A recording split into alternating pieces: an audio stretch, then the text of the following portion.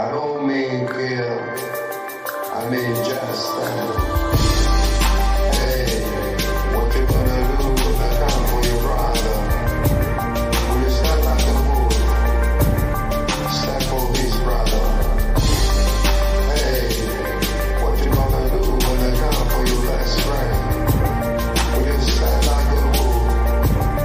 Stand for his best friend. I don't mean kill, I mean just stand. I don't mean kill,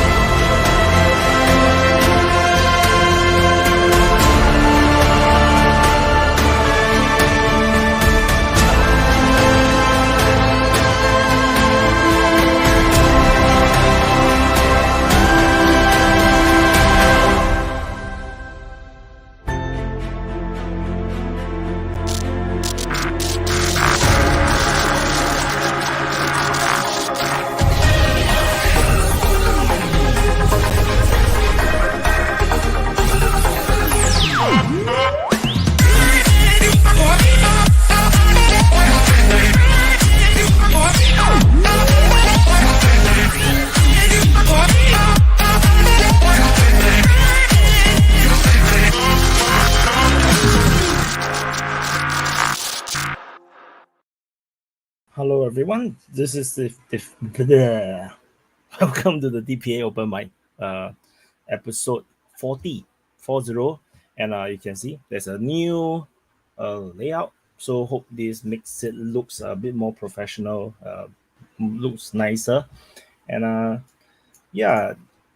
Hello, everyone, for watching. This Open Mic, episode 40 is broadcast multicast on multiple platforms on DPA YouTube main channel, DPA YouTube Open Mic channel, Rumble Open Mic channel, and Twitter. So yeah, so thank you for waiting for the show, and now I'm gonna put in the let me see, the link to join the open mic. Give me a second to join the open mic. Where is it? Okay, copy. Give me so I'm gonna put the link to join. Okay, on the main channel, I will be putting the link to join the open mic channel stream,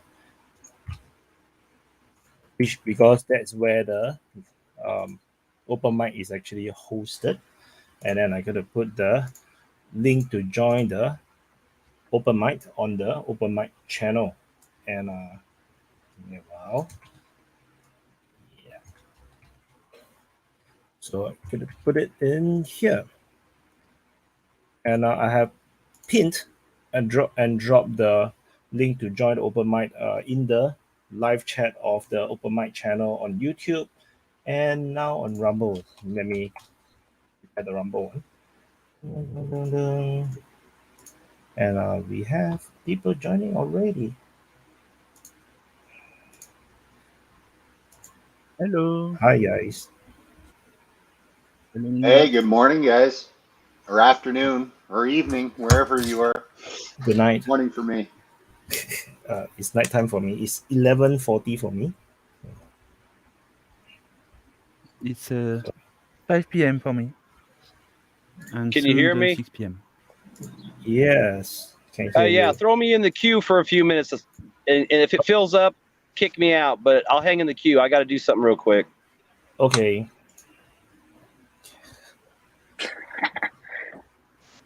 Hi, people.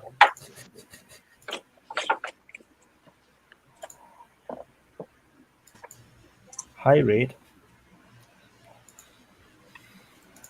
So the biggest thing that happened, I think, there's two main things. One is the revolution in Niger, or basically the mutiny, and the other one, I think, the big one is actually the Russian African summit, or no, that is, I think, very huge because it have massive geopolitical implications, and then the rioters in Niger is waving Russian flag.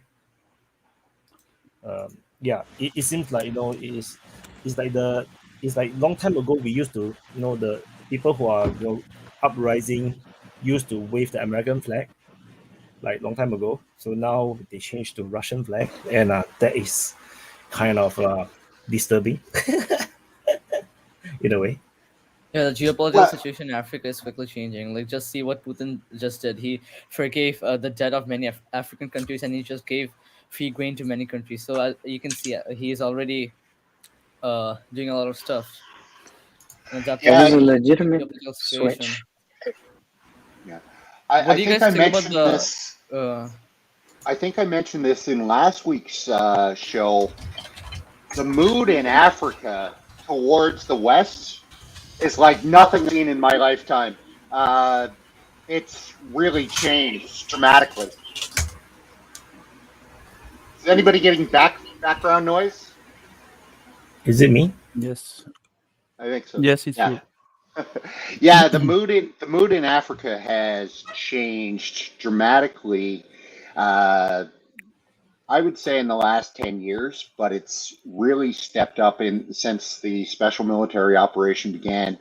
I think a lot of countries in the world, not just in Africa, but South America, other parts of Asia, uh, they see where the wind is blowing, and they're going towards China, Russia, multipolar world. So I think that this coup in Niger is a part of that. I think that the French are about as welcome in the Sahel region of Africa right now as a homeless person on your doorstep. So I think that this is going to get. I think you're going to see a lot more of these things happen. Not necessarily a coup, but I think you're seeing the what's the word I'm looking for? You're seeing the outlook, I guess, of people in Africa. They realize now that trusting the West, it just leads to more colonialism. So I think they get that now, and they've been moving towards other global powers such as China, India, and Russia in the last 10 years. It feels like they It has been needed to find happening. someone. Yeah. They needed to find someone to step up to give them this Yeah. sense of like, okay, now we can do it, because like you're older than me, but even I'm at 33, like, wow, the switch flipped really fast and they're moving really fast. And I can only imagine how it was maybe 10 or 15 years before me, how oppressed they were. Like, I mean, let's be honest. They really didn't have much going on in their continent. Now it seems like, all right, let's try to make progress. Now that we have the backing of China and Russia, whether it's real or not, they feel it and they're expressing their that. Yeah, and Dan, that's a great point that I think shouldn't be lost on people, because I think that backtracking behind the scenes, the Russians and the Chinese have made it clear to other nations in the world that if you guys start to feel pressure in terms of a color revolution or something along those lines, we've got your back. If you need economic support, if you need, military support, anything like that, I think they've made it pretty clear that they're not going to play that game anymore with the West.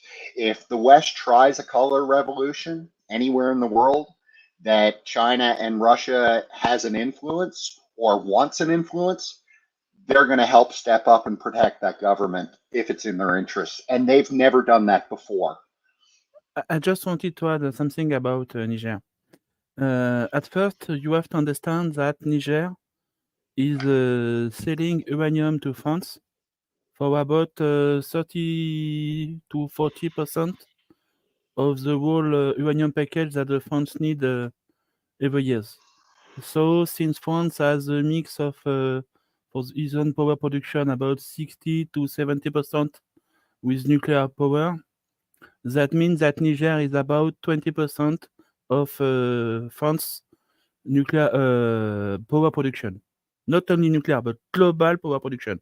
20% from Niger. Wow. So, France typically needs a very corrupt government. So the French company could buy very cheaply the uranium in Niger, the right to extract uranium. I think it's a very long duration contract. So for the short term, there is no problem. But when the contract is going to come to the end, they have to renegotiate a new one. And that's where the problem is going to be. And another point that I'm not so sure that the new leader in Niger is really about the good of his people or things like that. He's a military guy who was basically the leaders of the presidential guard for the previous president. So that means he was the high-level military with high-level political power. Yeah, but that So sounds in like almost Africa, that everything. means he's not a nice guy. Yeah, I think, let's be honest. Let's be honest. The continent has to go through these military leaders like the rest of the world went through them. They're barely working out of these type of governments. But I think, let's say in the next 20 to 30 years, they're going to work out of these military leaders and actually form healthy countries, in my opinion. They just have to go through this little thing that every country goes through. Like every country has had a military leader at the beginning, it feels like. Yeah, that's Yeah, true. I understand what you mean, Gran Dan, raised but a good point. please, Basically, I'm just going to finish my point. And I'm going to give right to Nunya after that, because I think you are right, Nunya. What is very useful for this guy is that now he has a choice if he wants to stay in power, even if France or NATO or the West doesn't agree. He has the choice to go to the East. 10 years ago, it was not possible. If the France was not okay with the coup, it was immediately over. So that's why. Red, you could speak now, please. Yeah, no, I agree with what you said. I think that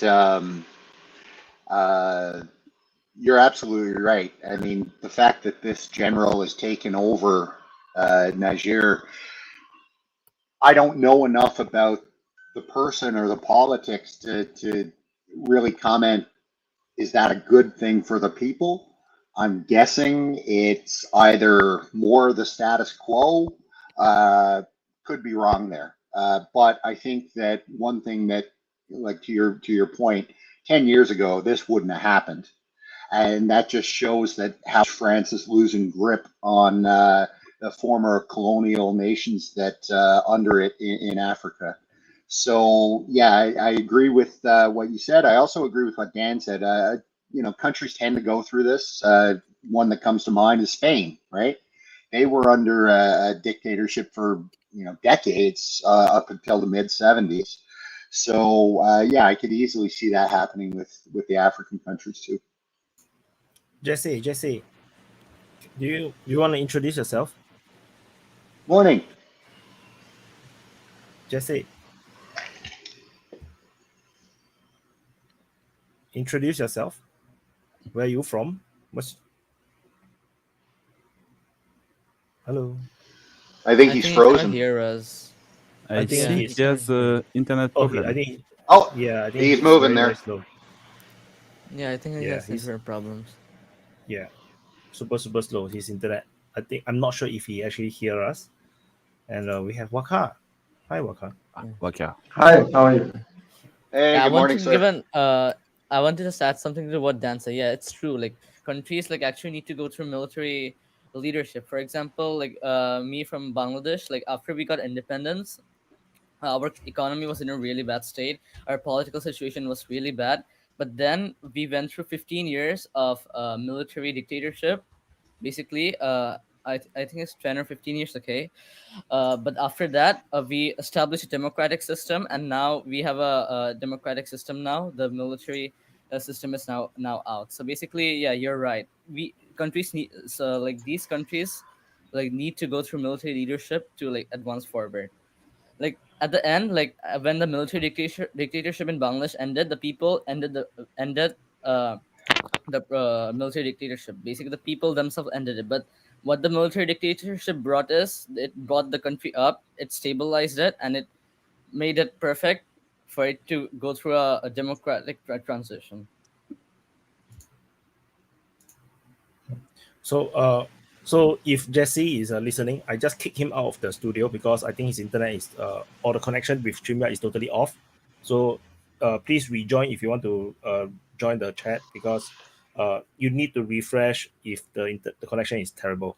So yeah, so I was so the how bad Shadowi, how bad is the situation for France in this sense, like because there's a lot of talk about how worried is France regarding this military coup? I think they are not so worried.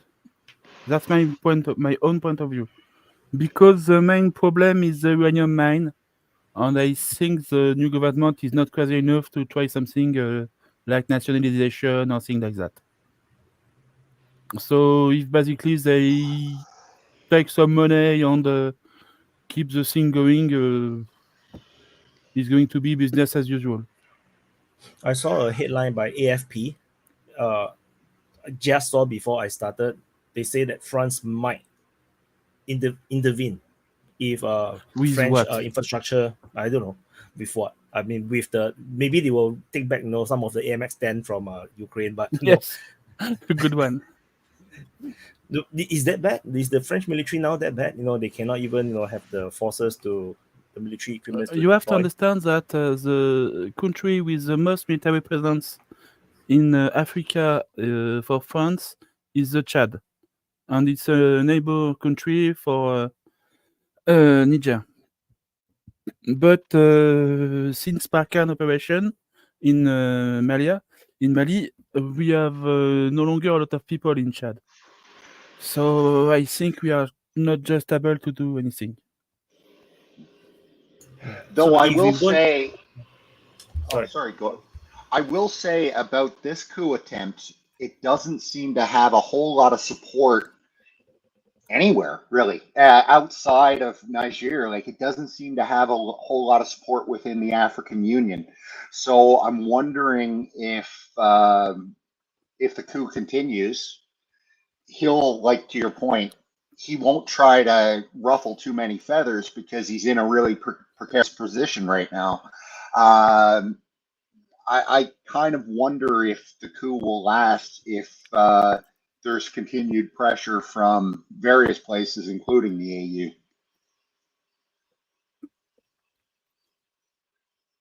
And I haven't heard a whole lot coming from, you know, the quasi protectorate from China or Russia either. I don't recall them making a whole lot of statements about it today.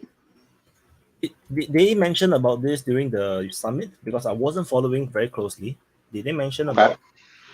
I didn't hear anything, but I wasn't following it, like, you know, as intently as I should have been. But no, I think the I African don't summit. recall.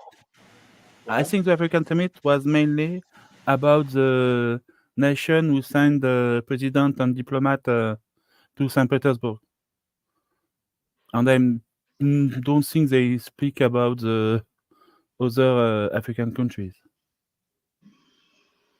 The African summit was mostly about trade and development. It was not that much about geopolitics, from what I saw. They were mostly discussing about developing trade and investment in Africa. But how will the military influence in the region change, like for France and the West as a whole, like after this coup? Like because I was Niger asking was. myself a question about that. You have some kind of union of several countries in the area who has been created by France and whose job was to try to fight against Boko Haram and some terrorist organization like that. And this organization has a meeting yesterday. And all the government in this organization has decided to protest a lot, but just protest against the new coup in Niger, who was part of this organization. And I was thinking that maybe they could send some troops to try to change the government, but it's not possible. They just don't have troops. So Jesse, just Jesse is second back. try. Yeah, there is also a pattern of coups happening in, I think, West Africa. Like I think they had coup in Mali, then I think Guinea, and now Niger. This area is known as the coup belt, and this is happening in, I think, the last 5 years. And Niger is also kind of, I would say, traditional or notorious for having coups. I think they had 4 to 5 military coups in, I think, last 2 decades. And the current, president was the first, transition from civil to civil government. It was disrupted. And interestingly, the military has already acknowledged because General Abdurrahman is basically the head of presidential guards and now declared the president. So the one who is basically the coup leader. So the military is now supporting it, and they said they don't want bloodshed probably. Another thing I think is important is that France had intervened in Mali. In Mali, basically there is a problem of the Arab African versus the African Africans, and so you have the Tuareg belt, the Azad belt in the north, and the Africans in the south. So there was a lot of, I think, unrest, and France then intervened, and then I think Mali asked them to leave. And now basically France is also trying to get a foothold in Niger. So there was, I think, some Western movement of forces also. So it's still very complicated because things are not very clear. Like the ECOWAS, which basically represents the Economic Community of Western Africa, mainly ECOWAS is led by Nigeria, because Nigeria is the largest economy and the largest country, and also the largest military supplier. Whenever there are coups, then normally it is the Nigerian forces under ECOWAS that move in. We've not seen any statement coming from there. But I think still the situation is evolving, and I feel that if you link it with, coup in Sudan, then these four coups in ECOWAS region, and I think disturbance maybe in certain other parts like Central African republics. So there is some pattern to it that probably somebody wants to destabilize this region, so that Africa cannot, display that unity that it is. So maybe there are certain external linkages, but still, situation is not very clear. Can you imagine being the country that tries to interfere with these coups? Like, if you're a European country, you're doomed if you try to go and do something like personally. It's going to be a graveyard of problems for anybody who gets in there. This is why I think they're not really going to succeed. Like, I think that the most effective way of changing things in Africa now is doing what Putin and these China's doing. Like, hey, we'll give you some grain. I think that's going to stabilize the region. It's no more coups. Like, that's coming to an end, in my opinion. I think the people are just going to start realizing, hey, maybe it's not a good idea to kill each other and go to war. And I think the Europeans have learned maybe we shouldn't go there and try to do something because it's so costly. So I think the Please continue. I think the biggest difference is that this time around, this kind of thing happened in multiple countries. There's just way too many countries having all these mutinies, which the West, maybe in history, they tend to be able to intervene. If it's just one or two, like Somalia, Rwanda, there's something that they can do. It's one at a time. But now we have within the span of a year, we have like 3 or 4 coup already, and that is not doable. It's not possible to intervene in all of them. And I think the Russians are have their Wagner forces embedded somewhere, maybe to help with something. I'm not sure. Maybe they're helping with something. But the thing is, the Russians are not overthrowing or to stop the mutiny, but it's more like to secure certain things, perhaps. Nunya looks Hey, very accepted. that's a good point. Did you guys see Prigozhin at the Russia African summit? And he showed up there in St. Petersburg looking pretty relaxed for a guy who you'd think would be on a hit list. So I have to wonder if he was obviously there for a reason, right? The African leaders, the various governments, they know him, they've worked with him, a lot of them. So I think he was there for a purpose, to say, Wagner Africa is still in business. And, I suspect that it's not the last we've seen of him or Wagner in Africa. they have a monopoly. They have a monopoly at this. They have a monopoly in being able to deploy that amount of people with that amount of armament, and with this major command and control. They have a monopoly in this. I've never seen anything like it. Who else is going to do it? Name me another company that can do it. And I feel that these African countries, one by one, they're all very vocal. And this is not just now; it's like for half a year already that the Africans are getting more and more vocal about, about being anti-colonial or anti-West, or being pro-China or something, or pro-Russia. And I feel like no one dares to do this because of what happened to Libya, without some backing. There must be some underground or hidden, behind the scene backing from at least Russia, because they need weapons if they want to fight. And then maybe Russia have guaranteed them, don't worry, if anything goes wrong, we will be there, which is Wagner. And if you need weapons, we'll provide. Which I think that happened to Sudan before it went to hell. They agreed to provide some weapons, or I don't know, some deals, in exchange for the port access and everything. So yeah, I think this is something that might be happening. I think about Niger, it was more of a story about the leader of the presidential guard, who was going to be removed, and really don't like this idea, and decided to become the new boss. instead of just be letting the news old boss fired him. I think it's Yeah, more what? something like that. And after that, to continue the coup and to stay in power and to not be killed, he has the option to join contract Wagner or to ally himself with Russia or China. Oh, Yeah, and what I I think we're going to noticed. see that come, Shadowi. I think we're going to see Wagner in Niger sooner than later. To your point. Yeah, I agree to that too because there has been a few coups in Niger before, but the difference we see here is that there is widespread condemnation from the West, plus the aid is being cut off, and they're condemning it. They're discussing a lot about it. So I think this is definitely there is some this military coup is definitely anti-West, and they're planning to bring Wagner in like Mali did previously. That's I the major think what you sign. might see is Wagner's probably laying the groundwork for an African coalition that can operate inside of Africa under the cover of Russia.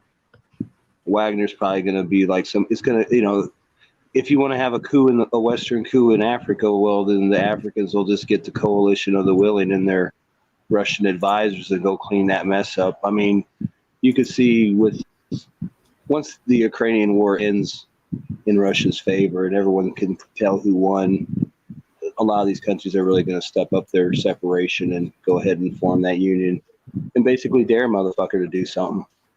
At that point, I would say in the next 5 years, you're going to see an African bloc, probably heavily armed, backed by Russia, trained by Wagner, and they'll probably tell the world that we can take care of our own backyard now. I mean, they're going to at least make that move, I think, or it's on the table with what's coming. Unipolar or multipolar world. West is defeated in Ukraine. The United States power is, retarded all around the world. They have no reach. So there could be a good chance that Wagner is just helping them get ready for their own thing, their own peacekeepers, their own army, their own path. I mean, the dude's Great. making money, and they all, like Dan said, they know all the motherfuckers. They've been working for him. And it even said in the article that they signed multiple contracts with Russia and Wagner. So obviously they're going to be doing business quite extensively.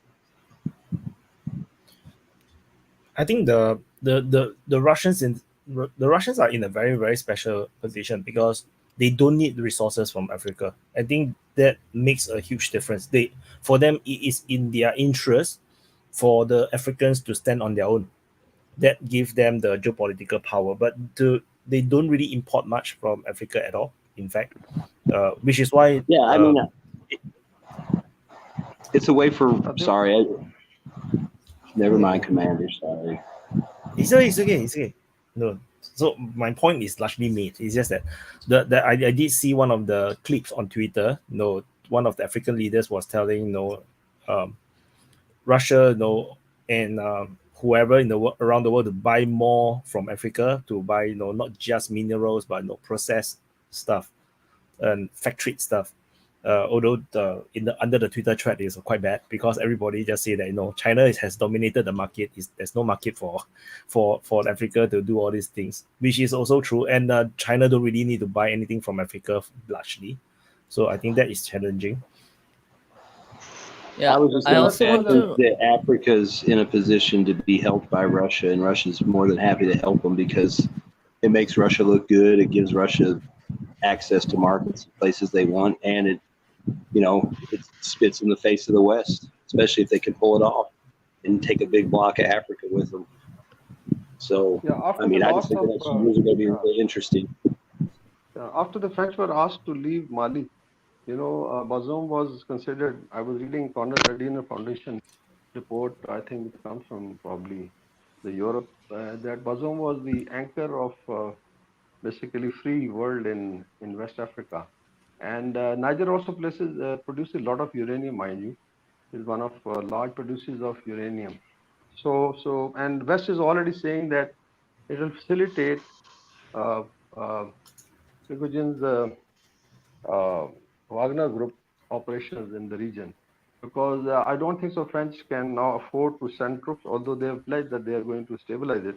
But ECOWAS was also, passing very strained, that we have tried to intervene and tell the coup leader to behave, but he's not listening to us. Because ECOWAS is driven by Nigeria.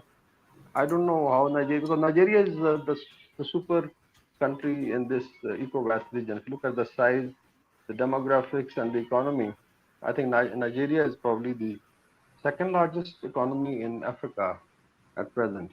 So it's going to make a lot of difference how Nigeria starts, let's say, reading it. And I think ECOWAS is run by Nigerians basically. So in that sense, I think it's very interesting situation. If Bazoum was considered as anchor of, let's say, West, last bulwark in the region, if he's taken out, so I think there is something to read into it.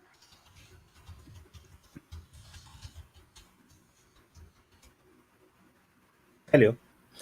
So Jesse just now came back with a different name, Terhemen. I think his connection was no good, and I also think that maybe his camera setting is too high because he looks really sharp, but then when your internet is not so good, maybe the resolution is a bit too high. Not sure. So he dropped off again. So let's see whether he will come back again. Leo, how are you? I'm fine. I'm listening to you. I mean, I just have one comment about all this situation around Africa. I would say the main interests of Russia and China particularly is to cut off the resources of Africa from West. So I'm pretty sure that's what Russia and China are doing. Or maybe for now, just to put pressure. I don't think they want to cut off entirely. Like I don't they think don't want. you can cut off the supply of resources because that would mean basically to take actively control of the country or to cut trade route with submarine or things like that. That's not possible. I think what they could do is to propose a better price. Okay, or they could. I think for me, the main interest in Africa for China and Russia is market. They want to be able for Russia to sold weapon and for China to sold everything. I think that's what they want. Yeah, and you have to think, Leo, if they want to control their resources, that means that they're going to basically throw Africa back to where they want to take them out of.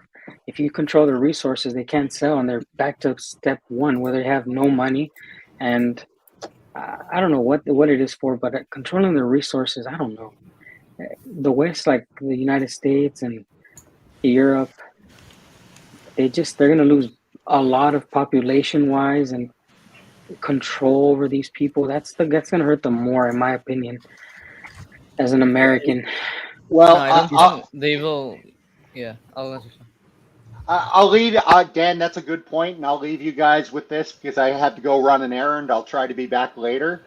But scary thought: the United States consumes something like 25% of the world's resources, U.S. alone. So, it's going to be really tough for the Americans moving forward without access to those resources to consume as much as they have. I'll try to get back later. See you guys. Yeah. Hi, guys. I would also. Hi, Drew. Hi. Can I address a couple of points? Right. So the first thing I want to talk about was actually push back a bit on Nunya's earlier point that China and Russia are now going to come and give backing to a lot of all these countries that they have issues with the Western Germany coming in to and give them the backing to fight this off. That's totally not what they're doing. Okay, so we need to move away. Okay, we need to move away from this idea of that there's a good country and a bad country. Okay, China isn't good, Russia isn't good, the US isn't good. Neither is China or US or Russia evil. They're all looking out for their own interests in this geopolitical struggle.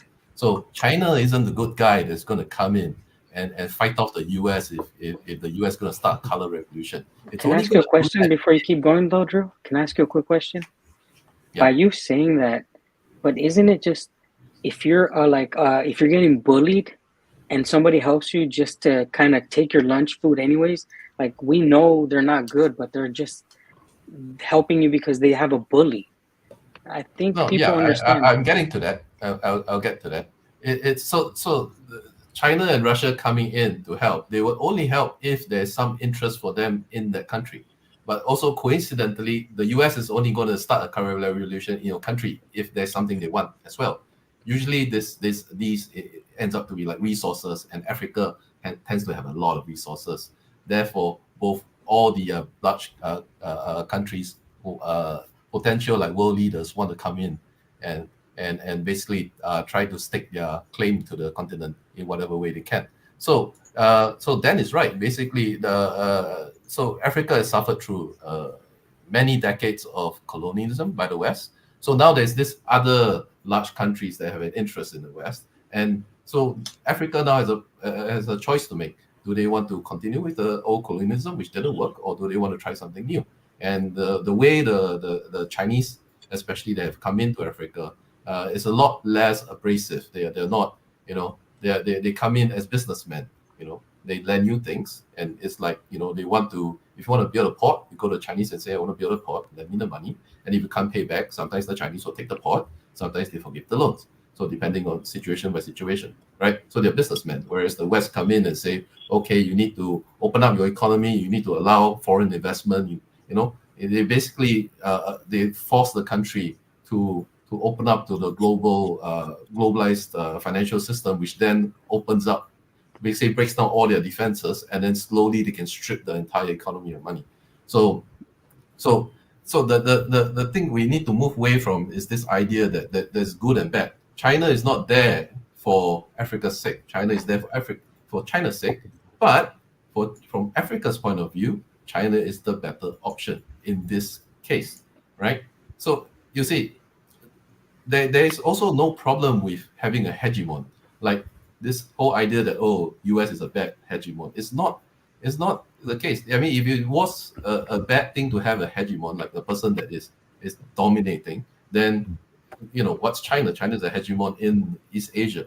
The whole. I mean, if the whole point about the whole world trying to move away from the Western influence right now is because of the way the hegemony is being done.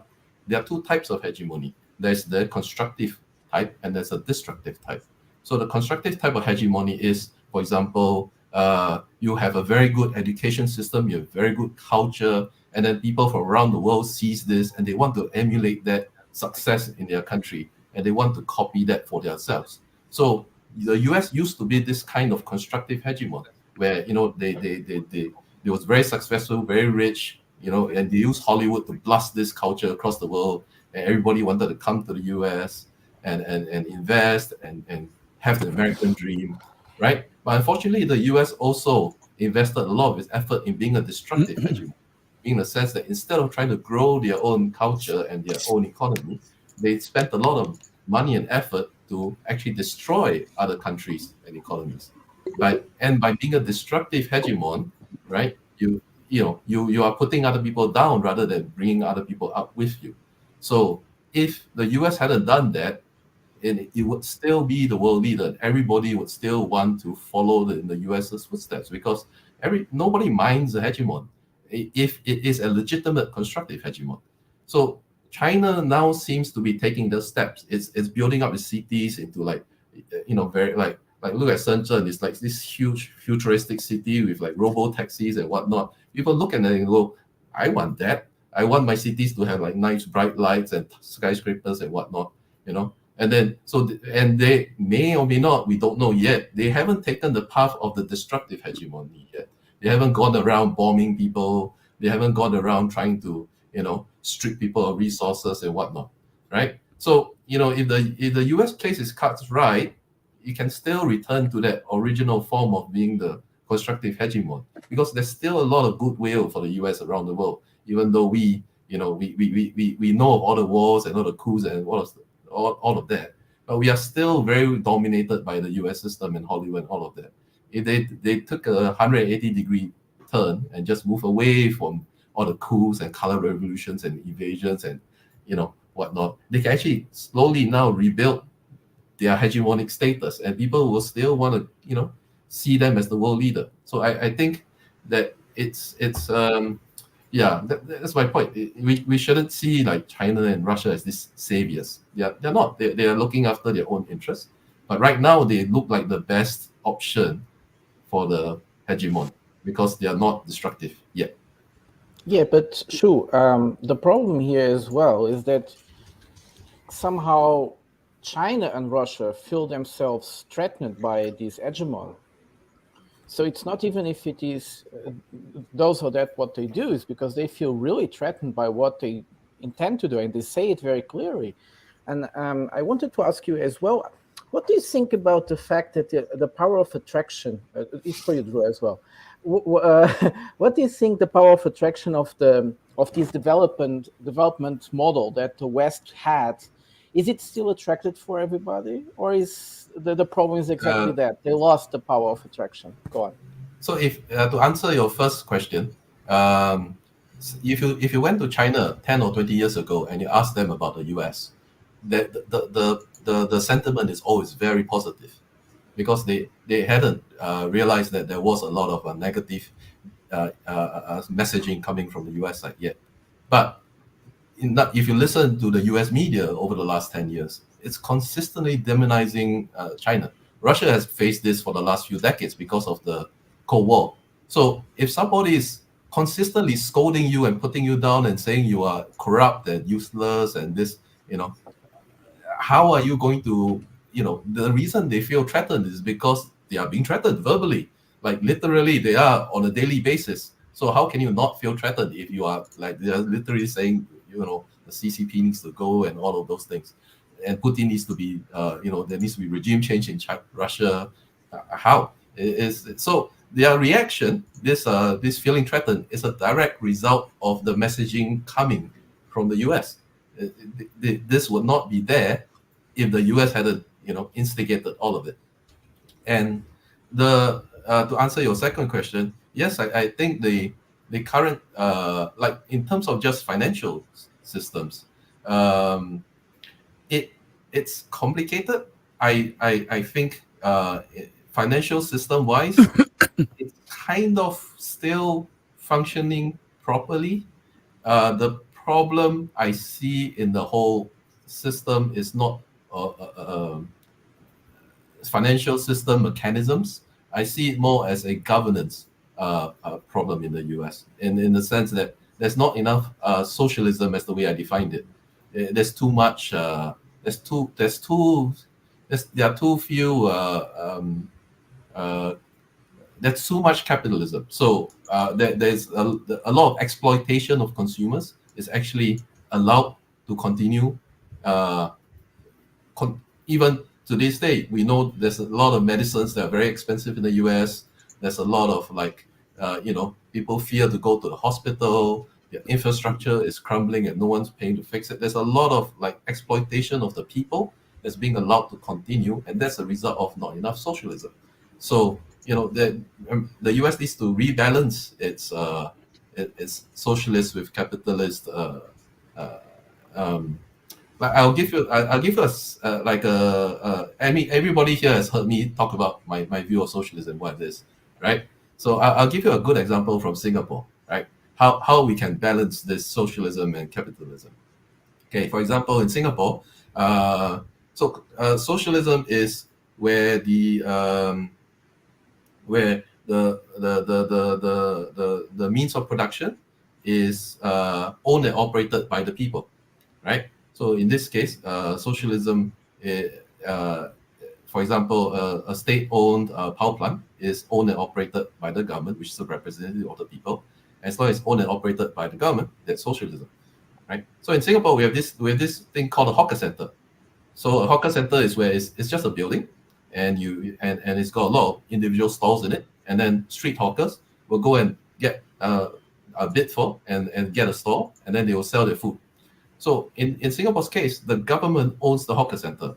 So it keeps the rent extremely low. It's actually below market rates. So the hawkers, individual hawkers, so these are capitalistic people, they'll come and they'll bid for a low rent unit, and then they'll sell food, and then there's no restriction on the amount they sell, what they sell. There might be some, like, there need to be some Malay food, there needs some Indian food, there needs some Chinese food, that kind of restriction. But what they sell and the quality of the food is based on market forces. So if people patronize the store will make a profit and you'll stay. And if his food is sucky, the food will go away.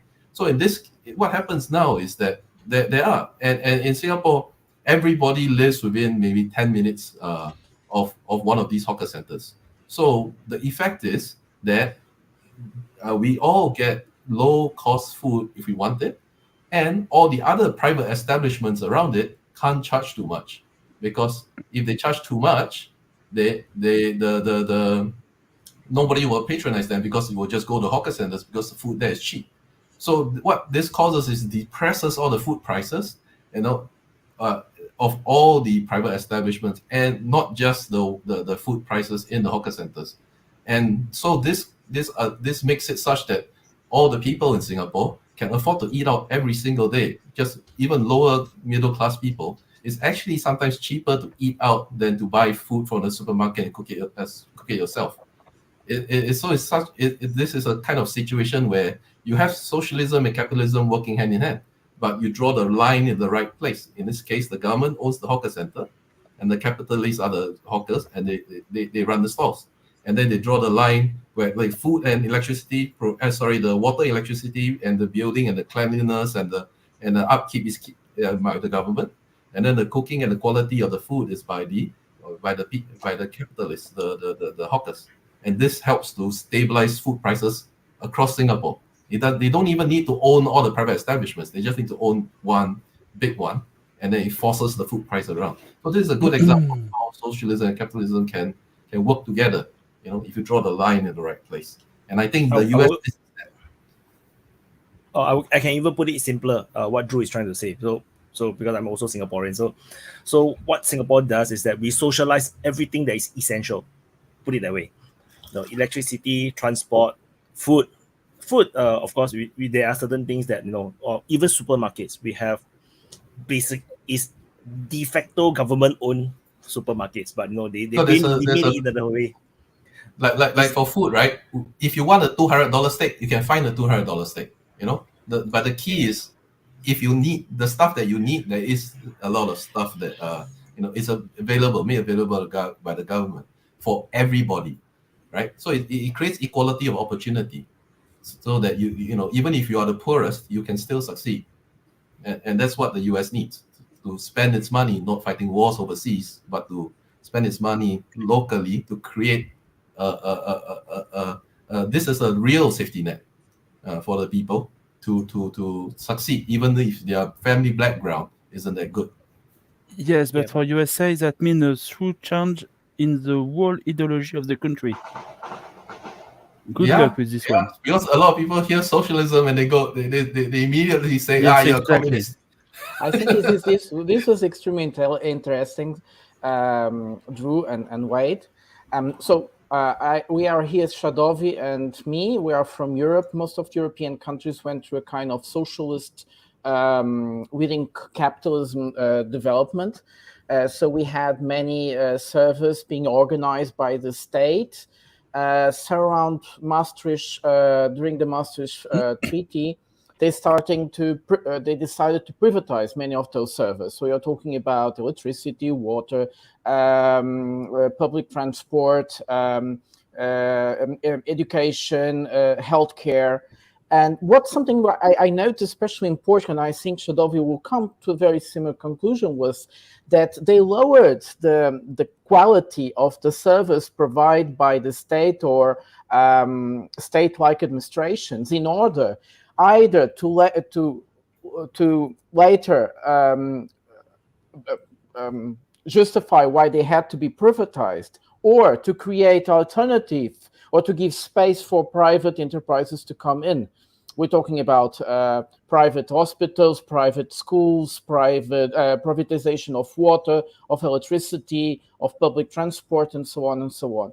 And this was I hope Shadowi can confirm me. Then another point which I find also very interesting, because we had this little talk with you, this panel, and I remember a very interesting example about Ghana, which is also something that happens as well in the developed countries, but especially in many underdeveloped countries, which is the state constructs infrastructure.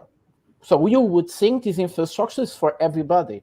But when that infrastructure is just to be served private interests, like that electricity central in Ghana, that on the end was just used to produce aluminium, and the population had no service from it, but somehow it was the state paying for it, which is amazing. So they had to get in debt. Sorry, go on. That's corruption. Yeah, but it's also in the Western countries. Oh yes. No, I wanted to say that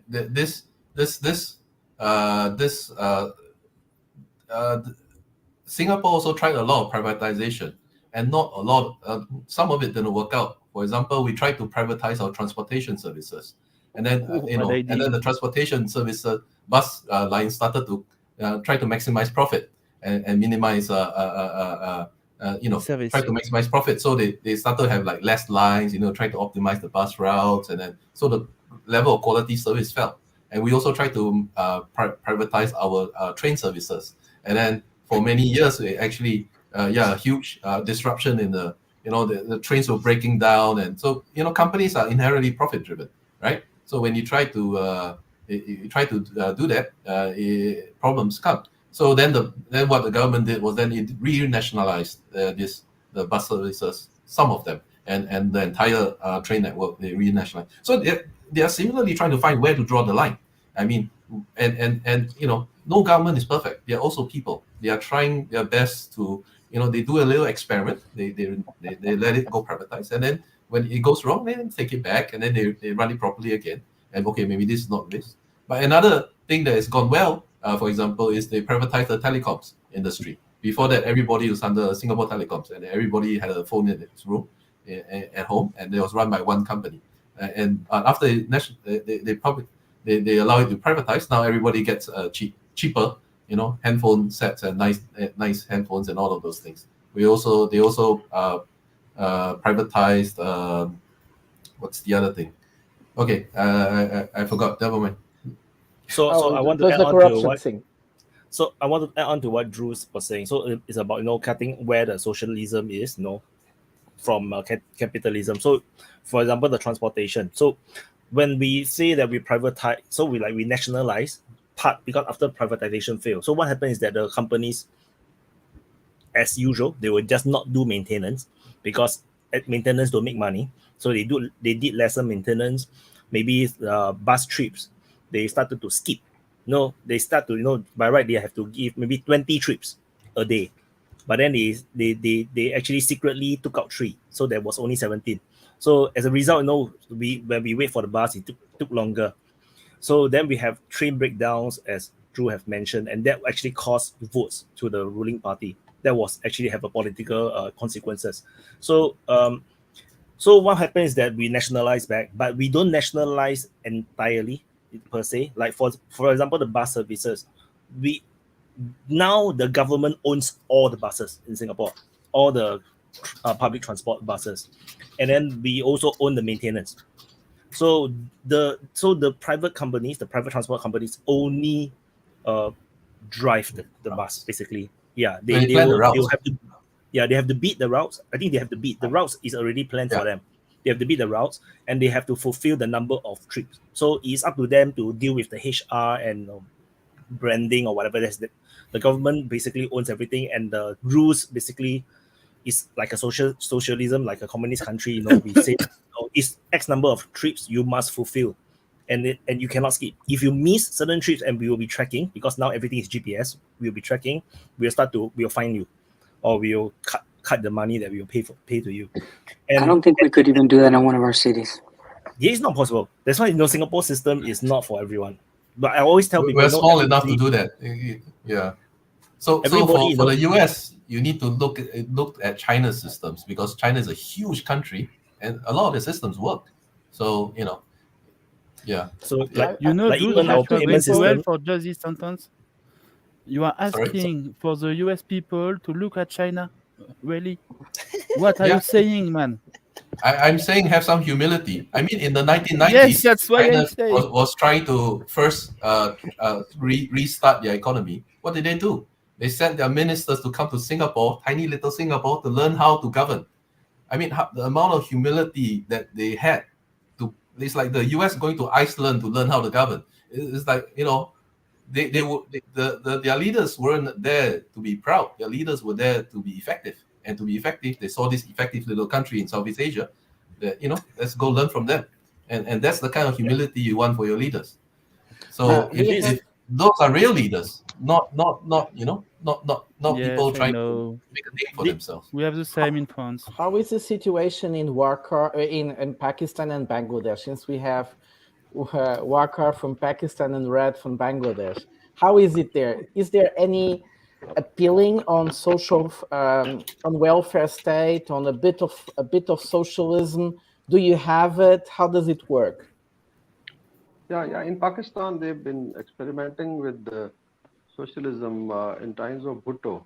If you remember, Bhutto was basically founder of the People's Party, and after independence of Bangladesh, he became the prime minister here, and he had the concept of Islamic socialism, and he nationalized a lot of industry, and everything came to the state. And the idea was that they could the state could run it, and then basically the People's Party had three slogans: was the bread and the house and cloth. So basically it was a very, very socialist slogan, and still the party continues that, but it has become more of a capitalist party now.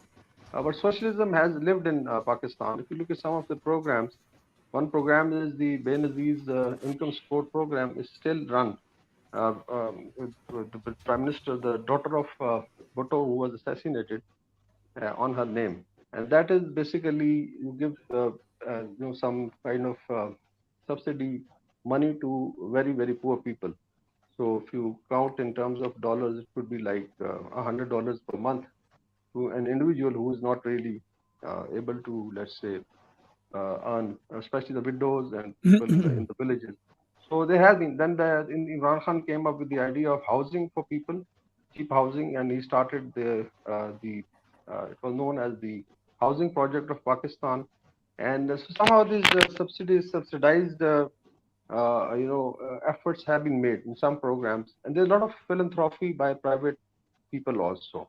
Pakistan is one of the largest, I would say, countries in terms of charity to internal and external. So there's a lot of support, because I know a lot of billionaires who then basically run food programs, food stamps, cook food also. But it's not really gone into a very systematic mode. Uh, like there are subsidies for the farmers when the wheat is produced, the government buys the wheat, and then puts it in the stocks and sells it on their behalf. So some support for the agriculture. There were some tractor schemes for the agriculture. Like one of my brothers, he also bought a tractor which was subsidized at half of the price. So I think same is true for education. You look at the public schools till university, the education is free for poor people. So I would say it's a mix of a social capitalist system which is working. There are people who made a lot of money, but still the state do that. Like hospitals, the public hospitals, the treatment is on a very meager, I would say, cost. That you go there, you just pay few cents and then you are treated. And Imran Khan came up with the program of health card, where you could even like 1 million Pakistani rupees. I don't know, that becomes like how much?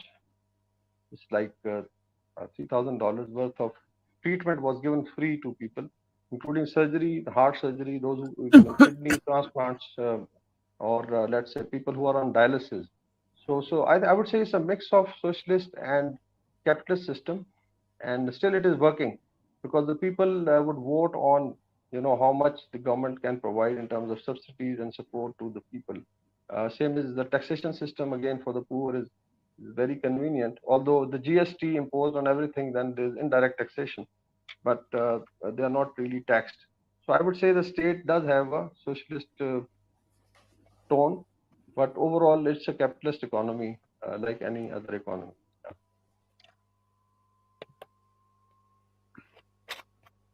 You're muted, Red.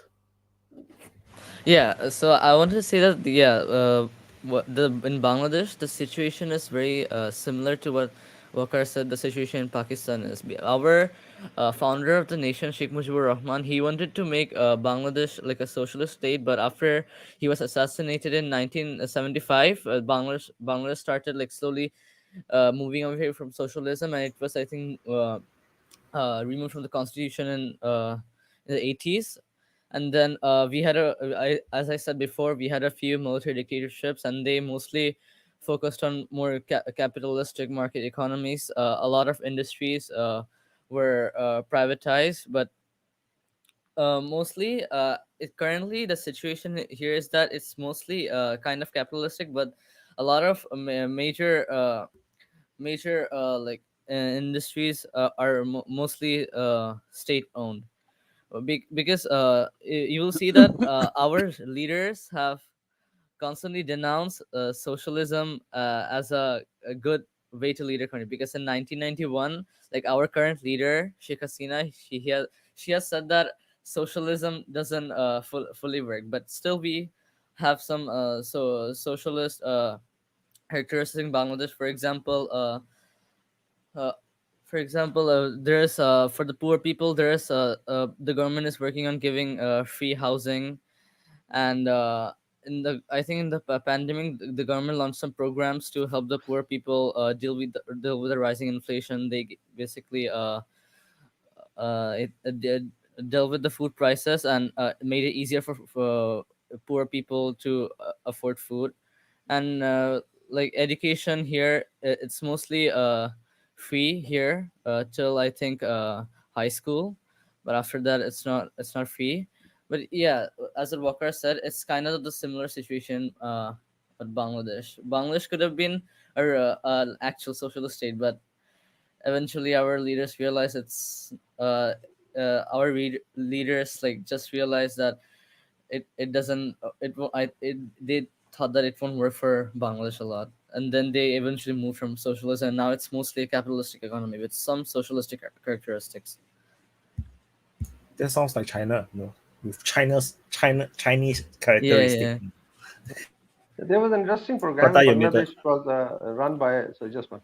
It was run by I think Dr. Yunus was the Grameen banking system.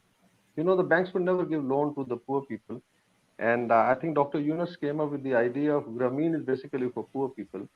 And he had a very good bank because he got smaller loans. People, so the guarantee was given by the Grameen Bank that yes, we'll make sure, and I think the return was 99%.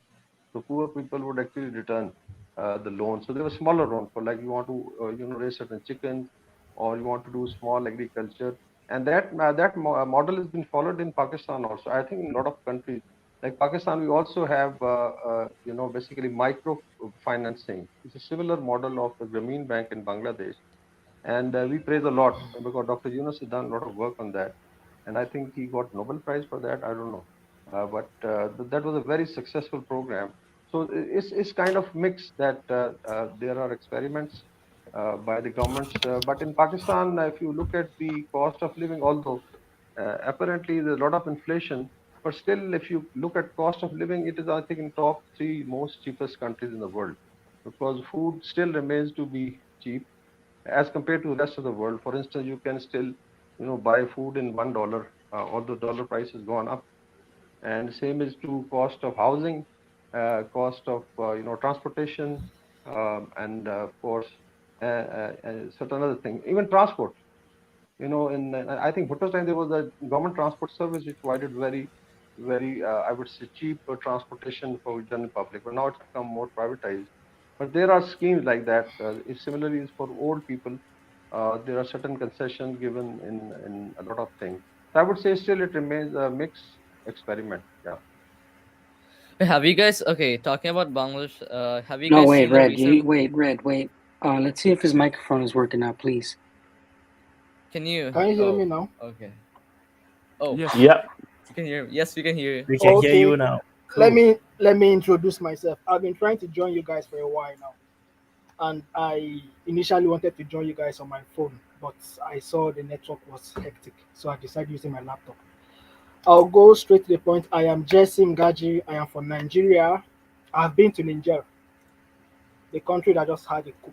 I have been to the country, and I'm a police officer here in Nigeria. So Let me you'll just reach. start from the beginning. We Africans, we are tired of the West. I'm sorry if anybody's from the West here. I'm very, very sorry. I'm just being sincere. We are tired with the West. This is okay. Let me use Nigeria for example. Once our politicians become popular, you will see a politician that doesn't have a passport will start traveling abroad. For what? You became popular without the effort of the West. Once you want to contest, okay, this is what they normally do to them. You want to contest for a post? Okay. You have to come and strike a deal with the devil. Now let me do it. Let me put it this way. Okay, Nigeria is rich with crude oil. If you are doing a campaign that you will build refinery, you will refine Nigerian crude oil, refine Nigerian products, they will support you, and then they will take you to the West. You will say you are going for medical treatment or whatever. That's what surprised me. When they are sick, when they are when they are not yet contesting, we treat them here in Nigeria, and all of a sudden, a president can only be treated abroad. It's funny. Okay, this is it. They do it like this. You want to become the president of Nigeria? Yes. What will you do for us? That's the West asking you. Now, if let me use medicine. If in a year Nigeria only need 1 billion naira worth of drugs from the West, they'll be like, okay, if we support you, you become the president of Nigeria, you promise us to be at least buying 10 billion naira worth of drugs, which the country needs 1 billion naira. Now, in a situation where you don't keep to the promise, they either bring military, bring a revolution, protest, military coup. This is the funniest part. Now, if you can keep to the promise, you are buying what you don't need as a country. You understand? Now, if you keep to the promise, it's a problem. Your people will be in starvation. If you don't keep to the promise, your people, if you keep the promise, your people will be in starvation. If you don't keep to the promise, there will be no peace in your country. I don't blame Nigeria, to be frank. They would have done this long ago. Nigeria is fucking poor. Fucking poor. Extremely poor. A whole country, they only experience rain 3 times a year. 3 times a year in that country. 3 months, sorry, 3 months a year. It's uncalled for. And again, they say we should go to school. I can tell you that in every African family, there are at least 3 graduates. At least 3 graduates. Now we are educated and we now know what they know. They say we should study economics, we studied it.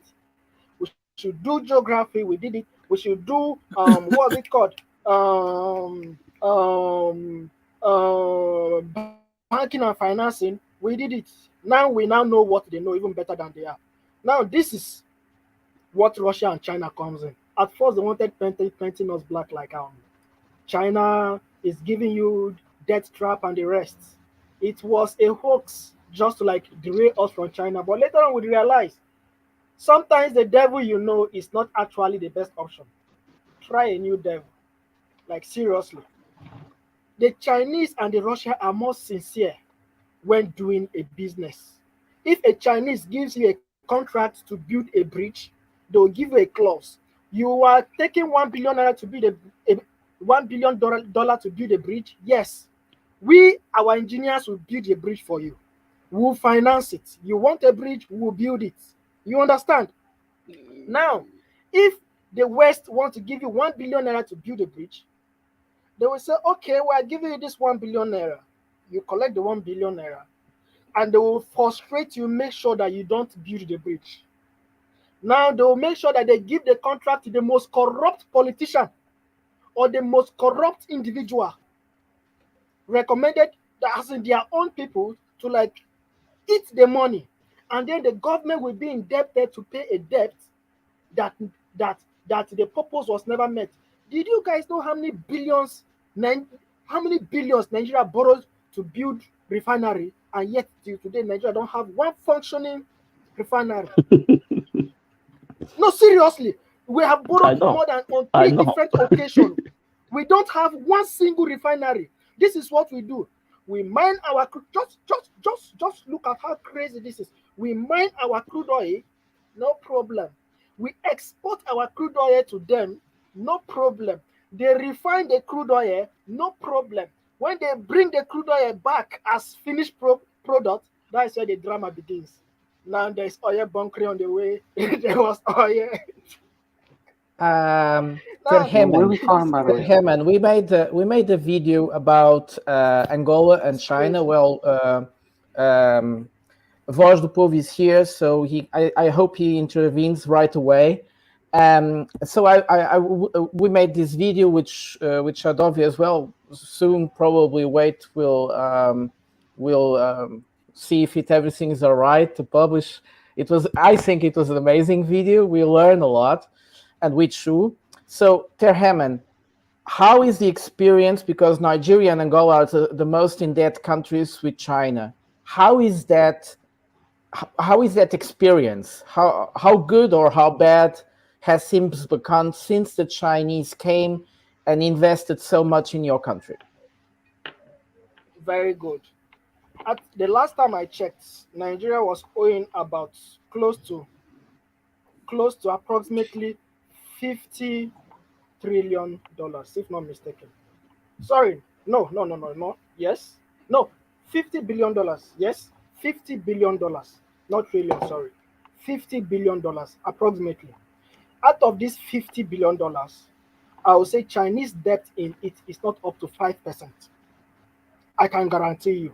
And out of the money Nigeria borrowed of recently, which is the previous government during Buhari regime, we got rail, we got stable electricity. Not that stable, but far better than the previous 8 years that was borrowing. The previous regime, Buhari did 8 years.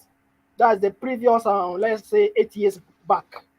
That was borrowing from the West to do these same things that we never got. At least the Chinese debt. Now we have a rail from Lagos to Kaduna. In fact, from Lagos to Niger. You understand? Because Buhari did the rail from Lagos, from Port Harcourt to Niger. Now, and for the first time in my life, I think that was 3 years ago, I entered a rail. That was the first time, 3 years ago, when they completed the train network. I took a train from Kaduna to Abuja, Abuja to Kaduna. It's a nice experience. This was the same thing the previous regime, not Buhari's regime. That is the PDP, Obasanjo and Co. Were borrowing money to do. Coming to the electricity presently in Nigeria is far better than 10 years ago. So as for my own observation, and as for what I'm saying, if we borrow money from China to make our roads now are even more better than before. One more point: our electricity is better, our roads are better, our train networks are better, and our projects, be it electro hydro dam or whatever, they are now, at least we can now see them. Unlike before, where we borrow money from the West to do a project, and they'll tell you that you see this forest, you'd be like, yeah, there should be a road from here linking this forest to the next community, but someone ate the money. If I now I have two questions for Naji. Naji, one interesting thing is I was at staff college and one of my colleagues was Colonel Naji from Nigeria. A lot of Nigerians comes to Pakistan, and we also been sending, I think, people in the Nigerian Defense College. So we have a lot of friends. Yeah. So Colonel Naji, I don't know, you may have become a general, but looking at your name, Naji, you pronounce Naji. Ngaji. Ngaji, yeah. Just call me Jesse. Yeah, okay. So he was Kananati. Ngaji. Okay, I have two quick questions, very important. One is that how is the President Bola Tinubu's tenure as compared to Buhari? And the other is, what is your reading of Niger? Because we consider Nigeria to be the super state in ECOWAS, because Nigeria, I know, calls the shots, and a lot of people look at Nigeria for stabilization operation. Whether it's Burkina Faso or anywhere, normally it's the Nigerian forces which move in to stabilize. So how is your reading of Niger, and the general perception being built up in the West that probably it's a coup which is basically paving way for Wagner Group to come in and stabilize. So is there something like that that you have felt? Well, I'll just hit the nail on the head. No country, not even the USA. The USA has a base in Niger Republic. USA has a base there. Nigeria is close, and West Africa are in concern. But if you see the West Africans saying, okay, they don't like it or they don't like what is happening in Niger presently, I can guarantee you, no country will send their army to Niger. Even France, that has a reasonable reason, they are their former colonial masters, you understand, and they have Yeah. whatever ties together. France need them. France will not send their army to Niger. That's secondly. Now, coming to our present president, the West never aligned with him. We don't like him that much, but we thank God. Every good apple has a bad side, and every bad apple has a good side. So the good side of the present regime in Nigeria, Bola Tinubu, he doesn't align with the West. He doesn't align with the West.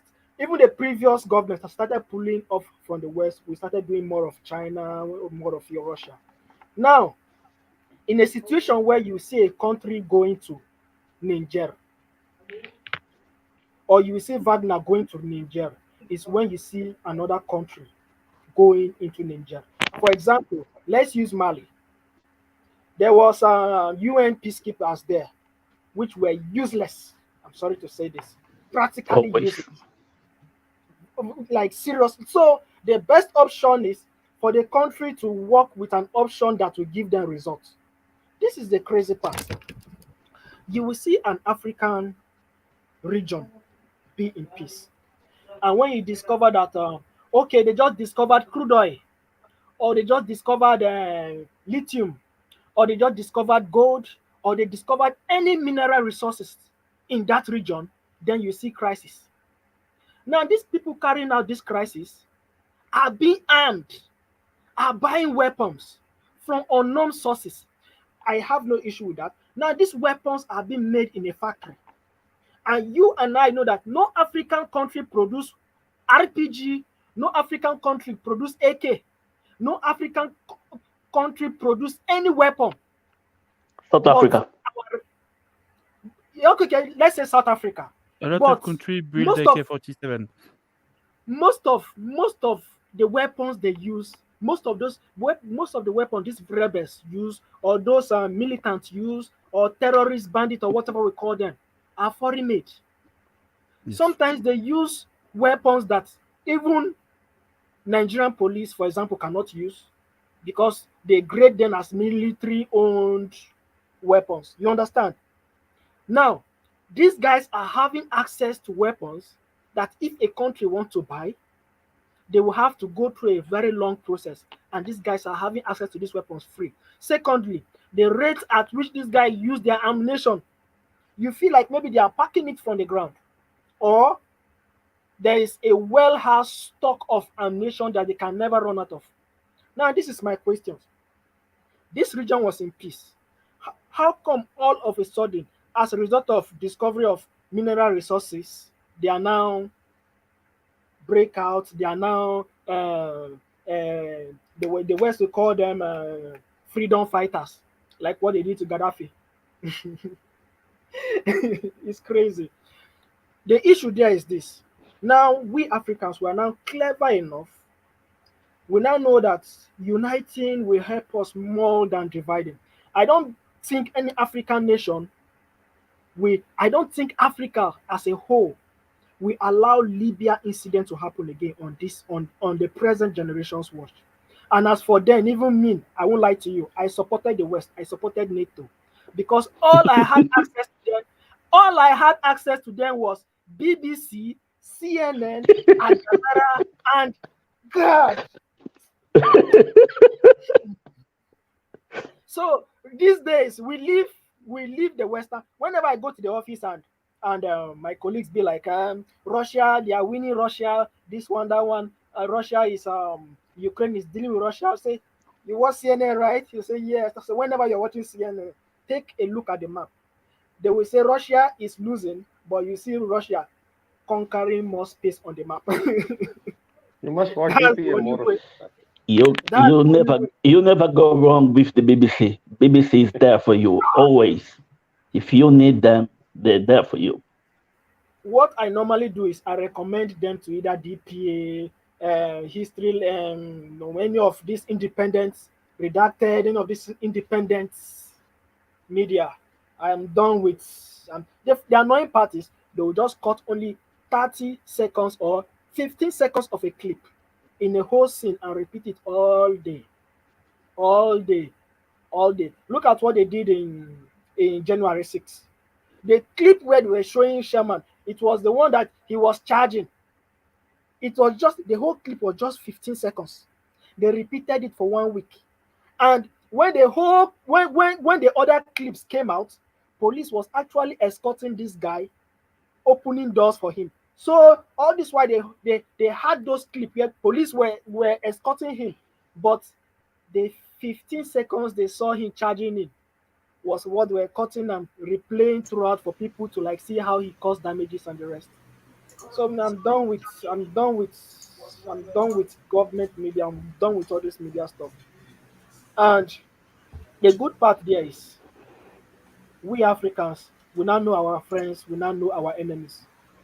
You know, we normally call the West a rat. You know, when a rat is eating your hand, it will be blowing you breeze while you sleep, and then it will be eating it, causing more damage.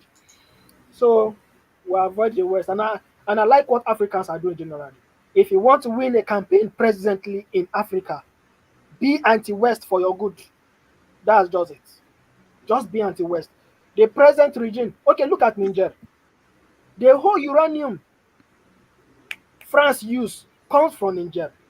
Just imagine. Haba. Just imagine. It's uncalled for. This is just the best option. Kick them out. Take over your country. Then if you like, you can like do election all over again. Just uh, we most times the best option is to try a new approach or a new option. We are tired. We are tired. Our leaders are tired. Even if our leaders wants to like should I say they will say our leaders are corrupt. Everybody is corrupt. See, it was during Ukraine war, this present Ukraine crisis that I know that the West is fucking corrupt. Jesus. Okay, this is what these guys are this is what these guys are doing. Their senators are the shareholders of the weapon industries. Their senators, their House of Representatives, their deep state are the shareholders of those weapon industries that they carry their taxpayers' money. They carry their taxpayers' money to buy weapons from a company owned by their senators and their deep states and give to Ukraine. So USA can cough 200 billion for a war that is none of their business. And USA cannot cannot fix, let me just fix Libya that they said if Gaddafi is no more, Libya will be a heaven on earth. Look at Libya today. As for the past 4 years, I would say Libya was doing physical human trade, physical slave trade. So you killed Gaddafi and then you allow Libya as a country to be divided with no precedent. But hello, they are still mining crude oil in Libya as we speak, and it is going to Europe. It's uncalled for. It's uncalled for. We now know what they don't want us to know. They say we should go to school. We have learned, and we also understand. We now know what they don't want us to know, and nobody is a child. Nobody is a fool. Okay, Look at USA veterans. Most times I see them on the streets begging for arms. Look at the borders. God, the only thing that will save USA presently is getting Trump back as a president. If not, mm, mm, mm, mm, mm, mm, mm. If Trump comes back, they are safe. But if this I don't know if I should call him. He's more of a comedian than um than Zelensky. The present USA president, we normally call him comedian. Like, how can a president freeze while making a speech? I just pray he shouldn't press the red button by mistake. It's uncalled for. And the funniest part is they use Africans to learn this. You remember there was a time all the presidents they normally permit in Africa were old men, starting from Mugabe, Yaradua, Buhari. Most African presidents, both South African presidents, was old men that were being aided to stand. Now those old men went away. They saw that okay, the practical they did in Africa worked. A president, like there was a time our country was on autopilot. The president will be out on medical treatment. We don't know if it is the vice president is in control or we normally call them cabal. That was a previous regime. But all the same, now they are using the same thing on the present president. If you ask Joe Biden about what happened yesterday, today is what? Here in Nigeria, today is 30th. If you ask Joe Biden what happened on the 22nd, or let me say on the 29th, which is yesterday, as for them, today is let me say 29. Yes, today is 29. Yes, no, the entering now is good money in California. It's good money now because my brother is there. If you ask Joe Biden what happened yesterday, 29, Joe Biden will tell you, "Are you sure I saw yesterday?" But this is the fact. USA as a country is not to be run by a president that cannot account for what happened yesterday. It's uncalled for. It's uncalled. It's an insult. It's an insult. That's a typical example of puppet president. You can go ahead.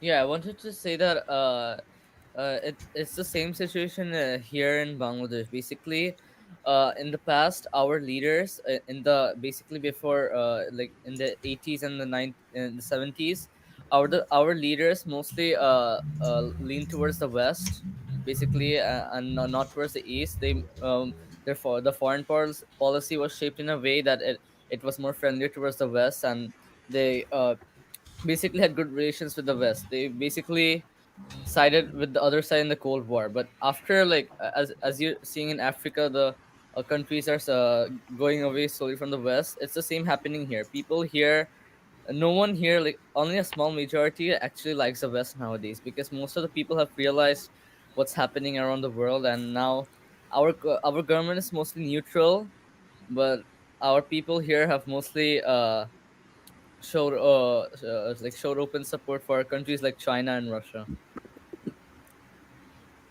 Emmy. Mm. Emmy. Yeah, I think what's Emmy up? came in before. I have memories of you, but I don't have your information. Do you want to introduce yourself? Emmy. It's frozen.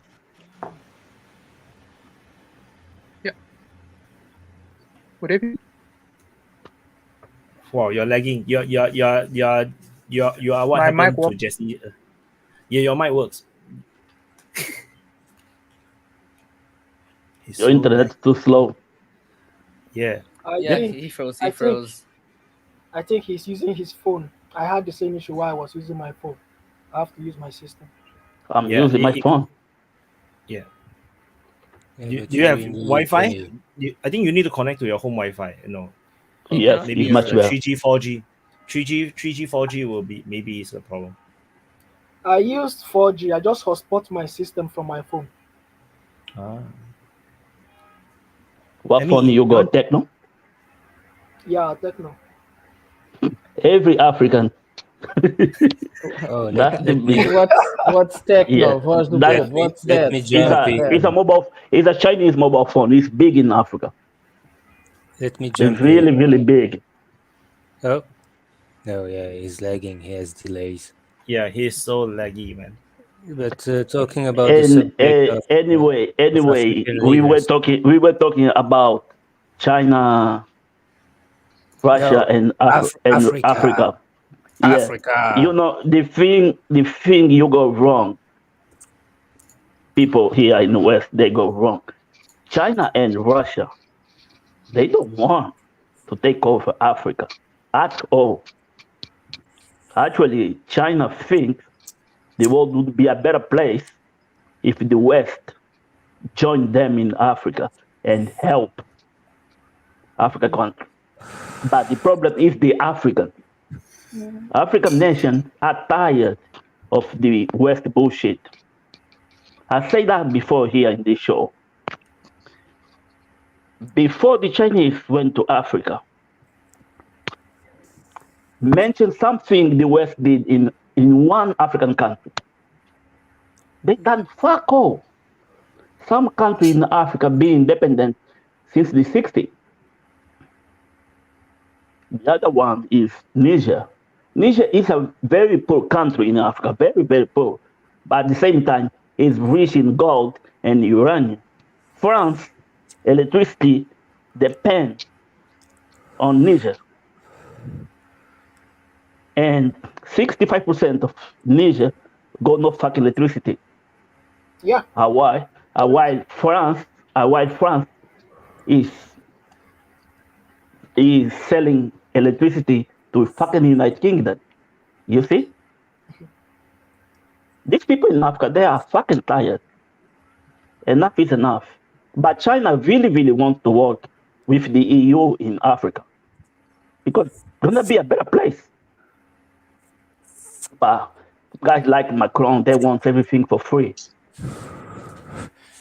Yeah. The things they get in, they're not paying. France is not paying Niger. Niger got a lot of gold.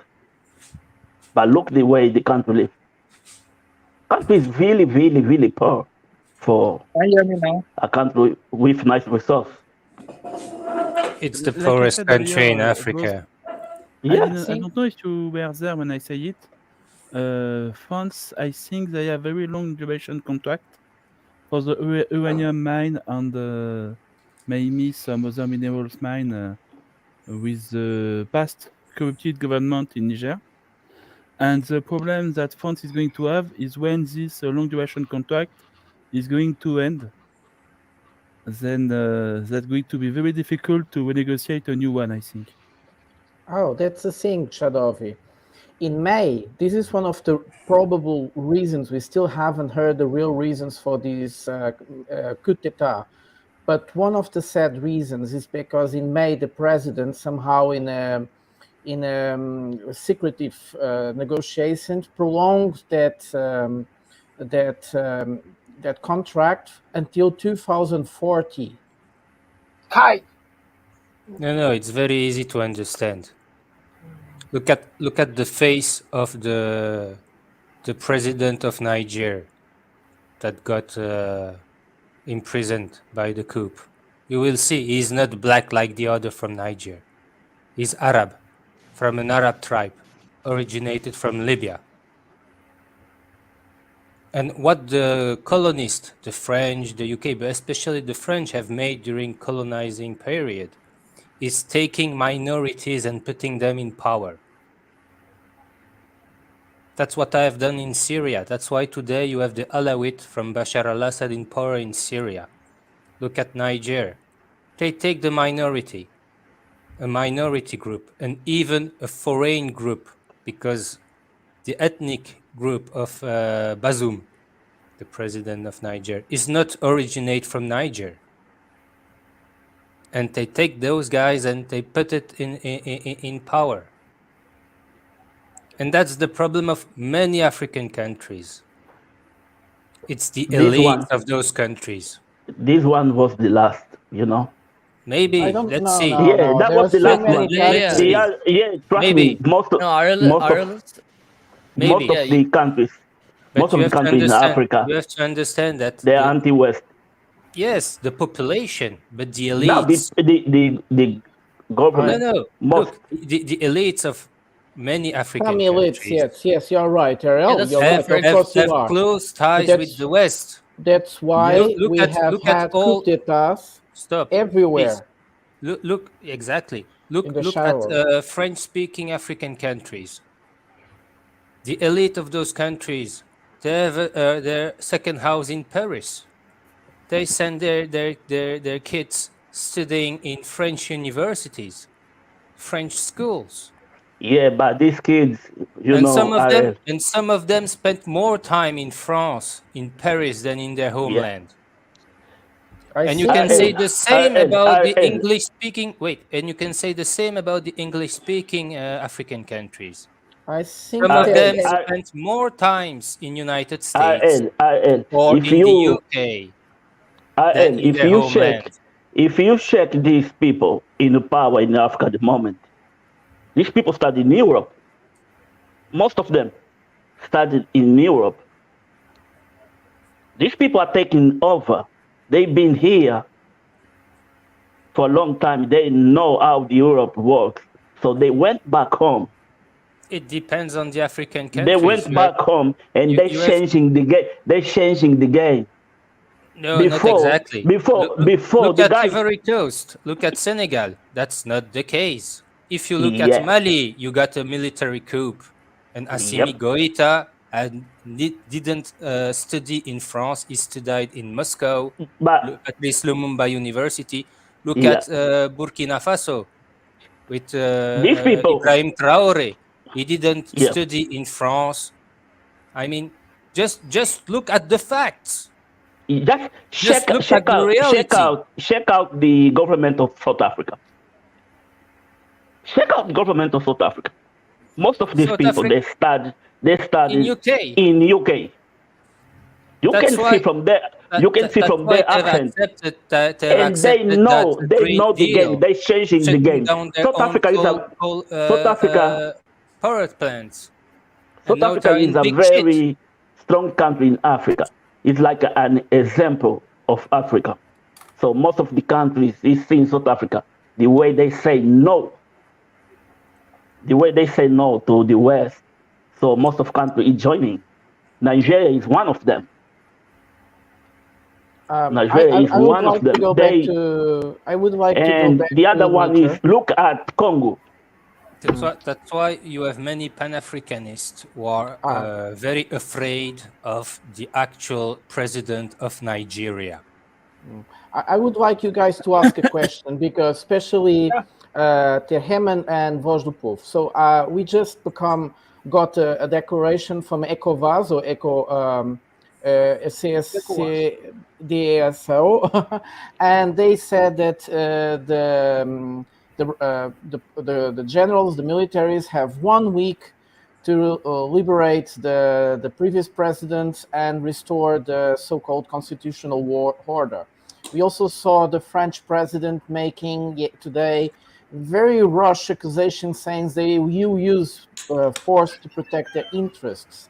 So are you seeing, am I kind of previewing a kind of an action similar to Syria again? Because I said not Syria, Libya. Because you said something like Libya will not happen again. How do you guys see that? Let's use Sudan, South Sudan and North Sudan as example. Till the present date, what happened in what's it called in Niger? All what he need to say is, I will conduct election, and then fix in 2 months' time election will be held, and then postpone it and keep on postponing it. That is the same playbook the West used in Sudan till today. We all agree on that. Now coming back to what you were saying earlier concerning the African president and past president, both of you are perfectly right. As for the history of Nigeria, all our past presidents studied abroad. Starting from when the colonial masters were here, They took their Buhari, which is our previous president, abroad to study under military regime. Then you understand, under colonial masters, all African past, I'll say 95% of African past presidents, specifically past presidents, all studied abroad, plus Nigeria. Our present president is the first president that did not study abroad, per se. He's actually wanted in the USA. He's actually wanted in the USA. When he was contesting, Even he worse. couldn't even he has to go there under diplomatic visa. That was the only thing that covered him. So presently, most African presidents, look at this guy contesting in South Africa now, that wear red cap and red shirt. You understand? Most of them are now coming up.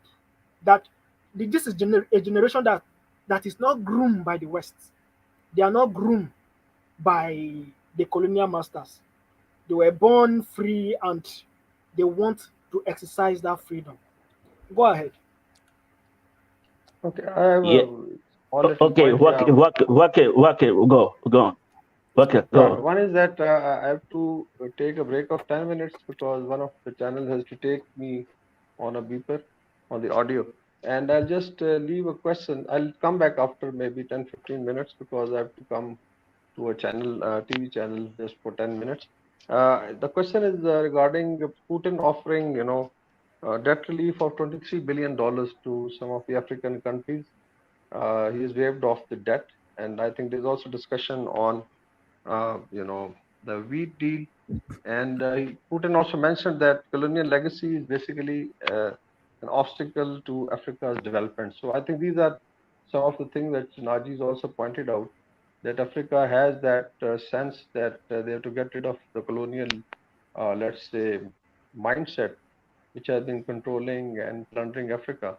So President Putin's offer of waiving off $23 billion of debt and then offering, I think, wheat to needy countries is important.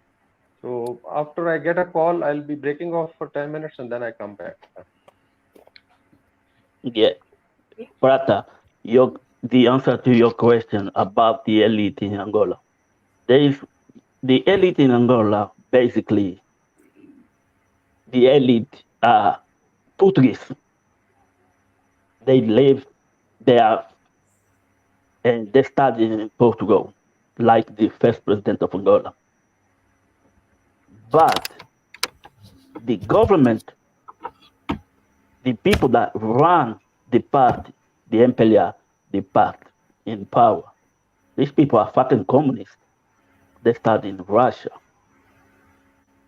So the elite in Angola got no fucking chance to take over. They listen or they fuck off. That's it. And to answer the question of Waqar about the 23 billion debt that Russia decided to scrap, it's not the first time. Yes, It's not the that's not. first time Russia is scrapping debt from African countries, and in The fact, Soviet. and in fact, China also, but in a smaller margin, also scrapped some debt, something that the West is not able to do because they don't want to do it. They are restructuring debt. That means they are not erasing it, but they are making it differently. So those who are really making debt trapped are the West. Yes, IMF. IMF, World Bank, bilateral debt negotiation, whatever. The worst thing that's gonna happen to your country is when you accept a loan from IMF. Trust me. Oh yeah. And by the way, Soviet Union cleared all the debt Angola had with Soviet Union. All the debt. That was billions of dollars. Let me just come in here, please. Sorry for cutting you off. The West Right. the West loves control. Let us start this from the beginning. First, there was slave trade. And then after the slave trade was abolished, they brought in new system of control called democracy. Now you are bringing a style, a method of leadership to people that don't understand it. Africa never knew what is democracy. We have kings and we have chiefs. That is our system of leadership. And our kings and our chiefs carried the weight of the people on their head until the West came and corrupt them and said, okay, use the word democracy. Now with democracy, anything can happen and you cannot point finger at anybody. You can't point finger that this person do this or this person did this. You will say it is the government. Who is the government? Everybody. That means somebody in leadership position can fuck up and the people will say it is the government. In return, if you say who is the government, are the people. So you mean I took a decision which I'm not aware? That aside, after democracy came in, they were putting leaders that will favor them, putting in leaders that will sing their song and dance to their dance. Now, that also got revealed. Then they brought in the next slave. Should I call it modern? I normally call it modern slavery. Putting No, someone call in it, bondage. please, Terhemen. Call them house niggas. Yeah, that is putting someone in bondage or putting someone in chains while not knowing you are in chains. It's all about what does a slave do? Work for the master. You understand? It's all about working for the master. Then came the financial aspects where, okay, they are now wise. What can we do to keep them in bondage? Give them debt they cannot pay. You are borrowing 100 billion and you are paying approximately 300 billion. That's what IMF do. But they will say they are taking little for years. When you sum everything together, you have paid 4 or 5 times the initial amount you borrowed. Now a country will borrow money and the country cannot pay the money back. Every year you have to be servicing the loan. You are not paying the loan. You are just servicing, paying off the interest. The capital is still there. Your government is working to pay IMF. My question is, all this money they pay to IMF, what does IMF do with the money? IMF is crazy. Then they came sanction. Now, if you, a country, refuse to dance to their tune, they sanction you. It's equal to terrorism. If my country need a 1 million, as I started saying this, then I got off the track. Now, a Nigerian president came in power, made agreements to buy 1 billion naira worth of drugs every year from the West, and the West say, okay, you'll be buying 10 billion. Now, it's a situation where you did not buy the 10 billion worth of drugs. You understand? That means the next coming year, even the 1 billion worth of drugs that is essential. This is what they do to Syria. A country like Syria, at least give them what they need to survive. At least give them what they need to survive. Now, for you to take drugs to Syria, you have to smuggle it. Not that you don't have the money.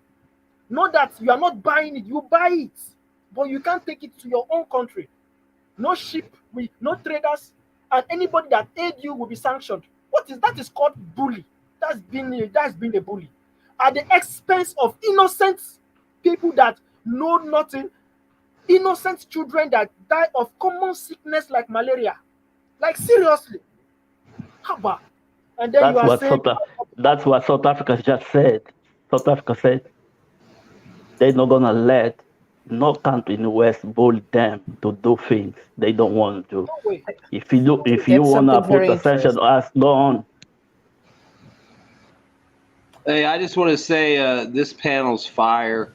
I mean, we're talking about Africa. People from Africa are popping in here and giving us a perspective. I don't really have anything to add. I'm going to pop out for a while. When y'all get to Ukraine, I might pop back in. Yeah, So but we somebody need else. American. We need Americans because we need to gang up on you, guy.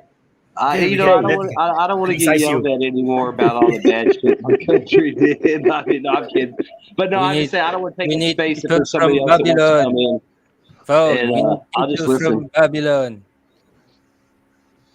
What Terhemen was saying, it's very interesting because also the problem with the grain initiative, which is actually Terhemen, it is not forbidden to export medicine to Syria. The problem, like you said, is that nobody will carry no boat will go to that port because they are afraid of being sanctioned. And even during the earthquake, that was felt also very. You just saw pictures of Turkey, but also Latakia and many other Homs and many other cities in the north of Syria were very, very badly hit, and it was very difficult to bring any types of supplies they needed, because even if they even released some type of sanctions in order to them, but people was firms are so scared nowadays of being sanctioned by the United States.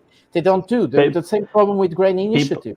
It is not forbidden for ships to go to Russia. People were doing donation through PayPal, and PayPal just blocked the donation. Things like that. It's amazing. Yeah. These people got no fucking heart, you know. They used and abused of those instruments that they called sanctions, and they completely destroy. They don't work in sense of changing politics. They just hurt people, and this United States senator. You see what he said? He was like, "The dollar is dying. Now we losing our weapon of sanction. We're not gonna be able to sanction no more country." What kind of fuckery is that? These people don't think about other people, you know? They just think making money and bully the poor countries.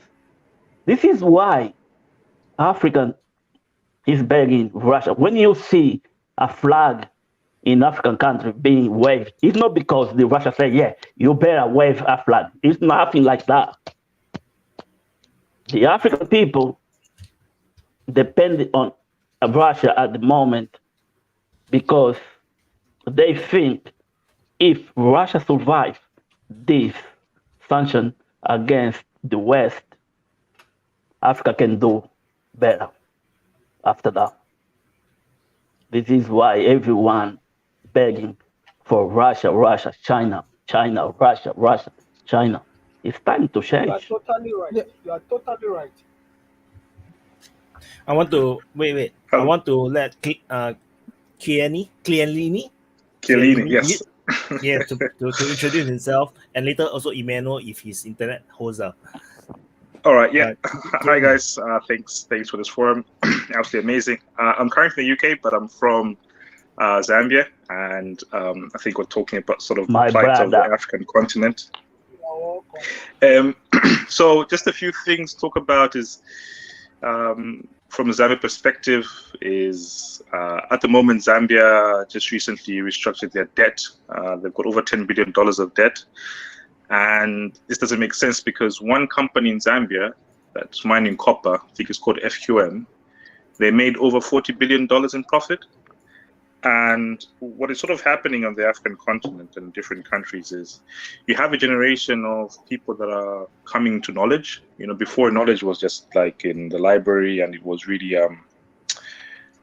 just a few people actually understood how the world works. But with the proliferation of the internet, more and more people are understanding what is actually going on. And with forums like this, you know, with forums like your channel DPA, with different channels, people are actually coming to understand the way the world economy works. And you've got a huge groundswell of people that are coming and saying, no, we don't like this, we're not going to stand for this. And I think moving forward, a lot more people are going to understand the geopolitics and the economics of the reason why Africa has actually been lagging behind. Many people kind of thought that maybe we're just not that smart and maybe the West is actually smart, but they're actually learning from other countries. For example, a good example is Singapore. Me and a few of my friends were wondering, how did Singapore in 30 years go from just a backwater swamp to a high-functioning society? And a lot of it was, I heard they cleared out the slums. You know, there was proper, there was a proper dictatorship that, no, we need to sort this out right now. And what we're kind of feeling, for example, Zambia has elections every 5 years. And every 5 years, we just vote the person out. The person that comes on is worse. And we're getting to a point to say, no, hang on a minute. What's the point of democracy if it actually doesn't solve any social problems? if it doesn't actually provide any economic value, and many people actually turning around and saying, perhaps we need a different form of government that actually sorts out the problem, that the government is there to sort problems out. Unfortunately, at the moment where we are, I need to be careful right now, but what I'm going to say about our current government is that they are really backed by the Americans, implementing neoliberal economics. The previous regime was backed by the Chinese, and they build bridges, they build schools. These guys, they come in, the first thing that they do is, what is it called? They remove all the subsidies on electricity, you know. They jack up the gas prices because the IMF tells them you need to implement these policies. And so this is what we're going through, but people understanding this, and I don't think they'll be able to survive the next 5 years.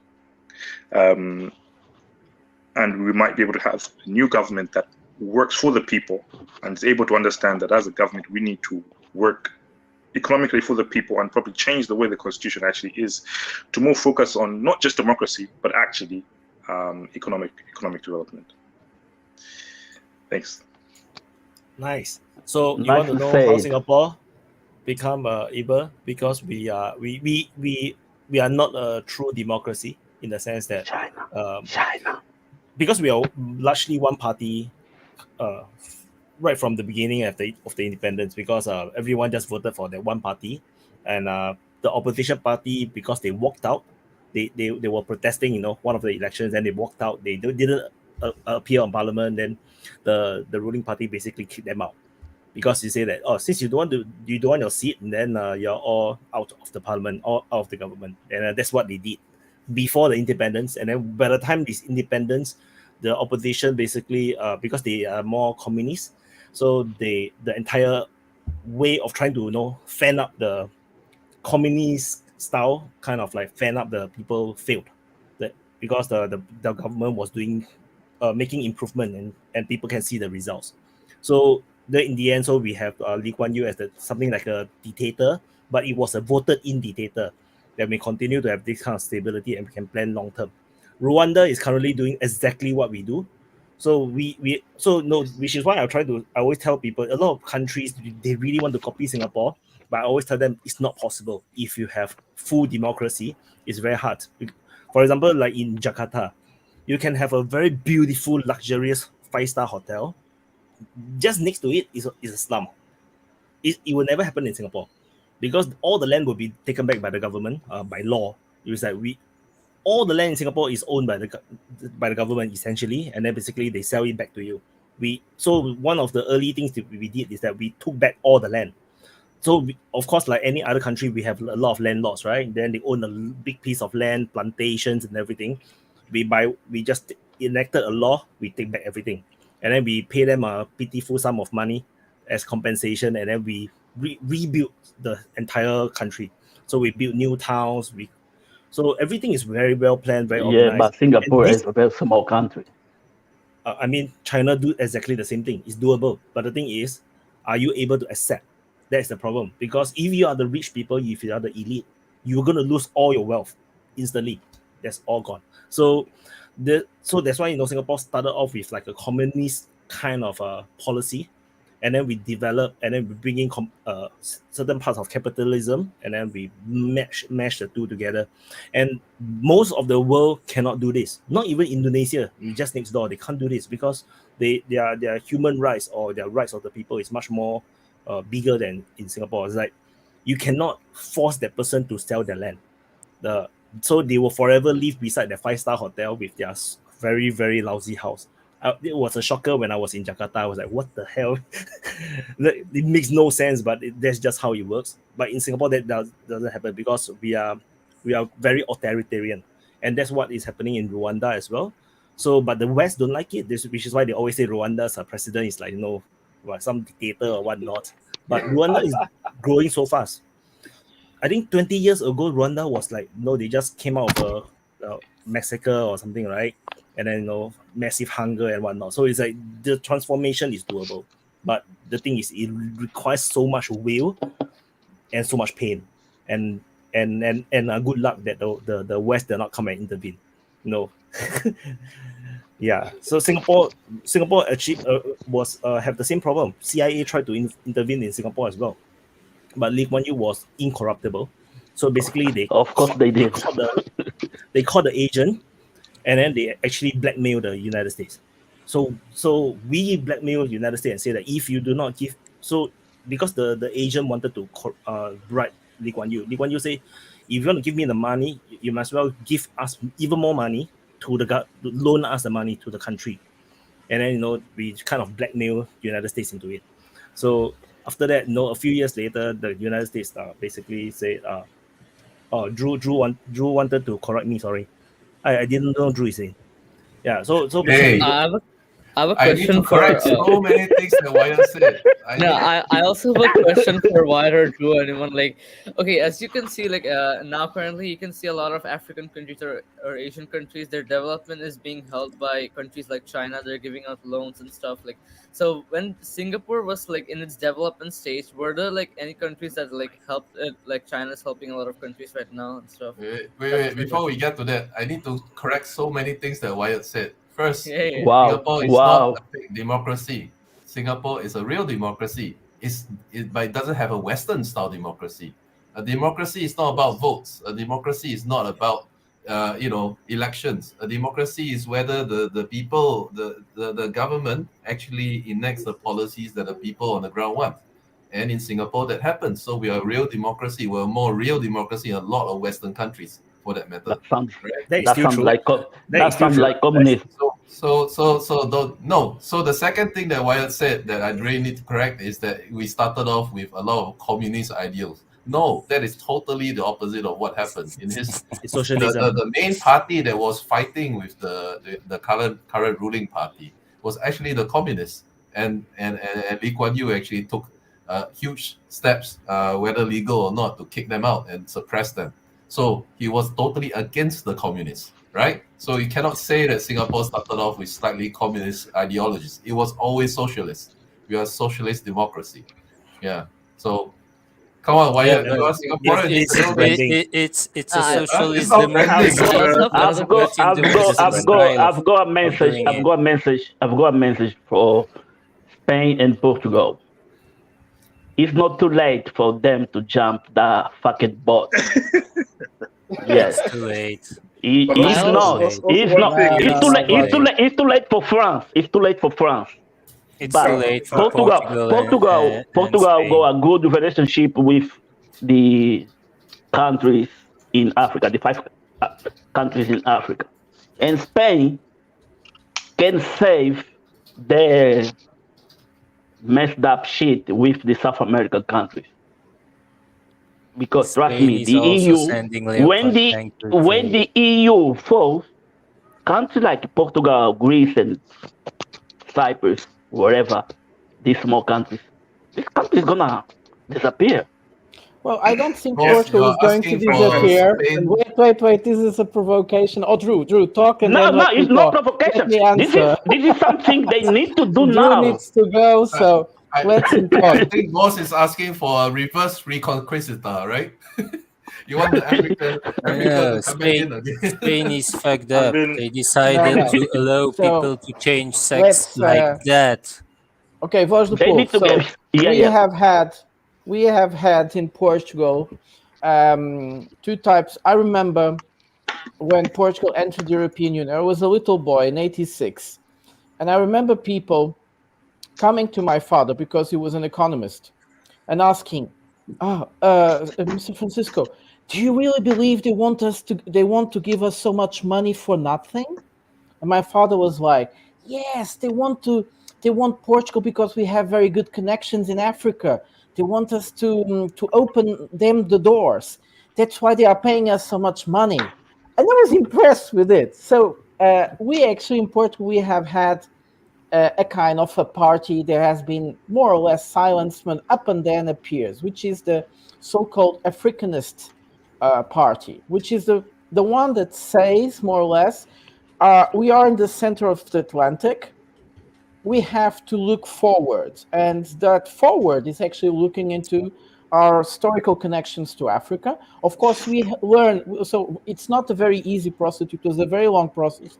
If anyone wants to watch the video we made about China and Russia, China and Angola, we actually talked about also a lot about Portugal, how that process was made.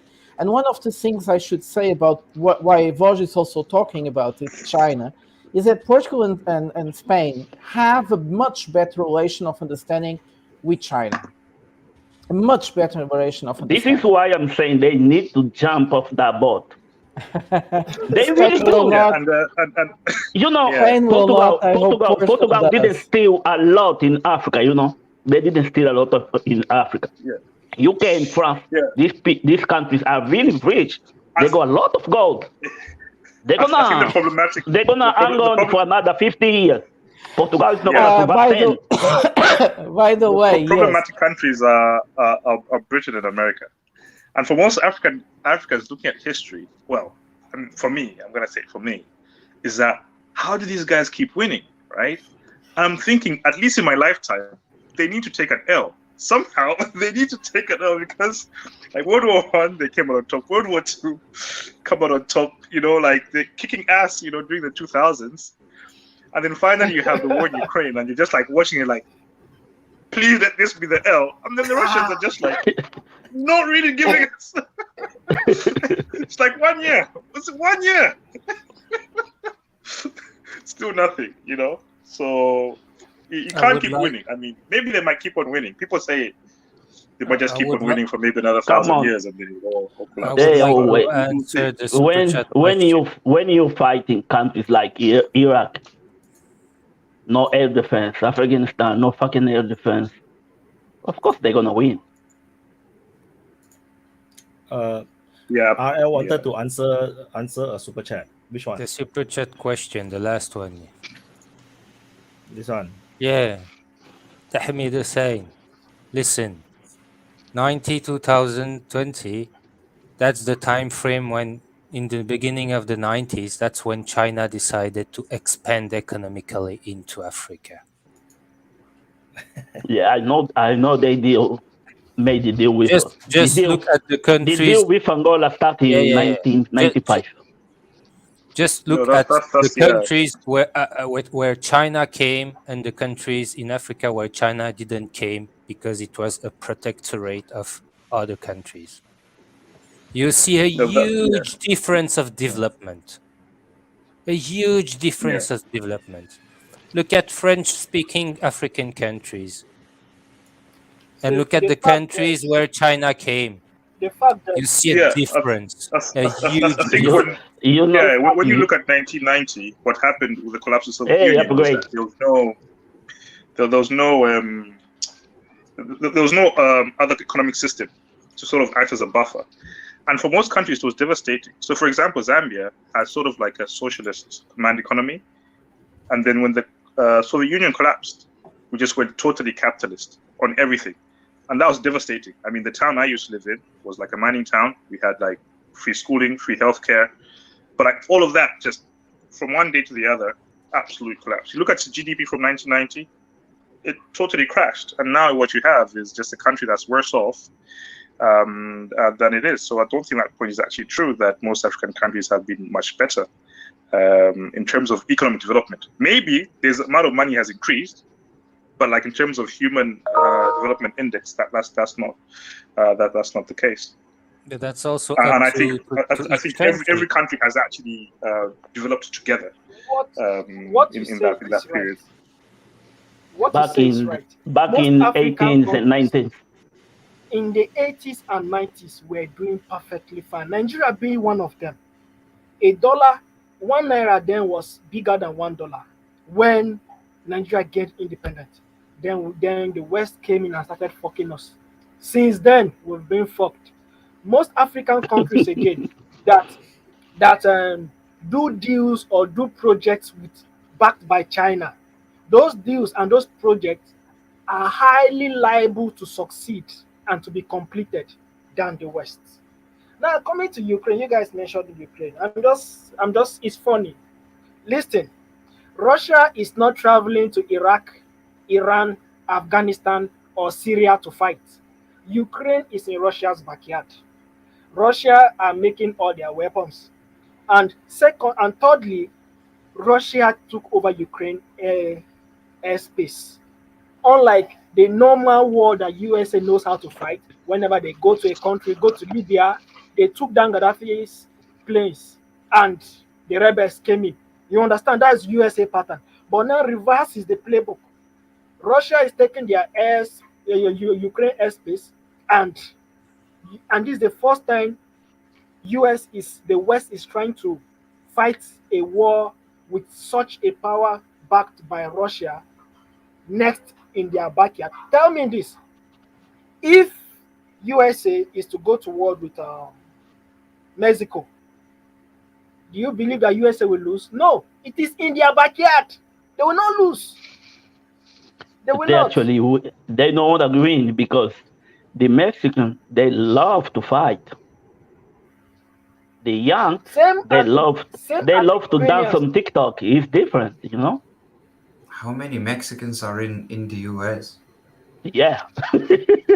Exactly. And trust me, A lot of Mexicans in the all US. these South Americans, they're gonna take a chance and say, "Yeah, I'm Mexican," you So, know? and then exactly. So in Florida, you have the Cubans, which is a very big Yeah. proportion. They would join, probably. Maybe the Puerto Ricans, which are more up north, and then the rest. Don't underestimate the white Anglo-Saxons' This I love agree. for guns. Yeah, Don't I agree. underestimate that. Their guns is like their second wife or their second dick. Yeah. No, No, I no. think Uh, no, but you have guys that train every day, every fucking day that God made on earth with guns in their garden or their backyards. Every fucking days. And no, have full of ammunition. but Some I of them think have even more weapons than the local police. yeah, that's true. No, but here's the thing though. So if we are allowed to propose some speculations on a potential war between the U.S. and Mexico, I think it's very unlikely. But for the sake of speculation, we also have to understand not just the presence of Mexicans in the U.S. We also need to understand that the cartels have and hold some power all across the borders, and then they have trade routes and networks, so they could utilize to bring in weapons and harvest and etc. Or how do you say that? Provide provisions and blah blah blah. But then they can also use Spanish speakers as potential informants and or recruiters across the board. I think this is also a phenomenon that we should take into consideration. Now we have an Oh. American. Uh-oh. It took his We're gonna time. get it now. Just one word. The Mexican cartels, most of their weapons are coming from United States. You're right. Yeah, and From don't Ukraine. forget, don't forget that these they will people, use the skill these people in the United fighting States, war against the US. they do anything for money. So, You're also right. Yeah. okay, Vaun, go on.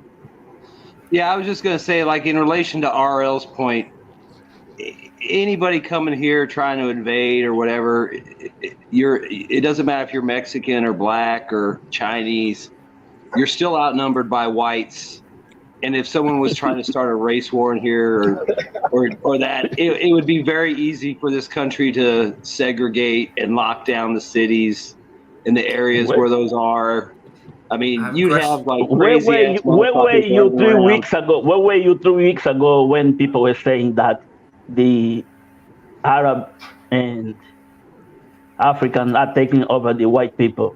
Where were you? I have a question for Vaun though. So in an event of a American crisis or a military conflict, how likely would it be that the U.S. would or the U.S. populace would find a way to unite? So it just in a depends on positive. it depends how it goes down, but I mean, you could have the whole country united if it like 9/11ish, or you could have regions like if you want to come and fuck around in California, fuck around in New York. Don't go fuck around in the South. Don't go fuck around up in the Midwest or the Northwest, because you'll be dead. But I mean, if you want to fuck up America, go fuck up California. Go fuck up New York. Them bitches will take it all day long. Don't come down to Kentucky. I mean, seriously, go where it's easy. Go where it's easy. Don't hurt yourself. You just want casualties. Take what you want. You just want them to get rid of liberal. Yeah, I mean, y'all can come take them. I mean, y'all probably do a better job with the fucking state than they did anyway. So I'm willing to let new management try. I mean, it's better than what we got. But I'm just saying, I mean, things could unite, but you'd probably have more like regional areas. And like if the region wasn't down with what the feds were doing, they'd be like, fuck the feds and fuck the cartels. So they'd be fighting there. I mean, it would just be chaos. You'd have some kind of military thing going on probably. But it would be chaos because the southern border is so wide open and you have so many people already here. But thinking like World War II, they'd probably try to round people up. There is no way United States is going to let get put in camps, you know. I mean, there's no way United States is going to let them do that. They're going to nuke Mexico straight away, you know. This is the fact. This is the fact. Violence. Be crazy. War unites America. They are fond of coming together whenever. They normally call it the Patriot, whatever. They are fond of uniting whenever. That is the only thing that unites the West. Every region you must fight a war for you to be able to control your people. If you're a president of the USA, fight a war. If not, your people will fight you. Okay, let's take this. Starting from George Bush downward, Obama downward, they all fought war. Now look at this was what I observed during Trump. When Trump refused to fight, that was the first time I heard that California wants to become a country in US, as in they were trying to like break up. And that was as a result of they not having a war to fight outside. They are now planning to fight a war to like divide themselves inside. So the only thing that keep USA together is when they have someone to destroy outside, they are together destroying it, milking the person, and taking whatever they can. And even that's not really working anymore because you've already got the splits with people supporting Ukraine, not supporting Ukraine, and people that don't care either way. I mean, that's probably as much of a portion of the population as the either side. And I mean, like I said, there might be something that could unite people, but at the same time, like if it was like a little, I don't know, just for lack of a better term, like a little invasion into some of the South, or I don't know if some people would say, well, it's their land, you know, they should have it back, you know, and it could be crazy shit like that. Like you'd have Americans that would probably, I'm going to fight with the Mexicans to free Texas from America. You know, that'd be stupid fuckers doing shit like that. I mean, there'd be Mexicans in America that probably would be like, fuck this shit. And they'd move to Idaho just to get the hell away. Cause you know, they don't want to, I mean, it would just be crazy. I mean, but you know, with Biden as president and the Democrats in charge, I mean, anything's possible. I mean, look at the border right now. I mean, if I was the United States, I'd be sending shit through the fucking border already. I think the only reason we won't see a lot of weapons coming across the border is because the cartels do not want the United States to focus on them. If a war starts, they won't do anything to cross that line to get extra attention. And let's just say they stuck a javelin in and it got used inside the United States. I mean, even Biden would probably lock the border down the next day. So the cartels play that game, but they also know they can't. I mean, they couldn't go across the border and kill like 100 cops and expect there not to be a fucking war the next day. I mean, yeah, they can pop a cop here and there, kill informants and shit like they've been doing, but they always seem to have a line they won't cross because, you know, they're businessmen. They know they can't cut themselves off from the guys that want to buy the coke. So I think that's one reason why you don't see a lot of that yet. Maybe later on you would, but right now I think they don't want to piss off their customer. So they play the game, but they don't really push too hard because they don't want us to forget about Ukraine or the Middle East and then be like, oh, we should really, like, they don't want Lindsey Graham just obsessed with Mexico like he is now. But now he's got an army to send down there because they'd roll right out of Texas. Don't want Nuland to go to Mexico. I have a question. So for Vaun, and then actually for everyone. So since Ukraine is going the direction it is in now, if the US were to shift attention or create a new conflict, what is going to be the main region? Africa, South America, or Middle East? I think honestly it would probably be South America right China. now, just It will be because China. they No. can't. China, Well, I they think, talk would about be China, less. but I mean, honestly, with what they actually think they could, what they say they can do, and what they probably know they could do, they probably know they could fuck with Mexico, but they know they can't fuck with China. So they may talk a big game about China, but I wouldn't. I would think they would definitely pivot towards Mexico because Africa is kind of out of control. So why go there? Against It's always China is gonna be possible. a suicide mission because China Yeah. is all about defending. All they Yeah. do is I about mean, they defending got their to fight country. somebody that isn't going to shoot 60,000 shells back at them because they probably don't have 60,000 shells to shoot back because we gave them all away. So anything they do is going to have to be low intensity because they got to hold stuff back The just in case for the China. the And then obviously hypersonic expect a lot of shit already. hypersonic missile is gonna do the job in a week for Covert every ship operation. United States put there. Atreyo, I think one of the weakest spots where the Americans could do hybrid warfare will be Central Asia. I'm not too sure because Central Asia, you're talking about Kazakhstan, Kyrgyzstan, and these nations. Uzbekistan, maybe, Especially Kazakhstan. When I but see what happened in Kazakhstan, the media in Kazakhstan, Tokayev and the Kazakhstan elite, they are very, very anti-Russian.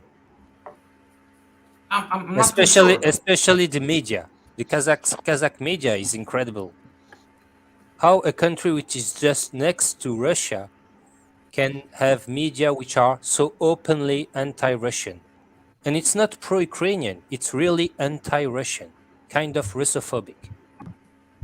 I'm I very mean, surprised by sure. that. It's at, not at that this exactly, point, because I must say that I, as a person who visited Kazakhstan, I will say that it can be like proposed for a conflict because truly, it's like it kind of reminds of Ukraine because the north part is Russians. Like my grandpa is coming from, he lives in the north Kazakhstan, and it can be like then I don't know, there will be another overchange of the really right parties in Kazakhstan that they will start really Russophobic campaign like against Russian people in the north, and the Russian people in the north will we will declare, I don't know, I have the North a quick Kazakhstan question. region independent from Kazakhstan.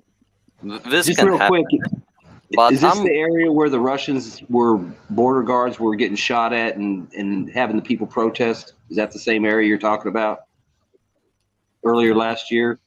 So there was Wait. My internet just loaded up. Yeah, Can you yeah. repeat Last year there was some huge protest against the Kazakhstani government, basically, and I think it was against Tokayev, and basically the Russian army and a few other armies came to help the Kazakhstani authorities to like basically deal with the protests. So I think they still have a really good grip over Kazakhstan. They haven't lost that yet. Yeah, Even though I mean, I've seen some opinions of Kazakhstan people, basically they're kind of anti-Russian, but still Kazakhstan is far from being in the situation Ukraine is right now, or it was right before the war. I mean, it's I must agree with Red. I have also some relatives, not me, but my wife has some relatives in Kazakhstan. And it's pretty neutral, I must say. Like it's playing both sides, like Turkey a little bit. Don't want to mess too much with the Russians because they're just on the border. But on the other side, also they dealing more and more with Americans and Europeans now. The same with Azerbaijan. It's also a country who gradually goes away from these countries, from Russia, and wants to adhere more to the West. But they still know that they need to be calm because Yeah, they saw what's happened to Ukraine. I mean, I need to say that I my see. internet is just laggy. Can you hear me like good? Yeah.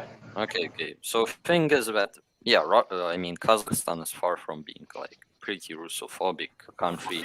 I mean there is Russophobes in Kazakhstan, especially in the south, but it isn't like in Ukraine because And but thing is that Kazakhstan is more like it's a more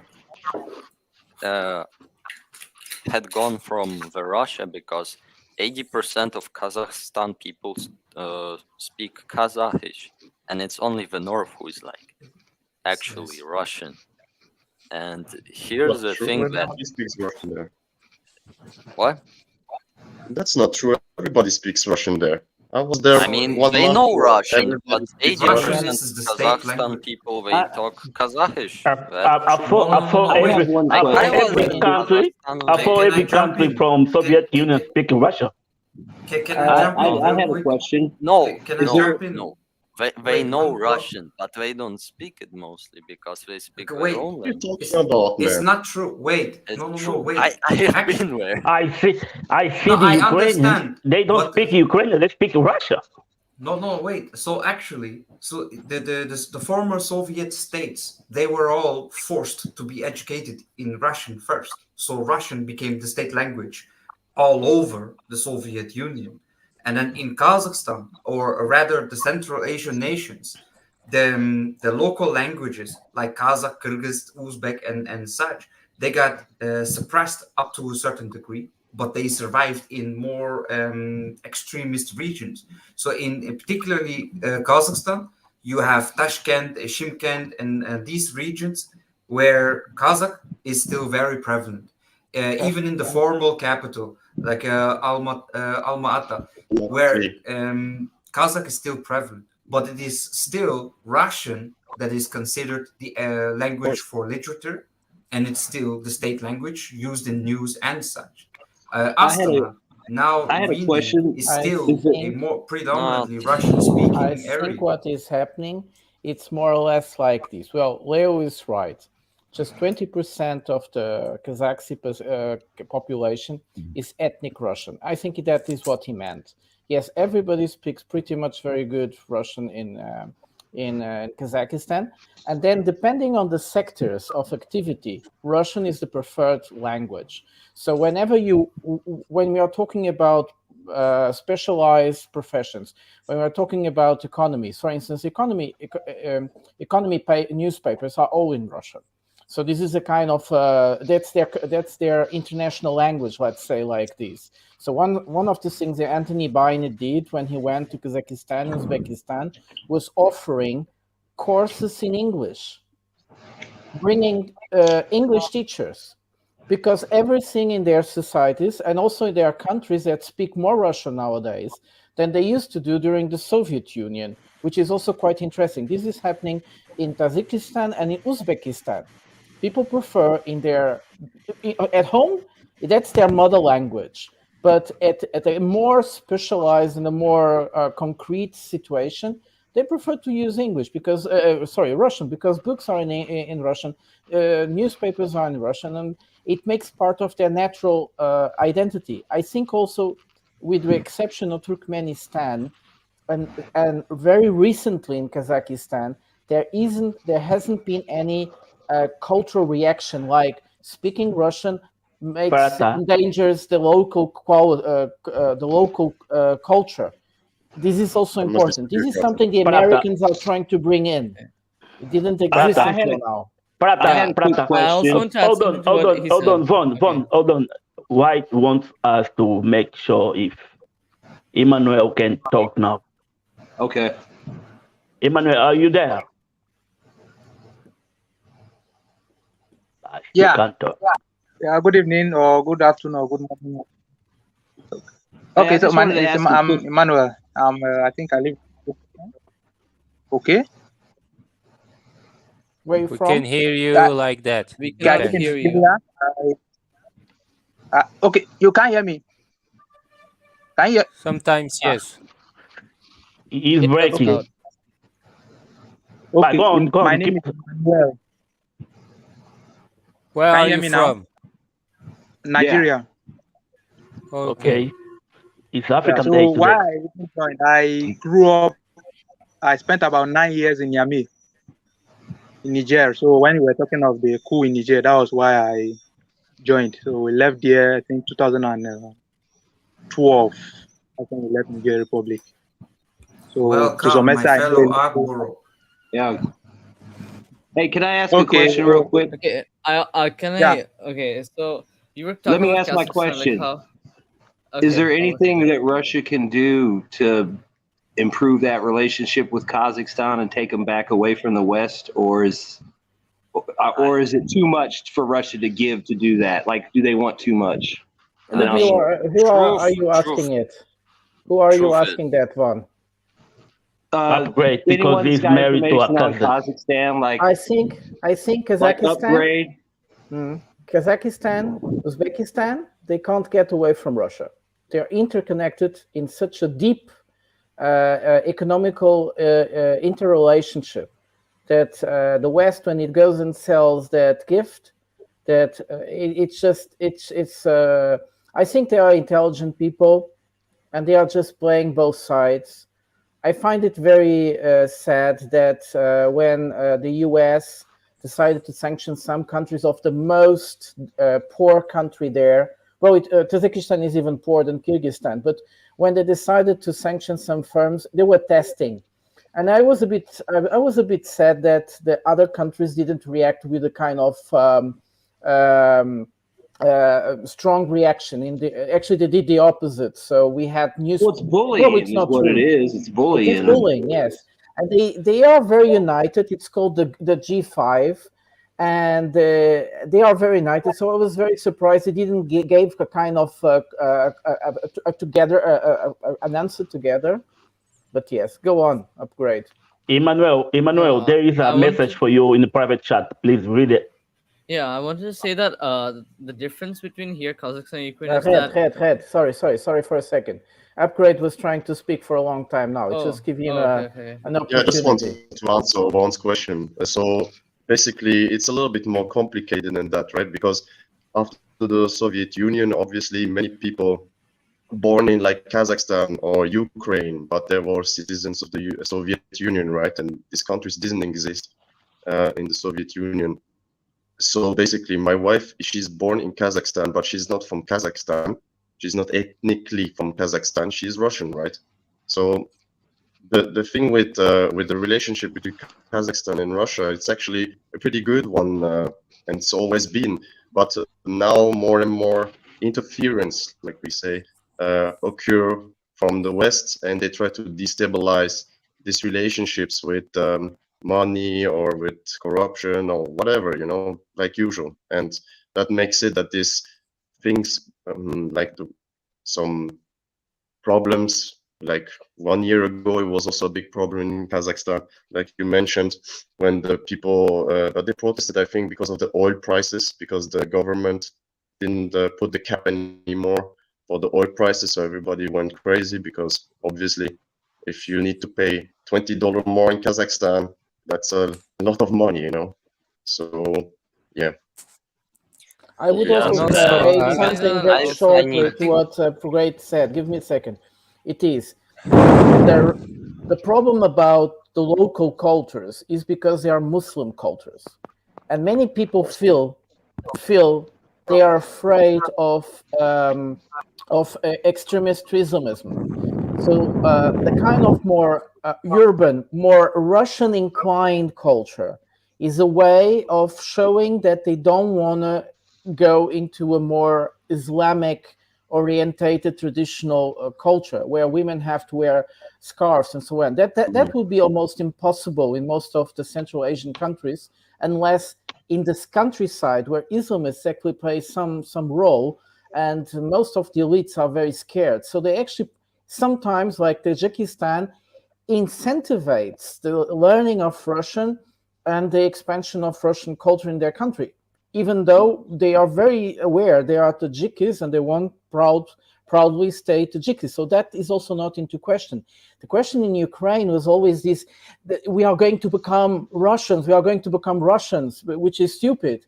I think no Kazakhstan, even if he speaks good Russian, likes to dress very like a Moscow girl, and so on, it will not stop being a Kazakh at any time. Sorry for aiding this. It's true. Can I jump in? Also, one more difference, like between Ukraine and basically Central. Okay, whose mic is that? It's yours. Okay, anyways, no, basically the main difference I wanted to like raise is that the Ukraine, unlike Central Asia, Ukraine for like more than 100 years has had a very strong nationalist movement, and that contributed a lot from it moving away from Russia.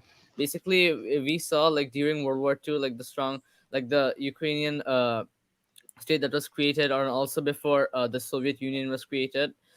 Uh, Basically, the guys you see, the far right nationalists, or the guys with Nazi tattoos and stuff, they are the nationalists. And the nationalists, not all of them are Nazis, the national, but these nationalists, they make up a huge portion of Ukraine, and these nationalists has a history for over 100 years. And after Ukraine gained its independence, this nationalist movement, which was suppressed in the Soviet Union, just sprung up, and after 2014, it just skyrocketed. And now this nationalist movement that has a long history in Ukraine is the main reason Ukraine like basically got away from Russia, and now there's the government has implemented a lot of policies to basically the kick how they say this, basically to make Ukrainian more prevalent in the country, basically such as setting language quotas and stuff. But in Central Asia, we never saw that strong nationalist movement we saw in Ukraine for the past 100 years or so. Yeah. But the thing Didn't is, in Zelensky get Kazakhstan elected after a war, to not make war with Russia? I mean, like, that's contradicting to your point. If people want peace with the country, would they have war with now? How is it possible then? Did he get elected? I mean, if they would be nationalists, he would not be elected because he was elected on the basis of not making war with Russia. And now there is war. Who are you talking about? About your point. You're saying that nationalists... But no, who are... Yeah, wait, I didn't quite get your point. Oh, are you talking about who are you like talking about electing? And I didn't quite get that. You're talking because something about electing. politicians always lies. They do everything to get vote. Yeah, Artem No, was no, Zelensky is an example. not every politician are like To Macron. talk You know? about Kazakhstan, I just want to add one thing. Culturally speaking, Kazakhstan has made a big move several years ago. They decided to adopt a Roman alphabet. Latin alphabet. Before, they used Cyrillic. Now, they are using Latin. And for me, from my point of view, this is something huge because it's about culture. Maybe for you, it means nothing. For me, it means many things. They've decided to change it. Because maybe they decided to copy more the Turks. Yes, it is more the So Turks. actually, Yes, of course. yes, they want to realign with Turkey much more. But yeah, I want to close out Kazakhstan for the time being. But I actually noticed that there is a drift in Kazakhstan because I was involved with some Kazakh people for various reasons. Doesn't really matter. Anyways, what There you is a saw nice, is there that. is a nice super chat there. Let's talk about that. Wait, before we get to the super chat, so actually what you saw is that in Kazakhstan, in the southern parts, the southern Kazakh, they actually hate the Chinese more than anyone else. In the northern Kazakhs, so more the steppe people, they tend to be more friendly towards Russia and other cultures, but there was a general consensus as to where China was oftenly considered more of a threat than anything else. So what you see is that instead of creating hatred towards their former colonizers by way of the Soviets or the Russian Empire, they actually saw a bigger threat by the impact and influences of the Chinese as they were getting more and more involved.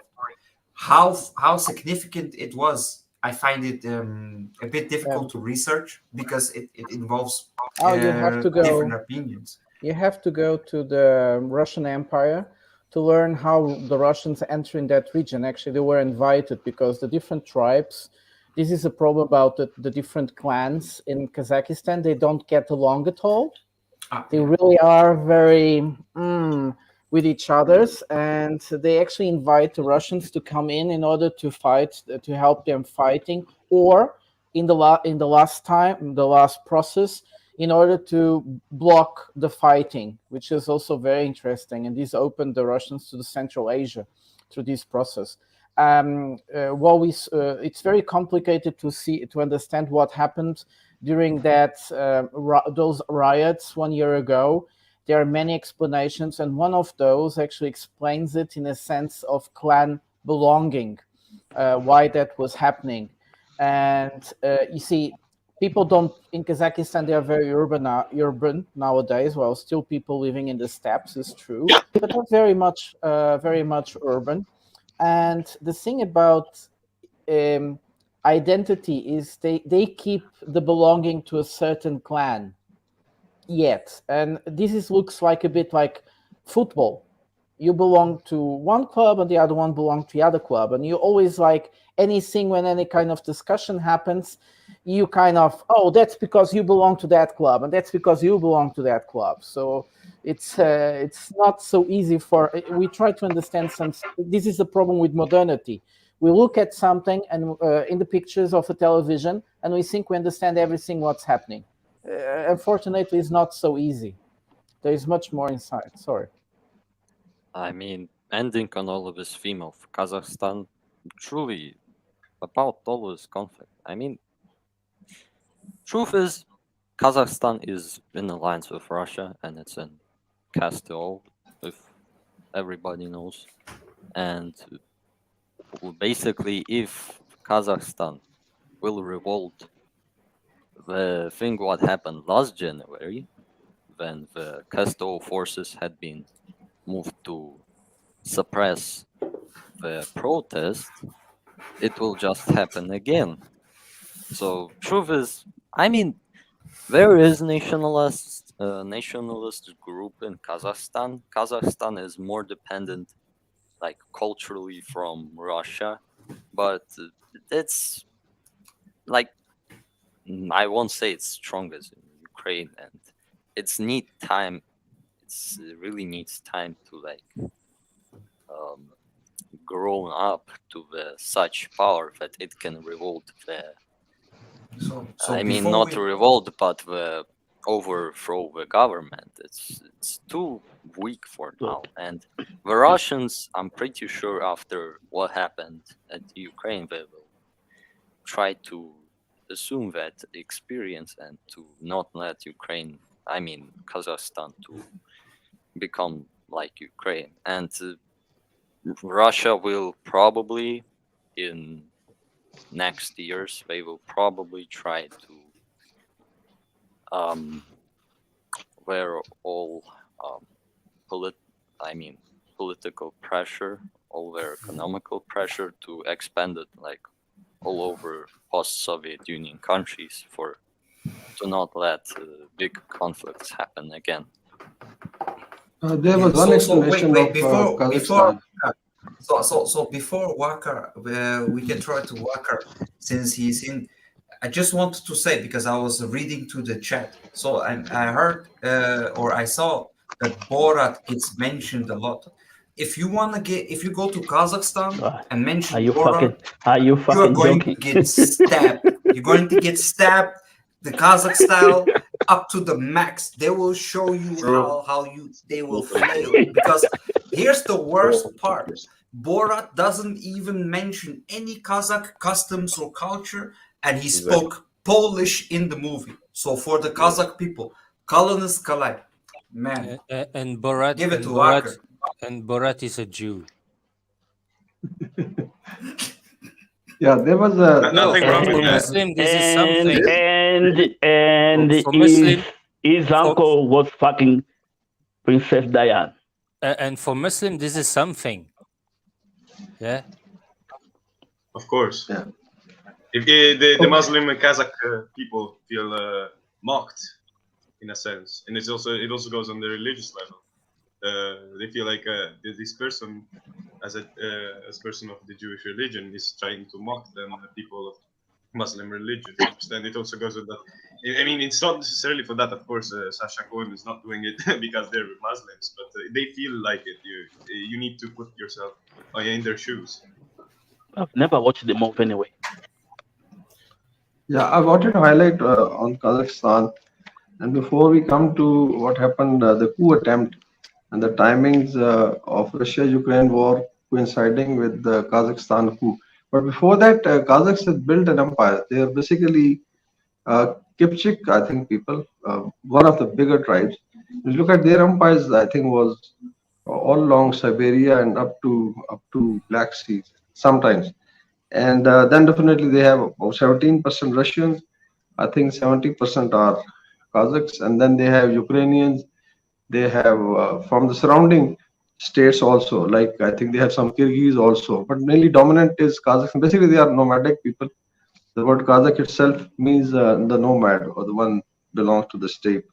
Now the timing of this coup was very interesting. I think we did discuss when the second phase of the war started. It was January 2022, I think, when the revolt took place. And we had concluded that it was basically to create another front on the southeastern part of Russia, because the CIST definitely has a role to play. And I think President Tokayev then asked for CIST to send the troops, and the Russians moved in and then stabilized. So this was a kind of a color revolution attempt to basically sandwich Russia from both sides. This is my reading, that since they were getting engaged in Ukraine, they wanted to open a front to destabilize, because Kazakhstan, geographically and with the resources, a very huge country. And even if you look at now the trade route, there are a lot of German Mercedes which are passing through Kazakhstan and going to Russia. I saw one of the documentaries. They are bypassing, some of the trade barriers. So Kazakhstan is strategically very, very important. I think this coup was something to incite violence, topple the government, and create unrest, and maybe bring somebody to put pressure on Russia from the southeast. So this was my reading. Then it was put down, I think, in 2 weeks' time. And Putin then suddenly rushed troops because it was critical. It should be stabilized before, because I think it was almost starting. The Ukraine-Russia conflict was almost starting. Kazakh front was open there. And the same should be said for the Armenian-Azerbaijan conflict. So these are pre-conflicts of something that was bigger, that was going to come. It was obvious. I mean, we were seeing the animosity created by the West during the whole 2021, sorry. During all the 2021, the animosity was growing. Russia was being blamed by every stupid thing you could ever imagine. It was our press. Now we just have Voz do Povo in London, RT in Belgium, and Upgrade in Switzerland. If you guys remember, it was too much. For any little thing, Russia was made blame. They were preparing something. Sorry. Stop the Preparing propaganda. the population Stop for it. it as well. Okay, I just want to I will go now. So I just wanted to say it was a good panel. I enjoyed talking to you guys. I'll see you guys in the next open mic. So bye, guys. Bye now. Bye, young guy. Next one. Hey, Red, you need to come to the voice chat. No. For the man talk. No. Don't come to the voice chats. No. Keep it Yeah, safe. they talk Keep a it lot. clean. They talk You a are lot a of young bullshit, kid. Chicks with dicks. No, You don't want to know this You kind of gotta thing. come to the man show. I joined Come to the man sometimes. show. Okay. Okay. Like, Okay, guys, you I also go talked now. about Turkey. I think that was a very interesting catch. Turkey is expanding its interest to Central Asia, yes, but It has it's been. not yet the main trading partner. It's a very big trading partner for Georgia and for Azerbaijan, but less to Central Asia. But the point doesn't matter. Turkey is connecting itself to Russia to a point that it wants to work with everything around. It wants to make parts with everything around. Turkey also has a great relationship with Pakistan, but it doesn't work commercially very well. Am I wrong? No, I think Turkish president is coming, I think, next week, most probably. So, to Pakistan. Today, Chinese vice premier is here in Pakistan, and our air chief is in China. So there's a lot of diplomacy and military diplomacy taking place. For Turkey, I think Tayyip Erdogan has been able to balance it out because the strategic location is such that it cannot survive by taking too many sides, despite this member of the NATO. But I think he's played very smartly. And this election, you remember the Gandhi Kamal, which was pitched against Erdogan, was very, very pro-West. And the contest was between him and there was a fear that probably he will reverse all the policies, especially pro-Russian leaning or whatever, or the balancing policy, because he had declared that the policy will be pro-NATO and pro-West. But it was then defeated through a runoff. So it was a very tough competition. So an effort, and Erdogan knows it, that maybe he's a member of NATO, but I think his relationship with the Eastern countries have expanded. He was in Saudi Arabia, and I think now Iran, Saudi Arabia, Turkey is becoming another triangle, which is very, very interesting because it will reduce hostility, and maybe the Syrian question is also addressed. And Pakistan also becomes part of this called the Golden Ring also. Some of these countries, Turkey, Iran, Pakistan, and of emphasis like Africa, there is a thinking that we should be avoiding conflict and trying to develop strategic communications are already there. You can travel by train from Pakistan to Turkey. You can travel by road and vice versa. But there have been conflicts, so this was reduced. There's a lot of trade now taking place. Like in military, there's a joint venture. Pakistan and Turkey are developing, I think, this some of the these latest drones. And then I think they are also maybe working on some other air projects. We also use some of their weapon systems. And otherwise, the trade, you see a lot of Turkish business now in Pakistan. Turkish cuisine is now becoming very common in Islamabad. You find a lot of restaurants, Turkish restaurants. Then they are into clothing business. They are into cosmetics and other, I think, high-tech things also. So it is improving. I think the project is to take it to more than $10 billion in coming 5 years. So far, the trade is, I think, plus of I think $2 billion between both, because you can do it by road. So I think that is going to open. But Turkey has a very interesting relationship with South Asia.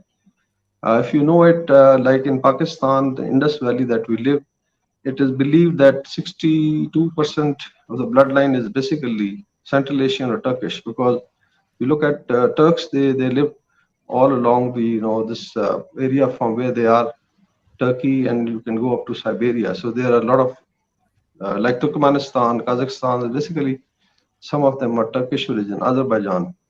So it has that grand plan also to talk of pan-Turkism, and like in some of the empire builders in South Asia were Turks. Like Ghaznavid Empire was a Turkish empire, then Ghorid Empire, then you had Timur. Timur, again, a very big fighter, was again part Turkish, part, I think, Mongolian. And then there was a Mughal Empire, was mainly Turkish people. So in that sense, they have that connection with South Asia and the blood lineage. The language is also interesting. Like Urdu language in Pakistan, the word Urdu is a Turkish word, mind you, because Urdu meant the army. And when the Mughals established the army, they had this common language developed, which had 25% Turkish, 25% Persian, 25% Arabic, and 25% Sanskrit from India. So this was a common language which is now spoken all along India, Pakistan speaks. They call it Hindi, we call it Urdu. So in that sense, there are a lot of cultural, I would say, linkages, historic linkages, and then of course Islamic faith is common. So in that sense, Turkey is now expanding it. Even one of their movies, did more business in Pakistan than in Turkey. So this is the kind of relationship that we have. Hey, Waqar, I had a question. Are Pakistan by themselves or India or Turkey by themselves or together doing any kind of projects in Africa too? Or are they not big enough yet to really do anything like Russia or China or the US would do, or Europe? I'm not very sure. But India is doing that. Yeah, India is doing well. Yeah, I think in Sudan, they had some joint projects on development of railway system and communication network. Because one of our military organization, Frontier Works organization, does a lot of strategic communication. So they were building some roads, and there was some collaboration. But I'm not very sure. Does Pakistan have? I know they have nuclear weapons. Do they have nuclear power too? Yeah, we have. Now we have. Do you think they would do something with Africa, like maybe help them develop, power generation or anything like that? Or since that, I know they can't do some of the other stuff, but maybe that's a niche they could get into.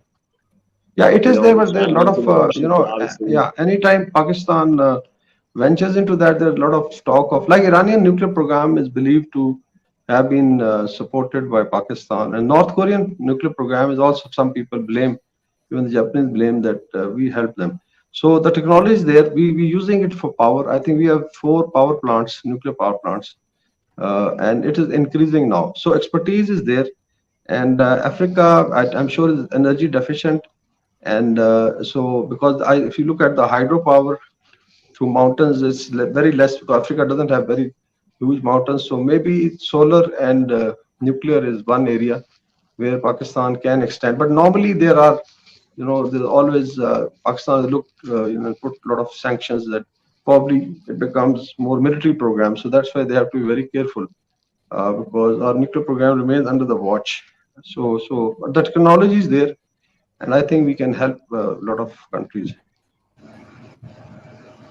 This seems kind of funny how, I understand they want to keep people from handing out weapons and stuff like that, but it's like all these countries have the ability to help out here or there, and it's like, but they can't because they're afraid to get sanctioned. They're afraid to do stuff because they don't want to get sanctioned. You can't be friends with certain people or you get cut off. It's pathetic. Yeah, it is. But on energy, we have done some also joint venture with Russia. Because one of our largest steel mill was built by the Russians, even in Cold War in 70s. So it still remains the largest steel producer.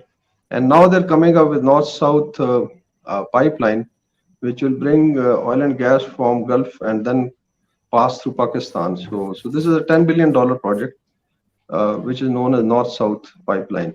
So maybe is it comes up. Pakistan going to make money off the oil passing through and all that?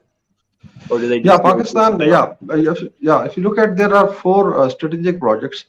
Like one is TAPI, which is Turkmenistan, Afghanistan, Pakistan, India pipeline. So it provides the Turkmen gas to all these countries, and then so Pakistan becomes a passage. Then there's Iran, Pakistan, India pipeline, IPI, which again was under US sanctions.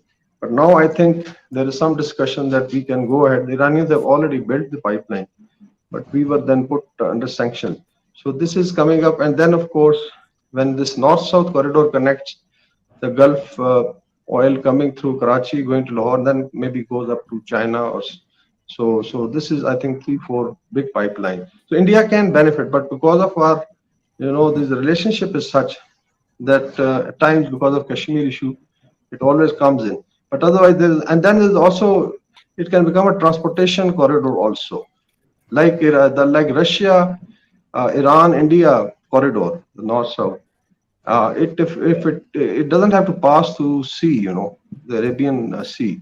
So if it connects Pakistan, So I think we are going to do I think one panel on strategic communication in South Central Asia, and actually you can do it right up to Bangladesh and maybe beyond that to Southeast Asia. So that's the kind of potential this area has. Do you think, I mean, I'm just asking because I'm curious, do you think these projects have improved the standard of living, or they will for the average Pakistani over time? You think it's going to be a net benefit for the average guy, or is it more going to maybe just help the government fund No, their it has project? like CPEC, the China-Pakistan Economic Corridor, and the Vice Premier is coming here. Basically, it's the 10th year of the CPEC project. And I just give example of there's a coastal highway that they have built from Karachi to Gwadar. It's a deep sea port, and there's a lot of good fish and prawns from that area which was wasted. And now you have developed Balochistan, which is a very big area, has now been linked. So a lot of I think there's also internet connectivity. There's I think big projects now. The submarine cable being laid by Chinese and some Pakistani companies are also taking part. So they'll have their own submarine cable for internet. So it has a lot of potential: internet, energy, transportation. And I mentioned that we received some Russian trucks and some Central Asian trucks coming by road from Central Asia, Russia to Pakistan, and then they are also connected by sea. So there's enormous potential, and the technology is there now. Barriers can be overcome, and that's why Afghanistan becomes very central because of unrest and still some terrorist activity along the border. Today we had a bomb blast in one of the bordering regions in one of the political procession. The TTP, which is the offshoot of Taliban, but they operate against Pakistan. So this thing has to be resolved. The security in Afghanistan, and then it can open up a lot of corridors. So this is the kind of potential they have. Can Yes, I my ask turn. Waqar Wait, my one turn. question? Wait. So for one, Hey. yeah, exactly. Yes. Wait. This point, this guy. Yes. I was going there. First of all, I jumped in because East Asia was mentioned, so I came in. So just to test it out, because Wyatt mentioned it. China. Let's see what happens.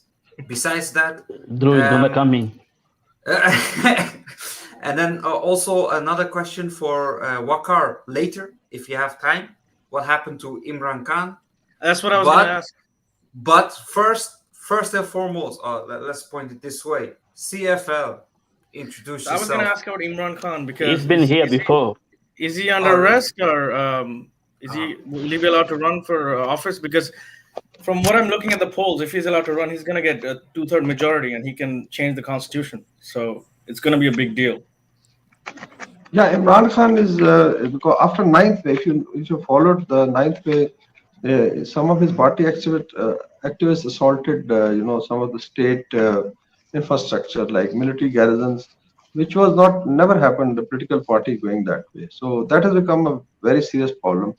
Now the party has actually broken up into 3 parts. In the frontier province, from it started, the Khyber Pakhtunkhwa, where the Pashtuns are there, he was very popular. So there the party has broken up into another faction. In Punjab, the largest province, again, a faction has come up. And then a lot of leaders have left him. But you are right, his popularity still is there. All surveys conducted indicate that but he has to now go through a legal process. So it apparently, it may happen that he is not there, but his party is there. Yeah, the last poll that I saw, he was getting around 50%, which is like in parliamentary election, if you get 45 to 50%, you get 2/3 of the seats. So you can. Yeah, he is still very popular. Yeah, because it's not because of his policies, but because of inflation. Because Pakistan almost went very close to default, and then Chinese and Arabs came, and the IMF also then reviewed the loan. So Pakistan avoided the default. So there's a lot of inflation nowadays in Pakistani standards. If you compare it to, let's say, global level, it still remains one of the cheapest countries. But for common man, for poor, it's becoming very, very difficult. So that's why his vote bank stays, because this government has not been able to deliver that much. So that's a very complicated situation. I was asking because it could be significant because. in a sense that, Vaun asked, what does these corridors, this infrastructure brings to Pakistan? Well, Pakistan is actually a bit more industrialized than some people really realize. The ability they will have to export their products, it will make their market bigger in terms of, until now they sell mostly to Western countries. If they would be able to sell to the neighbor countries through those new corridors, especially if Pakistan would finally have a kind of economical deal with India, making it possible to be a transit, but being a transit is also possible to put those goods inside of those trains and boats. This will be major, but for everybody in the region. We made a video about Africa, Angola, and China, and we were trying to see what is this type of infrastructure the Chinese are creating. And what the Chinese are creating is actually creating new markets. It's South-South cooperation. It's when we have ships, trucks, trains, not going to the north to Europe, but to the south between themselves. Things are changing, and they will create many opportunities we had not before. Like Waqar probably will say, one of the problems of Pakistan is the lack of opportunities. But it's not just Pakistan, it's most countries. They are canneled to a certain commerce, to certain markets. And having new markets where the West has nothing to say, where they can't be sanctioned, this is a major deal, but not for everybody, actually. They took Yeah, over. in case of Pakistan, just highlight, the economy is very interesting. You're right that there is an enormous potential for industry. For instance, in information technology, it's almost as good as Bangladesh or India in terms of proportion. Then they have their own industry, like we produce cars. They have oil and gas industry, refineries, nuclear industry. Then it's one of the largest cotton producers. It is one of the largest producers of food, mind you, like grains, rice, wheat, and then mutton and beef. It's one of the largest players, despite very small area. Now, what people miss is what happened to Pakistan in last 20 years. The total loss of a Vaun war was $200 billion.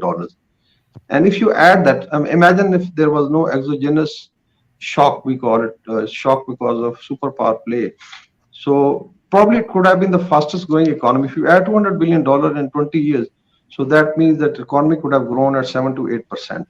But because of the war, so this was the cost, businesses, FDI was very less, but the potential is there. The other thing is mainly Afghanistan is a pivot which generally draws, superpowers somehow.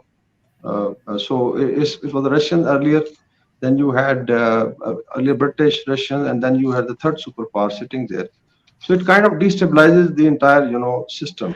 And now after the Americans have left, still there is stability required in Afghanistan. So after things start settling down, especially Iran, Saudi, rapprochement, so it means this sectarian conflict is going to reduce within Pakistan also, because we have substantial Shia population. And at times, this clash happens. So gradually, I think things should improve. And the bigger question is if India, Pakistan can sort out their problem. So that can, it is said that it could add literally $500 billion to the regional economy just by sorting out their one problem. Because of, commonality of understanding, same people, same language, and we can share. And that can become, a transit route for so many things. So this is, it has a lot of industrial and agriculture potential. IT is new, like cotton, 50% is cotton yarn. One of the best cottons produced, and mostly it used to go to Europe and America, North America, but now I think it's being bought by Southeast Asia, Middle East, and Central Asia, and even China. So China, leaving the high tech, the mid tech is now coming to Pakistan, definitely. So you have to catch up. So if I think peace comes in real sense, it can grow very fast. Yeah, And Yeah. contribute. So really, before anyone, I want to Waqar, quickly leave. do you know that the mayor of London is a Pakistan? Pardon? mayor of London yeah, is yeah. Pakistani. Sadiq Khan is and the he's Prime So wait, Minister of I want Scotland to close also real is quick and say Pakistan. my farewells because I want to finish up because in Asia or East Asia it's nearly 3 o'clock at midnight. So guys, it was very interesting. In the earlier phase, it was mainly Africa. I think with current developments, Africa needs a bigger voice. So hopefully, in the future, more Africans from various countries would come and join in order to enrich us with the happenings. To everyone, especially to Leo and Red earlier, welcome. But also, yeah, Turkey, Kazakhstan, all of them, they will be next topics that we definitely need to pay attention to as Ukraine is evolving. Either way, I think it was a great topic, guys. Thank you for the chat. Okay, so let's make Ukraine and Russia again. No. I want to no. talk about. I haven't even want left. to I jump haven't into even what left. Waqar said. Wait, I'm waiting for the day to see China, India, and Pakistan sorting their issues and begin to cooperate. All three together. There you will see the center of the world economic, demographic, intellectual development.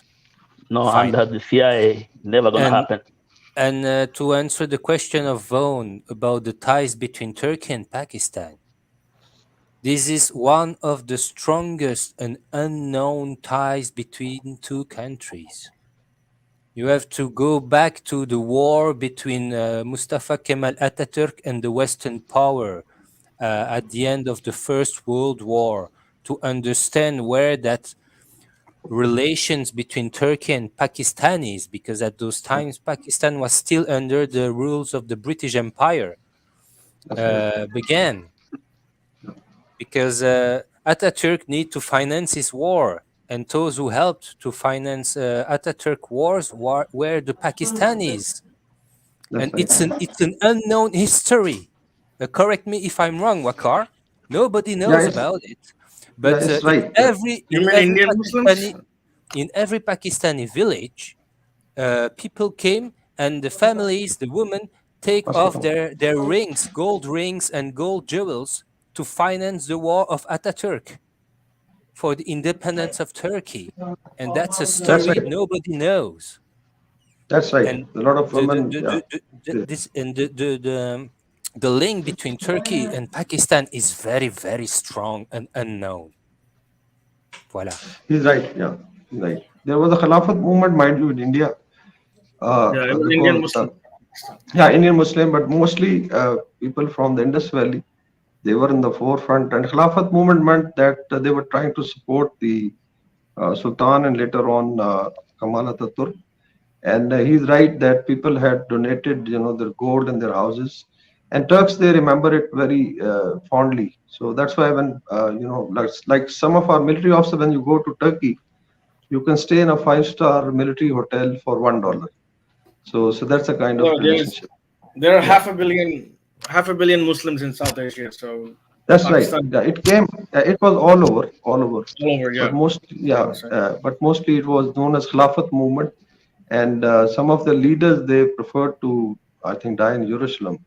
Leaders of that time, they didn't want to get buried in a colonial country. So I think he's right. I think the history goes by. And then, of course, our cultural linkages that I mentioned, that stock of the people is also, there's commonality of the bloodline. So people do connect, And oddly enough, Soviet Union backed Turkey in that war against Greece, which was kind of surprising. Yeah. Does anyone mind if I have a talk? Toby. So you can hear the vocal, okay? The mic? Yep. Okay, so I was reading about Niger and the coup that happened in Africa. And I think it's kind of interesting because and I'll tie it into what is going on in Ukraine as well. If you listen to what the military officers who performed the coup said, they said that the government was corrupt, that the government was stealing money and causing poverty in Niger. So that's interesting because probably the military leadership is also corrupt and will probably also steal money from the people in Niger. But so let me go back to Europe and Ukraine. I'm looking at the justifications for the war against Russia by NATO. And I'm looking at the way this is resonating with the people of the West inside NATO countries. And it's kind of fascinating because NATO is saying things that are true. They are saying Russia is exercising imperial dominance. It is invading countries. It is using brute force to get its way. Russia is full of oligarchs, otherwise known as job creators when they're in the West. And Russia has billionaires making lots of money out of the conflict. And all of this is true. And what is fascinating is it's all true about America too. It's all true about Europe. What they're actually saying to their people is the Russians are just like us, right? It's like there's no self-awareness that they are describing what happened in Iraq, that they are describing what happened in Libya. And so what I'm seeing in the West and from the NATO summit in Vilnius is nobody cares about the narrative. See, compare this to the Cold War. In the Cold War, you had a narrative that was free market democracies and wealth versus communist totalitarian states. And regardless of where you sat on that issue, a lot of people believed it, right? Whether or not it was true, a lot of people believed it, especially in the West. In the West, people believed, oh no, if the communists win, I'm going to lose my farm or I'm going to lose my whatever, right? And they believed that there was this ideological difference between themselves and their ideological enemy. And what I see as the great weakness of NATO at the moment is they have no narrative. If you look at France in Niger, France is going in to try and reestablish a guy who has been wanted on murder charges in the 1990s because he was just going around assassinating his rivals. He's utterly corrupt. He was actually stealing large amounts of money from his people. And so they have no foothold. They have no foothold with a narrative to the people to try and build support. And it's the same in Ukraine. NATO is trying to galvanize its populations in France and Germany to go fight for BlackRock and Coutts Private Investment Bank. And no one's buying into it for fairly obvious reasons, right? And so I would argue that we're in this very strange situation geopolitically where you can make arguments for and against the Russian position, but it's very difficult to distinguish what Russia is doing from what Western powers have been doing for the last 20 years. And so I don't know. I find that very interesting. It's hard to. It's interesting to see that all the people trying to build support for Ukraine are failing so badly in the West. It's a lost cause. Nobody cares. They're just behaving like we do. Anyway, I'll let you guys talk about that if you're interested. But that's my thought for the week. Watch your back, Toby. Watch your back. You went too far talking about the West. Watch your back. Oh, Prata, your mic is muted, but I will just jump in. I would like to comment on what Toby said. I think one of the main reasons for what he's saying is that the West lost its attraction. Its promise of development doesn't pick up anymore. So it has been 30 years since the end of the Cold War, 30 years after the end of the Cold War, we had the unipole world. There is no communist anymore to sell to other peoples around the world. And what happened is that development to the other countries didn't happen. But it still worked for a while. But some years now, what the West promised as a society is not attractive to have anymore. What we see from the United States and more in Europe is like societies, they are very extremist against each other, where they discuss the sex of the angels. They don't discuss development anymore. They don't promise people in Africa they could have a better life tomorrow. And it's interesting you talk about Ukraine. Me and Vaun Povo, Shadowi, and Shu, we made this African panel, and I was surprised. Shadowi placed in the picture a map of dams, because one of the biggest problems for most countries, well, Waqar would talk about it. It's not having electricity. You can't have an industry working when you have 2-3 hours of electricity a day. It's very difficult. So you need electricity. And I noticed in this map that Shadowi placed it, the dams that are being constructed in Africa, where it's so important to have electricity, special clean electricity, and they cost $800-500 million. How much are we doing to how much are we giving to finance this war? It's like per month, the money that goes for Ukraine, that the West is giving to Ukraine, could build 5-7 dams in Africa. How much cost one patriot?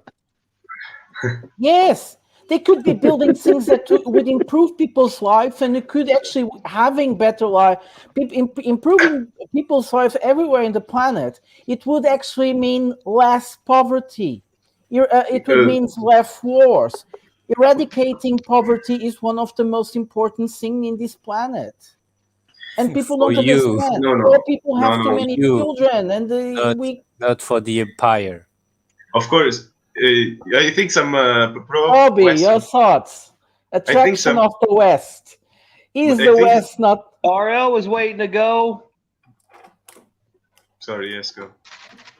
I was saying they gave more money to Ukraine than Ukraine's entire GDP, which is crazy. I don't think any country in the history of the world has got more aid than its full GDP. You know, United States has no right to tell any country in the world that you are corrupt. They have no right. They lost it after I've been seeing on the news this Hunter Biden. They lost any right they had to call these countries corrupt. So, can I say something very quickly? Just very, something. An answer to Prata. I think that a lot of pro-Western people, NATO, but also pro-Russian people, believe that the great powers are like Santa Claus or Mother Teresa, in the sense that they help African countries because they want to see poor people happy. They don't give a damn about the African people, though. Do you think they really care? In my opinion, they're just trying to.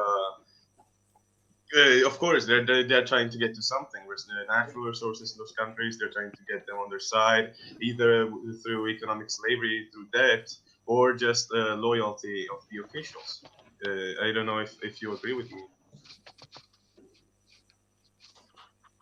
Just to add to what Toby said about France and Niger and Macron saying bullshit.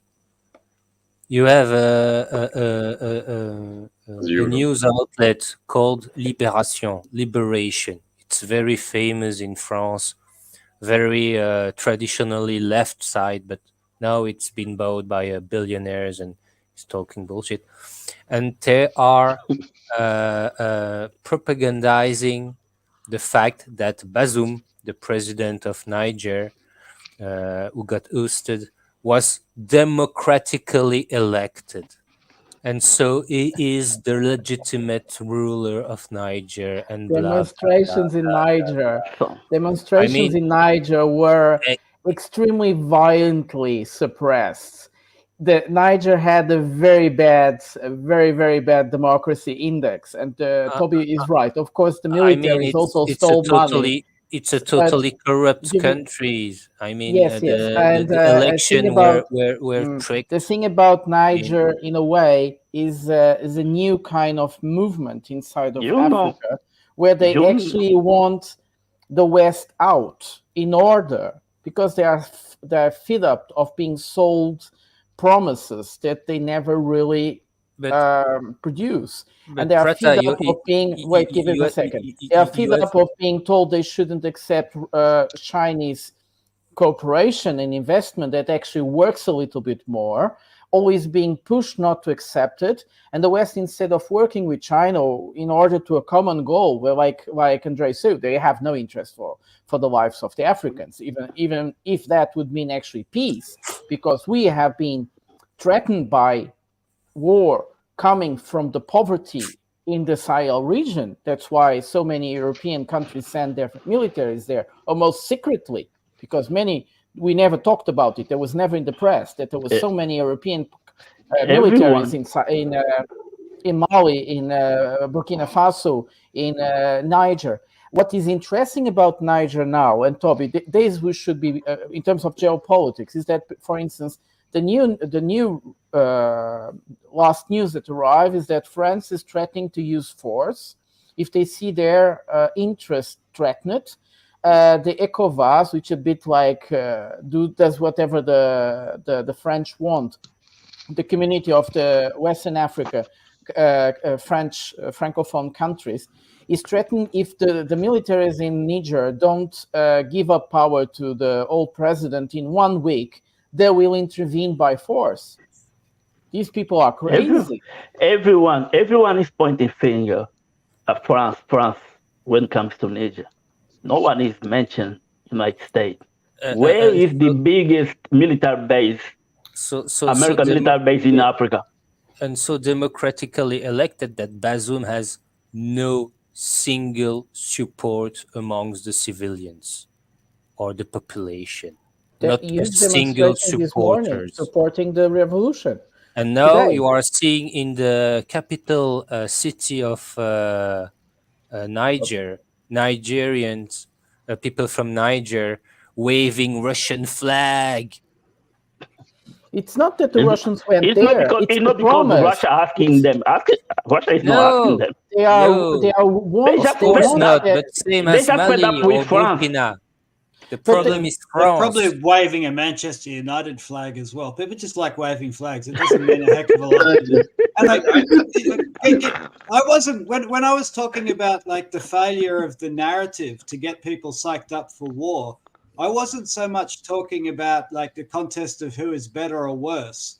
What I was suggesting was that the West is increasingly crippled by a lack of a credible narrative. And this goes to like the lack of trust in the American political system as well. You can decide that like Trump is going to make America great again because he is going to return it to the good old days. Or you can say America was always the United States of weapon makers. And like all that happened is that people got wise as the internet shared information and that it was never really that great. The point is people are losing faith in the idea that the West represents a global rules-based order that's going to result in warm puppies and prosperity for everybody. And one of the reasons is that an increasing amount of their earnings is going in taxation to pay interest on debt. And that is very much the case in Niger, and that's very much the case in Ukraine and all over the globe. And my point is NATO is really struggling to get its people behind its narrative. And the reason I make that point is we are more likely to see NATO and the US and the EU go the way of the Soviet Union and just collapse internally than we are to see the rise of the glorious Chinese and Pakistanis and Indians all getting together and singing Kumbaya and starting to believe in the one God and everything else. If anything, what I find fascinating is that Russia and China are becoming like the US. They are becoming powerful. They are getting access to global markets so that they can sell their weapons, and they're doing it. And so I don't necessarily see this grand conflict. What I'm seeing is the collapse of the West because people are not buying into the narrative anymore. There's just people are losing faith with the idea that the West represents democracy. It's getting to the stage where democracy is just a game. And if I've got the power, then I can set up a democracy and I can tell you who you can vote for. But in the end, if my banks are sponsoring both parties in the two-party system, then it's really a uni-party system. And that's increasingly what people are perceiving in the West. Democracy is a show. It is a show entirely. And the same people profit no matter who wins. And if that kind of apathy gets into the West is going to have a really difficult time selling its narrative to its own people and also people around the globe. But Toby, it's even I worse for African countries using franc CFA as currency. It's even Yes. worse. They have a debt to pay, and then the interest of the debt, because the debt is too huge. Yeah, no, I But think that's a it's- big problem. But with franc CFA, it's even worse. You have to understand that when a country like Japan decide to buy coffee, because for Japan, coffee is something very crucial for them, they go to an African country to buy. I give an example: 100 millions of US dollars of coffee to a country. That country only received 25% of that money. We got a new guy. 75%, 50% is going to Banque de France. Then you have 25% who goes to banking fees, and you need to pay the people working in Banque de France and something like that, and taxations and whatever. So when a country is making a deal with an African countries for its natural resources, and that country is using franc CFA, you have 75% of that money who goes into the Banque de France. It's incredible. It's incredible. Sounds And like the the 25% same deal rest Angola goes have in the with the United pocket of States the ruler on of that oil. country. That's how it works. That's why Angola the population of those countries are totally fed up with France, especially. And for a good reason. This is what I said before. You know, these countries like France and United Kingdom, they would be fine if EU or Europe just die. But what's going to happen to Romania, Belgium? This country got nothing. This country live because of EU. What's going to happen to them? Hi, SPF. Read the private chat, man. I tell you to look at the private chat so many times. And why you put the stream name as your display name? What's your name? Are you talking? Who are you talking to? To you. Hi, SPF. Junior professor. Hello. What's your name? Introduce yourself. Bluey. Hello. Okay, I don't know. He's talking. Please, Another guy with slow internet. Wait. Welcome. And please, can you introduce yourself, please? Thank you. I don't think he can hear us. Can you hear us? Raise your hand if you can hear us.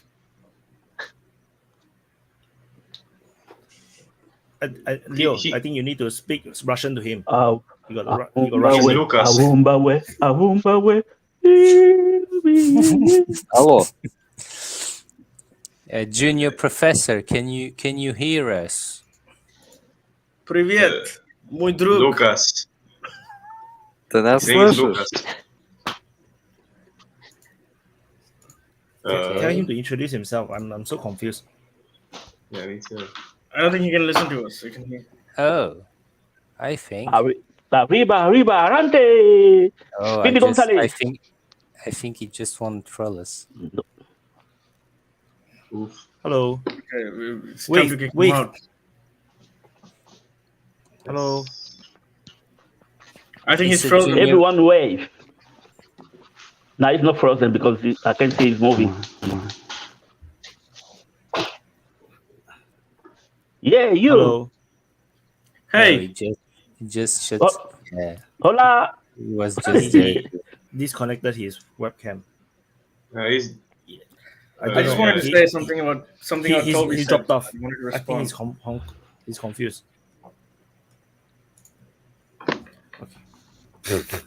Yeah, great. Go on. Okay, see. And Waqar then. You know, a senior professor would have had better internet. So I think there's a false equivalency Right, made maybe. Okay, we go between Iraq and American. Ukraine. I would have We liked to go have seen a beard. young. Let's talk about America. Let's talk about America. America. We go Vaun here. America's No, fucked. we didn't talk about Ukraine today. Remember? Yeah, we We need need to to talk talk about about Ukraine. Fuck yeah, America. America's for fucked up real. there. That's all you need to Fuck know. Ukraine, man. We talk about these people Well, a wait, lot. what? Bro, I America, fucking love football. America's as pure as the driven snow and eagles. I mean, you haven't talked about us because we ain't doing nothing. We're all good. Lovely people. We're Peaceful. lovely. Lovely, peace-loving, burger-eating, gun-toting. Red-blooded Americans. Yeah. See, you're good, man. Boss froze. Back what Toby said about democracy. Yeah, I'm Okay, alright. I'm so alright. I just want Hey, to ask Vaun. just a little thing. Vaun's We're gone. trashing here a lot democracy and capitalism, but let's not forget, at the moment, it's the best system we have, and even if it's not perfect, it is what it is, you know. The other systems, they all failed, and we need to take in consideration that it is a system. What do you mean, the Yes, best but system? China hasn't But failed you're yet. in Switzerland. Hang on. What do you mean, best system? Chinese I've- system?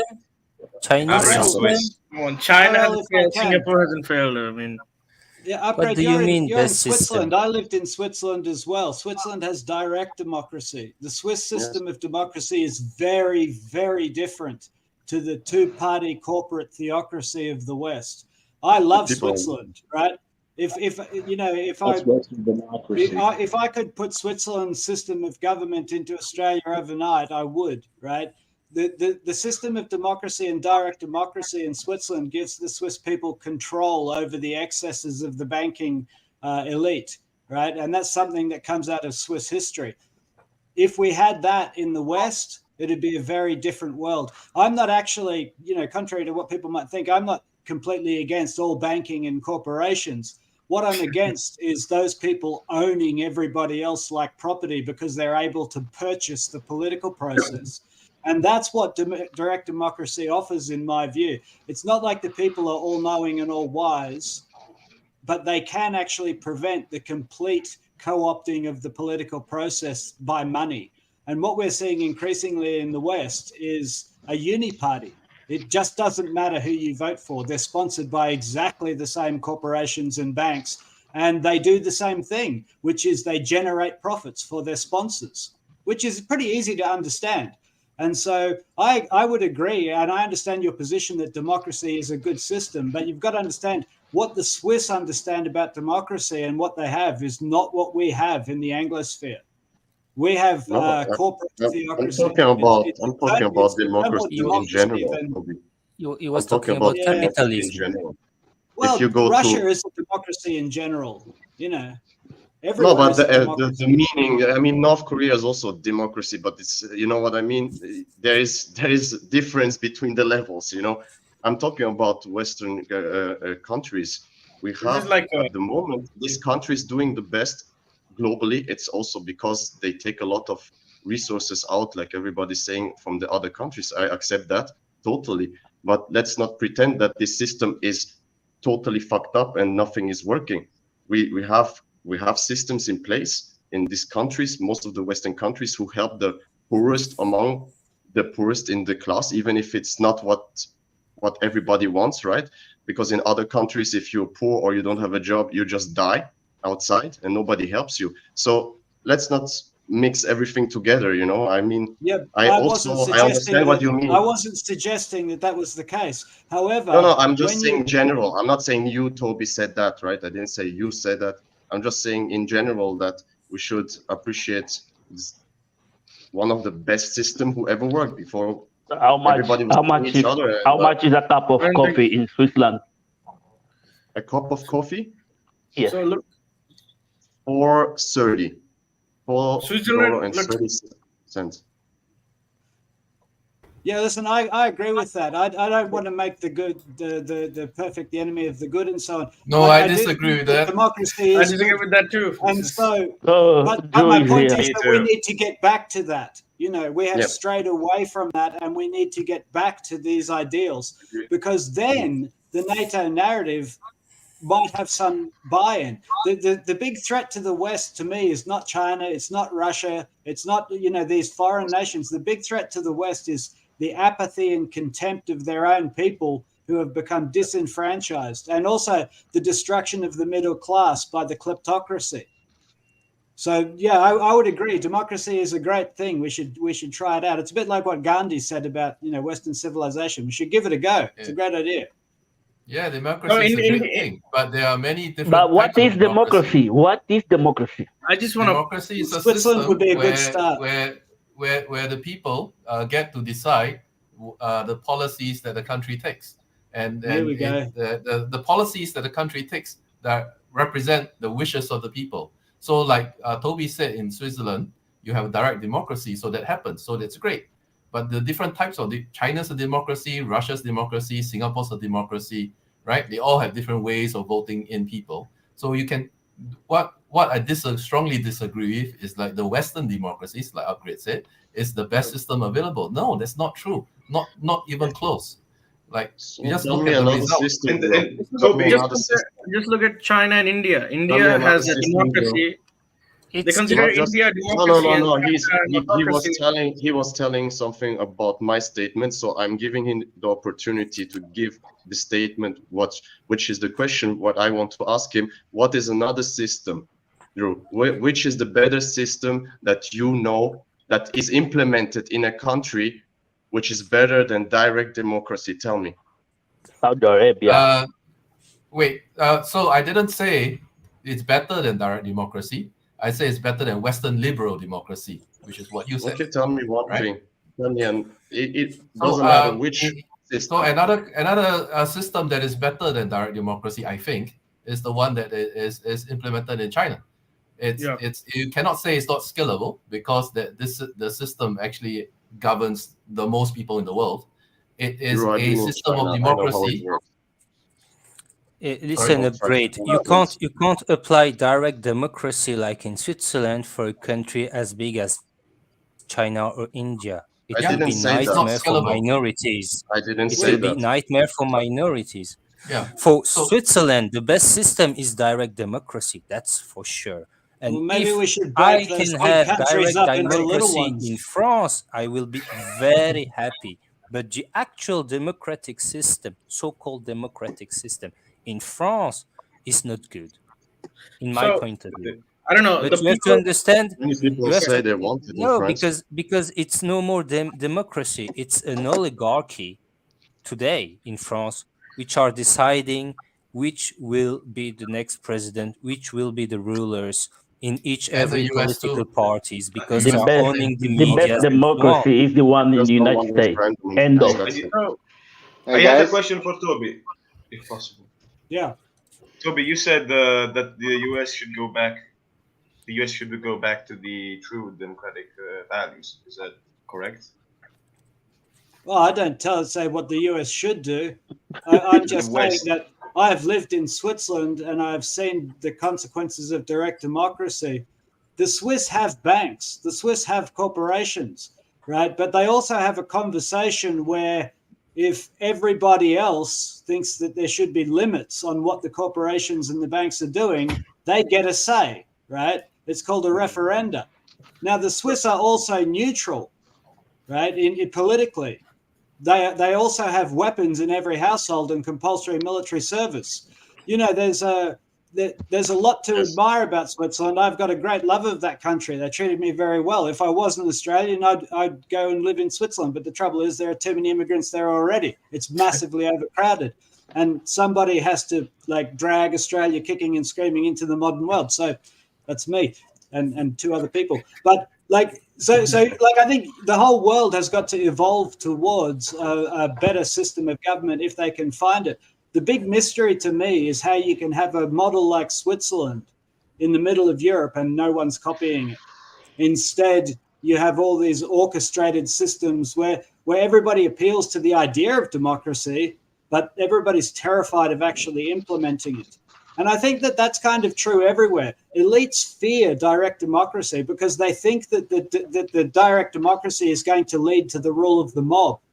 What they don't understand is that you can actually have your corporations and your banks and your social structure, as well as giving the people a voice. It's not a question of giving the mob complete power to tear everything down. It's just a question of checks and balances, if you like that phrase. There's a certain wisdom in the collective vote. And I think that, we lack that in the West. Instead, the agenda that we're told to vote on is set out for us.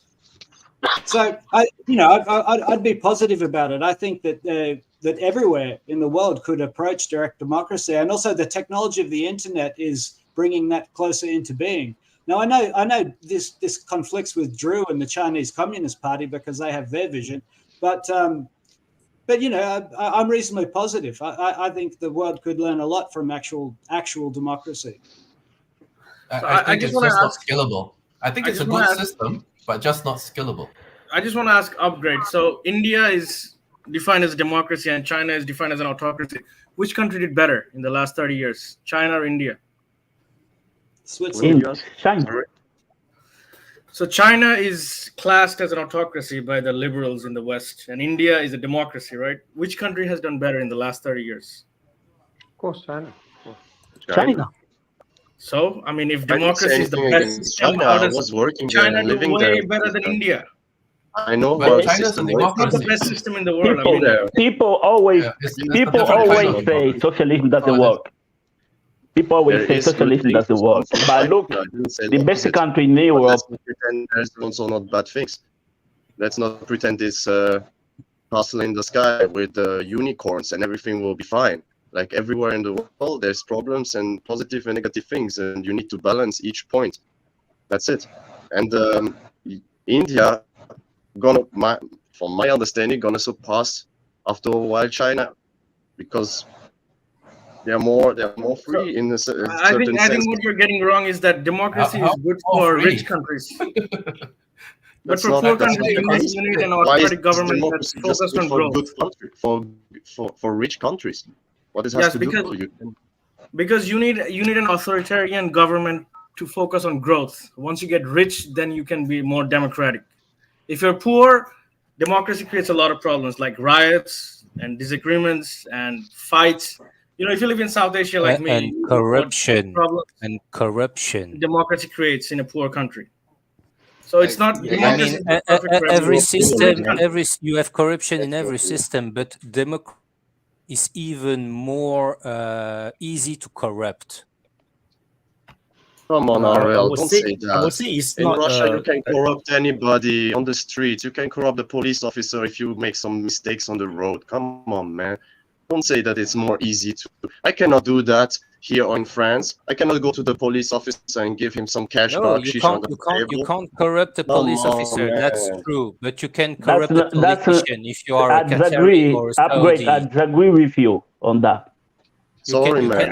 This kind of corruption there is in the UK, You can't say because you cannot pay off the cops in Switzerland or France that it's less corrupt. The corruption happens at different levels. I'm saying that level of corruption is different, like Ariel said, but you cannot say the level of corruption is not in Western countries to be. Come on, man. The level of corruption is not different. It's just at which level does it happen? It's a question of. So, for example, in the US, the MIC, even though you can't really pay off a cop in the US, I guess but the MIC is so corrupt, right? I think. Whereas I think the problem is opposite. The problem is the people are corruptible. So if a politician come out and give you a populist proposal in his election, and clearly if you really think about it, it will destroy your country, and you still vote for it, then the problem is with the people. It's a corruption, like the people is corrupted. The voters are corrupted because they want this populist nonsense that doesn't work. then you will breed more corruption, because it's like, they will just say things that it will never work so that they can get elected.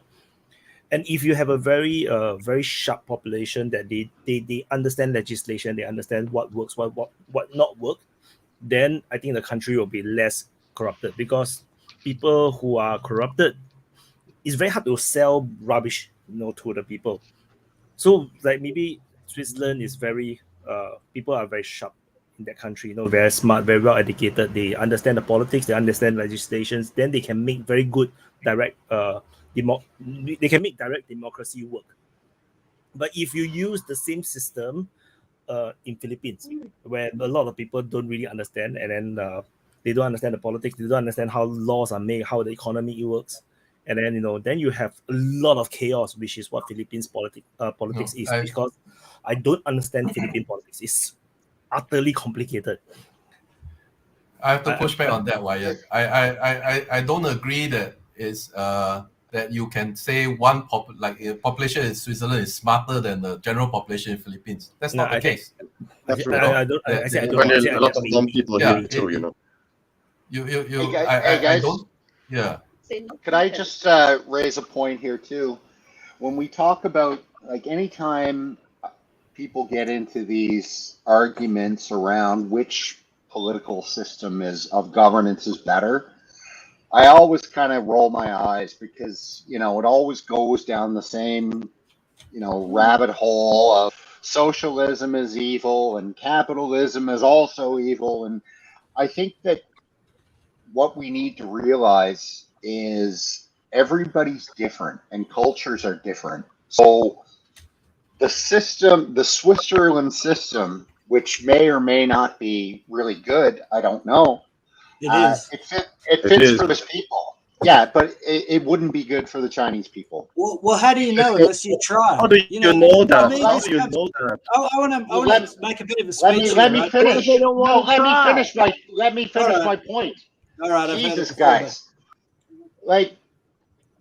So my point was, you've got a country in China, which overwhelmingly the people there trust the government, believe in their government, and they support their government, right? So, number one, so to answer the question, why not give it a try? Why would they, right? And I'm not saying that their system is good. Like, when I think of the Chinese system, when I was listening to Drew talk about the Singapore system, I was terrified coming from the West, because culturally that doesn't fit what I'm used to, what our culture has evolved from, right? Chinese system is very different. India's system is very different. Saudi system is very different. We just need to accept the fact that there are different systems and not try to change them, right? Because that's what gets us in the problems. We have the West going around saying that democracy is the only thing that can be put forth as a system in the world. And then during the Soviet times, you had the same thing coming from the socialists back then. So, this is an argument that's been going on for decades. It's never going to change. Let's just move on and say cultures are different, and their preferred levels of governance or systems of governance are different, right? Because we're not going to change that. And the problem with that argument, if I may interject, right? I've heard this before. The problem with that argument is that it justifies the worst kind of government possible. Any tyrant can take power and say, that's my culture, right? And you get people saying, oh, everybody in China loves Z just because Drew does. In the end, this is a philosophical debate. No, these are opinion polls. Hey, listen, I'll let you speak. Listen up. You might learn something. In the end, this is a philosophical debate. I've listened to you speak enough, and I'm positive I won't. Wait, Nunya, you need to on your camera. In the end, right, it's like, do you trust human beings or not? Fuck off. Do you think that there is any value in the collective wisdom of a population? Should everybody have a say? Then because respect inevitably, the cultural aspect of those when people. we hear about cultures are different, women shouldn't vote. Yes. Women shouldn't vote. Culture is different. I agree. Democracy emerged on certain type of cultures. You will Maybe never okay. see a democracy emerging from the Islamic world. They have another type of culture.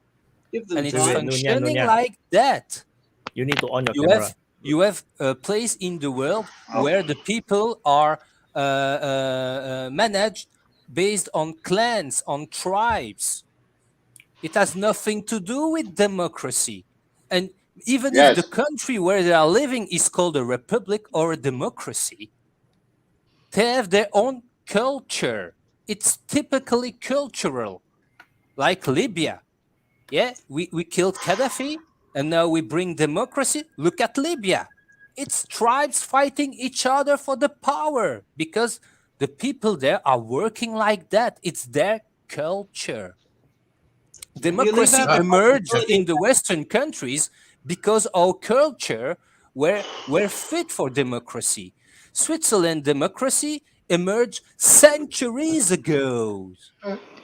It's something cultural. I haven't learned shit yet. Purely cultural. And that thing, that culture of democracy can't emerge in today's China, can't emerge in today's Pakistan, can't emerge in today's Iran, can't emerge in today's Venezuela, or can't emerge in today's Cuba, or can't emerge in today's Japan. Yeah. Well, it can't emerge It's if not you don't let it. democracy as we may think because it's cultural. It's closely tied to culture. Switzerland's evolved over That's time. why we are very, very okay in the West. We are very okay with countries which are labeled as I just want to say, Toby, but in fact are not. Like in Niger, Bazoum, democratically elected, is the guy we want in power. You have 1 week to do it, otherwise we will sanction you or make you war or I don't know what. Can I go? Right. I go next? I Go ahead. I agree with Nunya that it's important to respect the culture of the people. But I think this kind of discussions about which government is better should take a different direction. Actually, it's important to have this discussion so everybody kind of has a good idea of what's going on, and also the alternatives. But a very more important part of our discussion is that we need to get into the details of what are these governments like. For example, when I say, like, when I describe the government of China, like, I'm sure Upgrade doesn't know what the hell is going on in China. He just thinks that this. What are you talking about? I have people, I have friends there. I've been working and living there for 5 years. Can you describe to me what's the how is the government of China? How is it set up? And how are the votes? How are the why I need to explain? If you want to defend your arguments, Okay, so you I'll need to get tell into us, it. and I'll then get we into it. can So- decide if it's a good one, Yes, and I can so- tell you if it's a good idea. So basically, the democracy happens in China, but the votes happen at the local level. So all the little counties, they all vote for their guy, and then once they vote for the guy, they don't get the vote again. The guy is then is added into the Chinese Communist Party, right, or the Communist Party of China, and then within the Chinese Communist Party, they then are all individually voted in. They don't have any party, so they are all independents. They then vote among themselves who to raise to the next level, right? So if you are a guy in a village and you vote for this guy and he represents you, and the guy doesn't get kicked out from the CPC or dies or anything, you don't vote for another 30 years because these are all career politicians. That's why you go to some Chinese, they don't even know they get a choice to vote because they've never voted before. Because the guy that represents them was voted in before they were born and is still there. So Well, the that- guy is that getting sounds- raised up. Drew, So I I'm just agree with describing that. the system. I I'm just agree with that, describing but the it's system. I know, but This the is thing is, fucked up. you're describing a system that has changed a lot from Imperial China. You're No, describing I'm just a talking system- about now. I know, I'm just talking but about now. I know, but and I'm not disagreeing. But what I'm saying is the system now in China is very different from, say, Imperial China 100 Yeah, years of course, ago. yeah. Because the Chinese are moving towards direct democracy, because philosophically they are evolving towards respecting the will of the people. And No, this they're is my not. point about No, the they're not. cultural argument. Well, you're saying they're not changing? You have actually No, I'm described. not saying I'm saying they're not changing towards direct democracy. I'm saying they're Well- respecting the will of people in a different way. So if Right. you let me finish, then we'll get there. Well, I did, and they're changing towards respecting the will of the people. And my They're point already about there. Swiss democracy is it didn't just pop out of the air fully formed. It evolved over time, and it became refined. And and you know, the Swiss understand the dangers of the rule of the mob, and so there are constitutional checks and balances. But the point is that these cultures that you all talk about, these cultures change, they evolve. And so if we step back and look at the general direction of that evolution, the point that Upgrade was making, and that I agree with completely, is cultures that evolve philosophically towards respecting the will of the people do better over time. And so that we shouldn't be afraid of evolving towards a system like the Swiss. And we shouldn't defend tyrants by saying, that's my culture, man. Because No, but there are general different trend of ways. humanity There are is different ways to towards respect. respecting people. There are and different not ways to tyrants. respect the wanna will of the fucking people. There are clown you, different ways to everybody. find the will of the people. So, Direct direct democracy is only one of the ways. So Tyrants, the Chinese system does it in a way where it bans all political parties. So there's no agenda allowed, right? So all they are independents, all the politicians. So they tend to vote all the people with dads that were in the previous political party out. Those sons of those politicians, the old powerful politicians, you don't find them in the political system. I think Because that's interesting. that's what yeah. happens when you have a bunch of independents together and try to rule a country. So what they do then is they have a system where they actually get feedback from the like one example I like to quote is the government actually made an app that actually allows the regular guy to take a photograph of a video of or report a case of corruption, and then the government would then go and investigate that.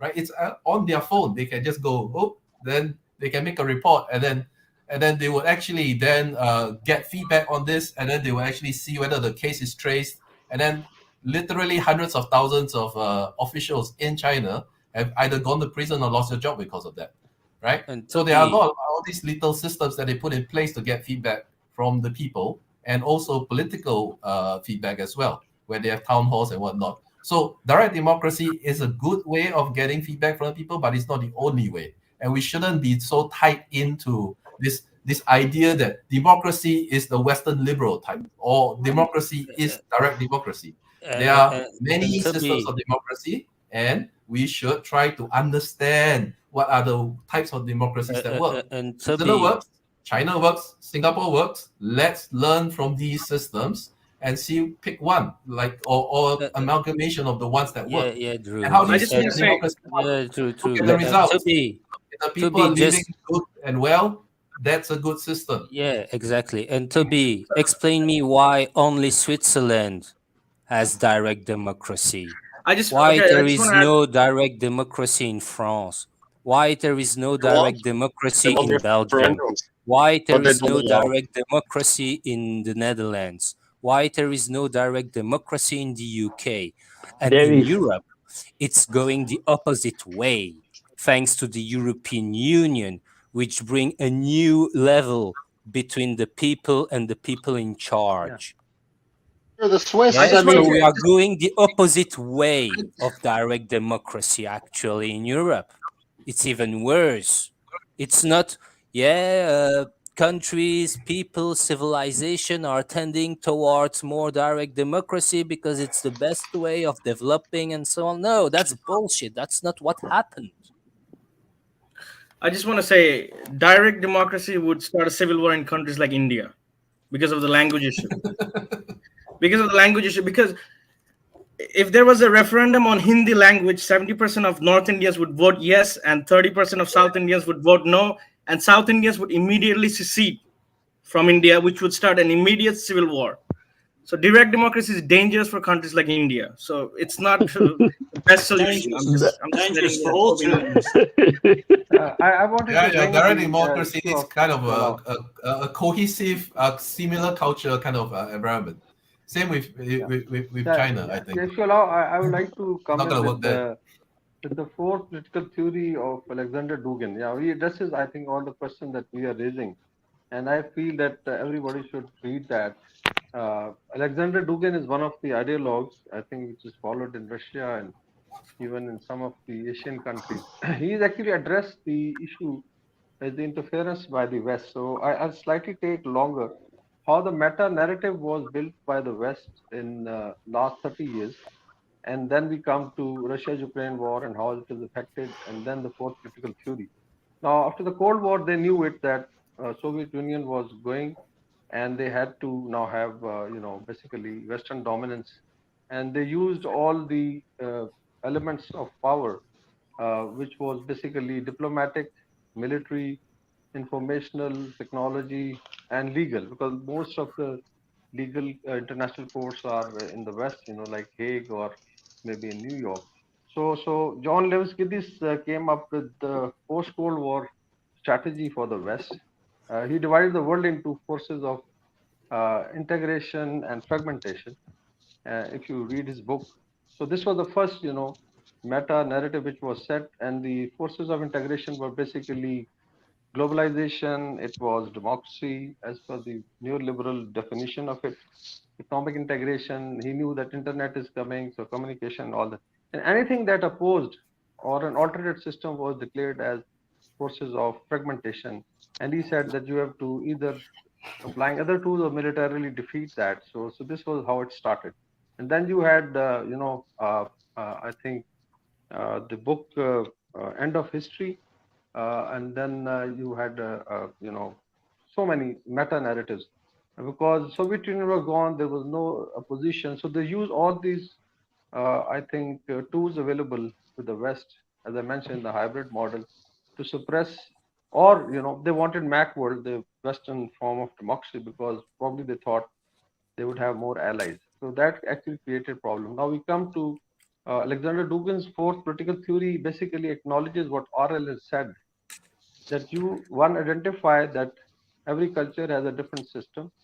Then of course governance is more important than democracy. For instance, if you look at Gulf states, Saudi Arabia, Qatar, UAE, now they are not democracy, they are basically kingdoms, and you have son or brother taking over, and but the people are happy to go to UAE, to go to Saudi Arabia, so governance is good. They are one of the richest countries. Same is true for, I would say, China. They have their own model of, it's one party system, and in US you have two party system, but same guys, new liberal cabal basically.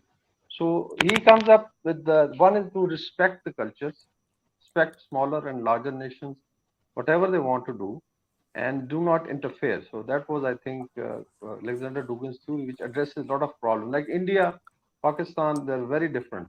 If you look at now, India is more populism, and maybe next year, if they win a two-third majority, the BJP has declared that it may go for a Hindutva republic, which was unheard of in a secular India, but they are aiming, they probably, that is how they get the vote bank. Look at Manipur, violence between Christians and Hindus was mainly triggered by this idea of Hindutva republic. They want to impose it. And I think my friend CFL said that South has very different way of looking at it. North is different, and then there are so many communities and languages.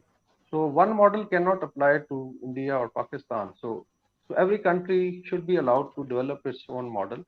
Of course, there are human rights and all these organizations. And mind you, most of the countries are now concerned about it. Even Saudi Arabia is trying to open up. Iranians have developed their own model of theocracy, but I think it is delivering. So I think more important is culture and good governance. If the country, if the leadership is delivering, corruption is there definitely. But if you can evolve and get a better system, I think democracy's one model will not apply, and it can't be declared good or bad. If you look at US 99 versus 1%, you look at new liberal system, what is the common man getting in Europe or America? And if you compare it with China, I think maybe Chinese are better off in terms of economic development, resources being made available by the party, and Singapore has its own model. So I think this discussion can go on for entire night. We cannot select a model. The thing is, who's governing better? So governance is more important than democracy, I think.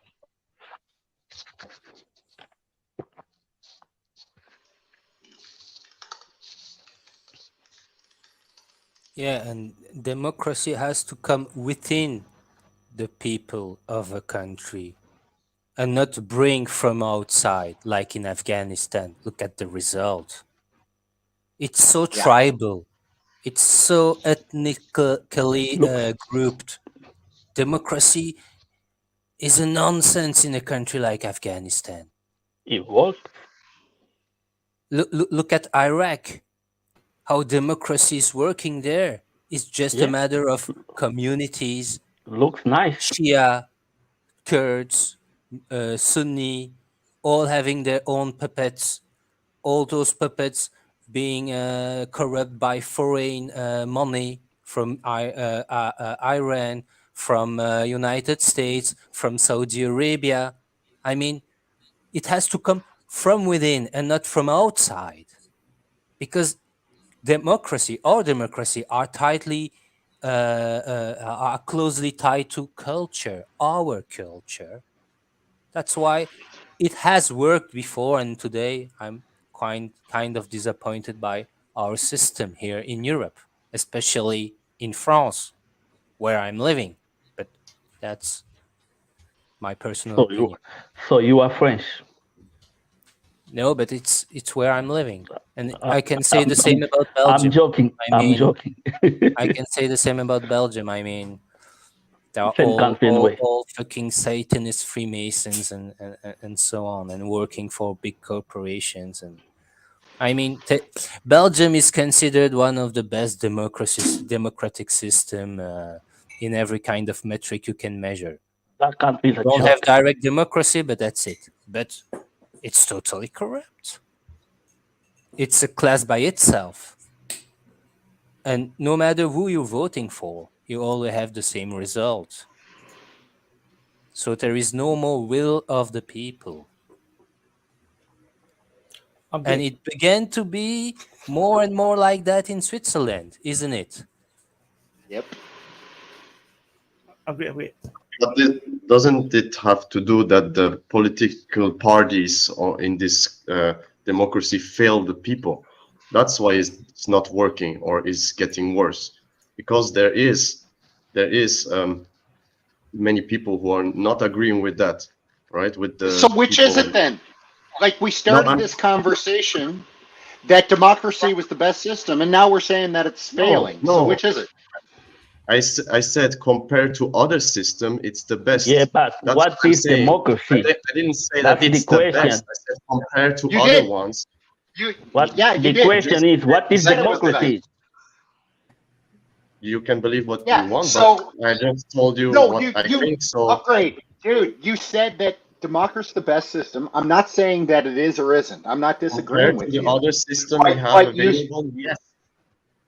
Okay. But you That's just my said point. that democracy in Uh-huh. Europe is failing people. Yes. So Nunya, is there But it democracy doesn't in mean that Canada? it's worse than the other system who are available, right? I mean, what's your point? Nunya, is Well- there democracy in Canada? I'll answer that in a second. My point Oh. is that Who knows?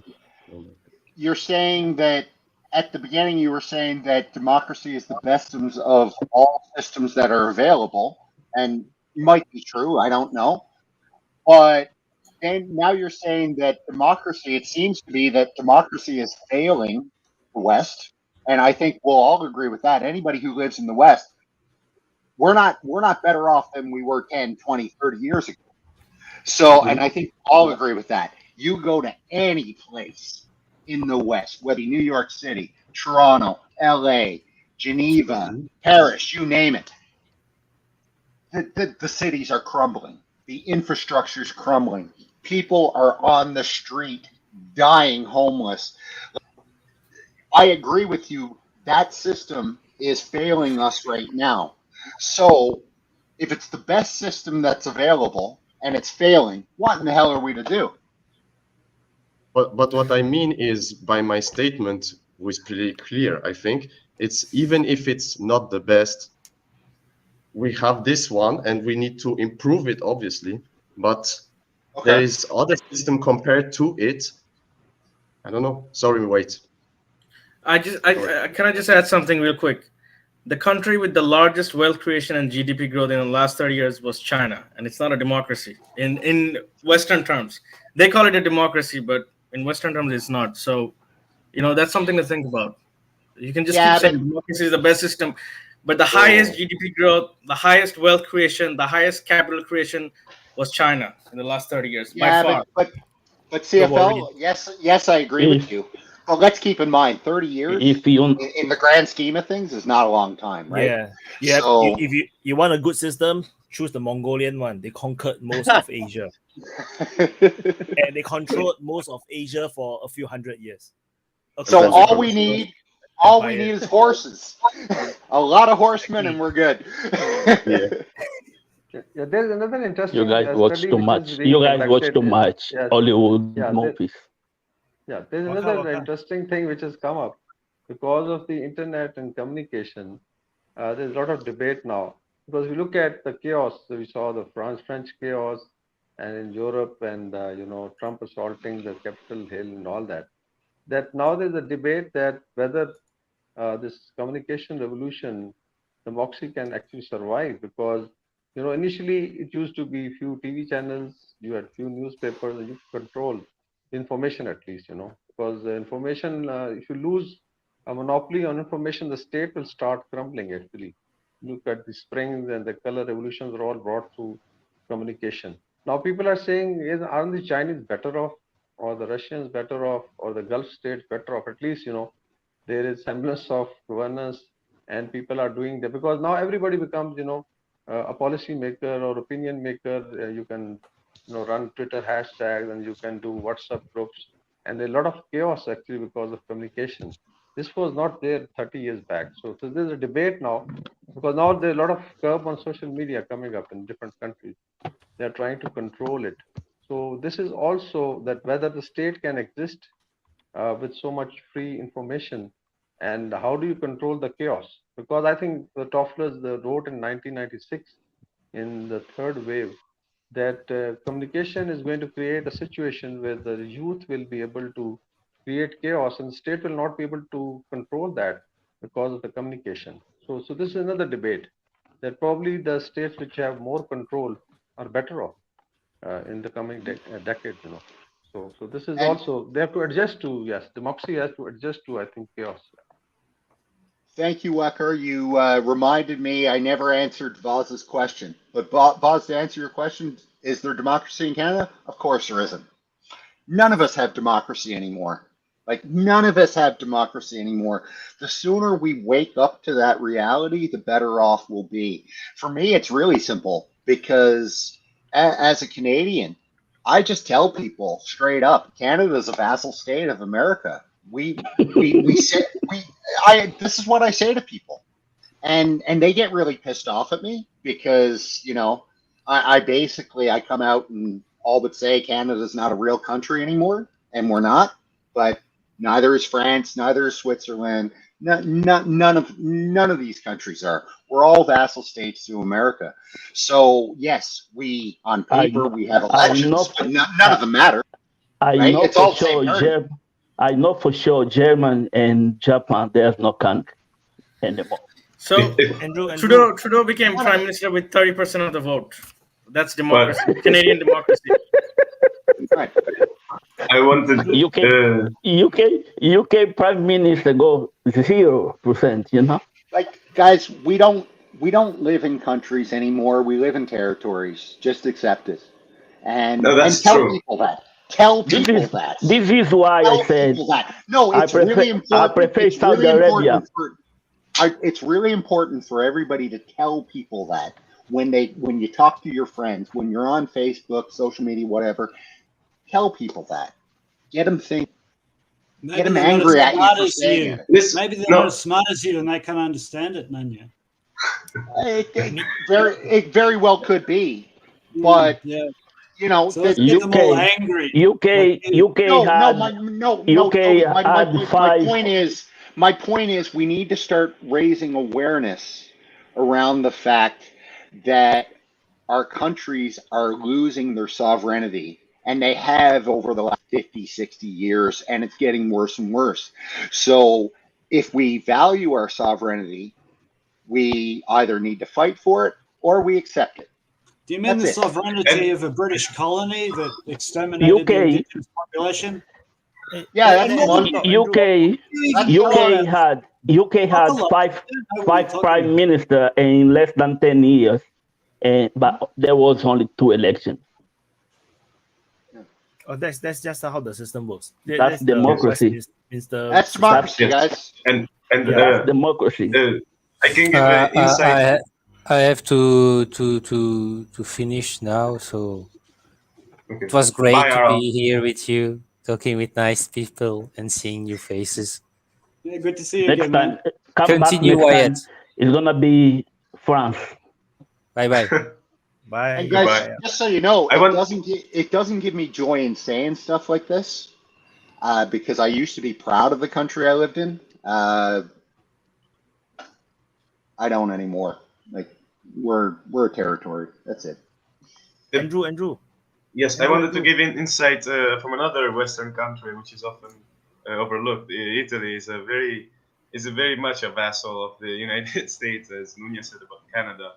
I remember I talked about it already with Vaun about the Italian government. Mamma mia.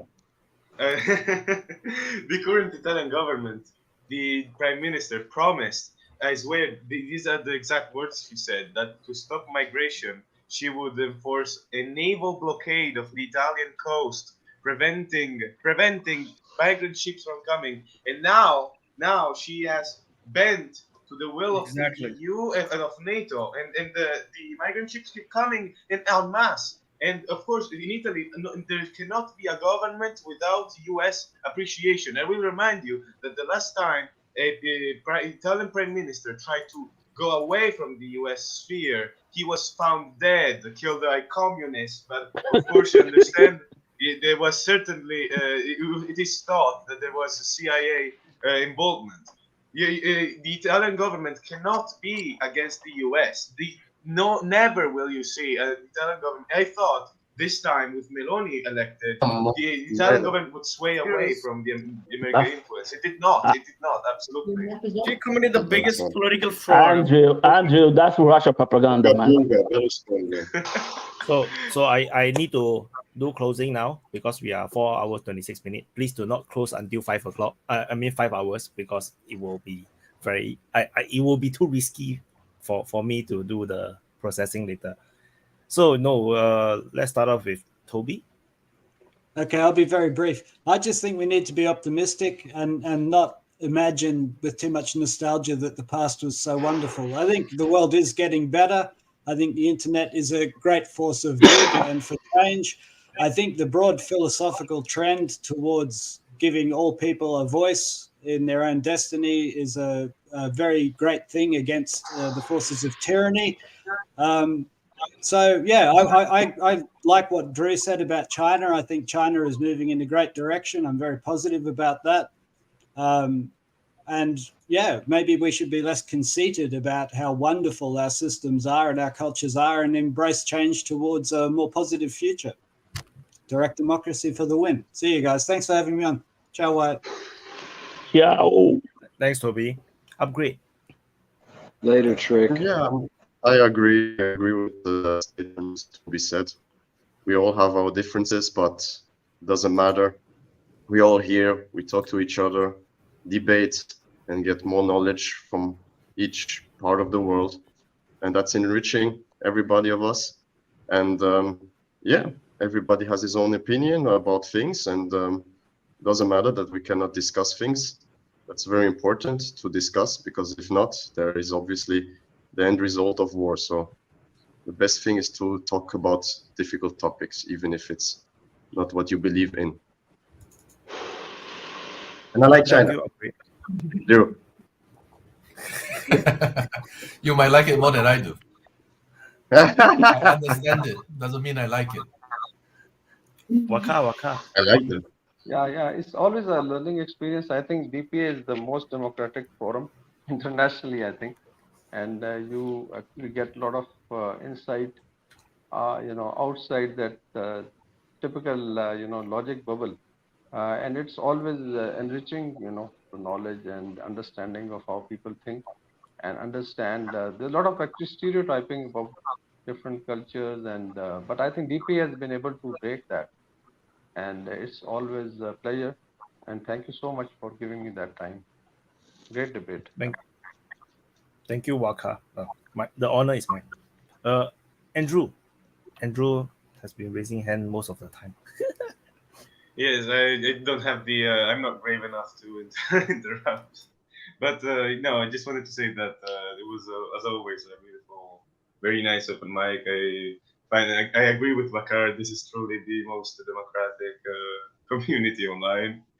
And I just wanted to say that if in the last part I sounded a bit schizophrenic about the Italian situation, trust me, it is that bad over here. So that's it. And of course, I'm kind of sad the Ukraine topic didn't pop up, but again, it's always the same thing. It's always the same stuff. So Yeah, the Italian election was a shock. Like, you see all the newspaper dooming, right? Then after that, the moment she got up, it's like, what? She immediately, sent arms to Ukraine. I was like, what the fuck? Okay. Nunya. Well, I think I've gotten to the point in my life where I almost don't care anymore. I don't care what I say. I don't care what people think. It's refreshing in some ways, but scary in others. And some of the things that I've started doing is going on forums like this, posting on my social media, whether it be my Facebook or whatever. I'm trying to present the other side of the argument that here in the West we don't hear about. So I'll talk about stuff that's going on in Ukraine on my Facebook. I'll talk about politics and the erosion of our democracy here in Canada and in the West.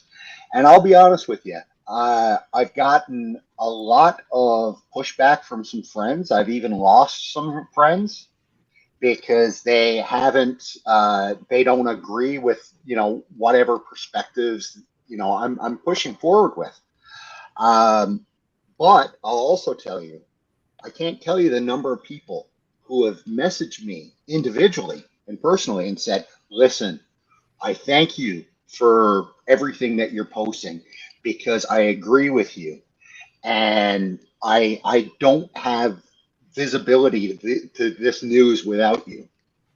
And so that to me is really refreshing when I hear stuff like that. I had a buddy of mine tell me just the other day in a message. My point is, I fear that we're losing our democracies, and I fear that we're losing control over our governments in a lot of ways. That in the past you could vote people out. Now you can't vote people out anymore because it's all the same party. They're all the same bunch. So if you support democracy, if you support freedom of speech, you need to exercise it. You need to speak up. You need to be out there and to make your voice heard, because there's a lot more of us out there than you think there is. So I just want to leave it at that. And it's going to be a very important fight in the coming years. So I hope you'll join me. Thank you, For Nunya. us. And the term for it is actually the silent majority. This thing is a real thing. Silent majority. I think Nunya is just turning into the all the uncles that are always talking about politics and the crazy uncles that always talk That's about me. politics. Yeah. That's me. Yeah. So I just came back for the closing because I just wanted to say that I think this open mic was very good. I think because we didn't talk about Ukraine, we talk about all the other things that are relevant to all of us, right? These are the Ukraine is just a small facet. There's something. Sure, a lot of people are dying. It's very important geopolitically, but all these other issues are to me more interesting. Like it's a more global impact to the and so yeah. I think to repeat what I said just now, I think the whole point of all these forums and whatnot is not just for us to to say stuff that we think is right, but it's also to receive the pushback, to learn. And ever since I've been on this forum, I've learned a lot about things that are happening in Africa, especially things that are happening in Europe, the perspectives. You're welcome. Thank you. The perspectives of people in the Slavic nations and the perspective of the people in Europe. I didn't learn much about the US because I think the US is already its message is already quite well broadcast in the mainstream media. So you just have to go there and read that, right? But for the rest of the world where you don't really receive much news really because they don't really broadcast themselves, this is a great forum to learn and learn about different systems, different cultures, etc. So yeah, that's me. Go on. Yeah, I was just gonna say I like the panel today, especially the Africa part, because you get people from Africa telling you what's going on, and I think that's one of the best things about the open mics is we have people from all over the world. So whatever's going on, they're either there nearby or they got family there or they've been there, so they can kind of give you context to what's going on. And I just don't think any other channel offers that, hands down. And I know we didn't talk about Ukraine, but you can figure it's pretty much positional battles.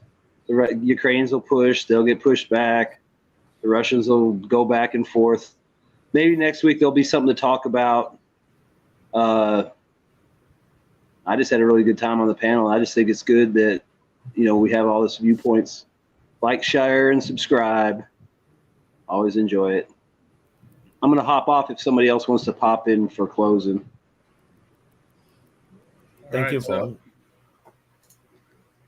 So yeah, I missed the first 2 hours of the open mic. You guys didn't talk about Ukraine at all. Did you guys watch the tank taking out an entire armored column? Was that real? Apparently, it's old though. It's real but old. It's 1 month Yeah, ago. it was since the start of offensive. Crazy. Yeah, no, I was just I think we should have a panel just to discuss the types of democracy and all that stuff. So yeah, great discussion, and I want to You're thank welcome Wyatt. to sponsor it. Okay. Yeah. Yeah. That's what we do. That's Grab a what we few do guys and on. go on. That's Yeah. what we do on Telegram. Yeah. So Come on to Telegram. Okay, so we just get a group together and then we hold a discussion. Yeah. Okay. You form a group, then you organize and then you let me know when you all want to record. I will try to be there to record. But I did miss the copings one, so I feel very sad about that. Yeah, due to work. Yeah. Wyatt fell asleep and didn't wake up. He set his alarm wrong. Yeah, I blame my handphone. CFL, do you have any more closing, or that's it? No, that's it. I'm just great discussion. I'm happy to be here. Okay, Leon. Well, I would say good open mic. Mhm. Well, we didn't talk that time about Ukraine and the Russian offensive. Maybe it wasn't too big as we waited. But yeah, I mean, at least we talked about it last time, so kinda this will go. Anyway, we talked about Africa, about democracy, and about democracy, I just wanted to point one thing. That truly, it's like everywhere. Everybody can say anything. But, like, speaking of a whole country, it's kind of hard to say. Like, about Russia is where democracy. Because people can say that we're against war. And yeah, I mean, it's like a hard question, especially in 21st century for Huha. Anyway, that's all what I have. So see you next open mic. Thank you, Leo. Voss. Okay. Yeah, it was a great open mic. I really enjoyed today. Yes, I'm not Santa, but you can sit on my lap. Yeah. Yeah, I've been saying this kind of thing about African countries.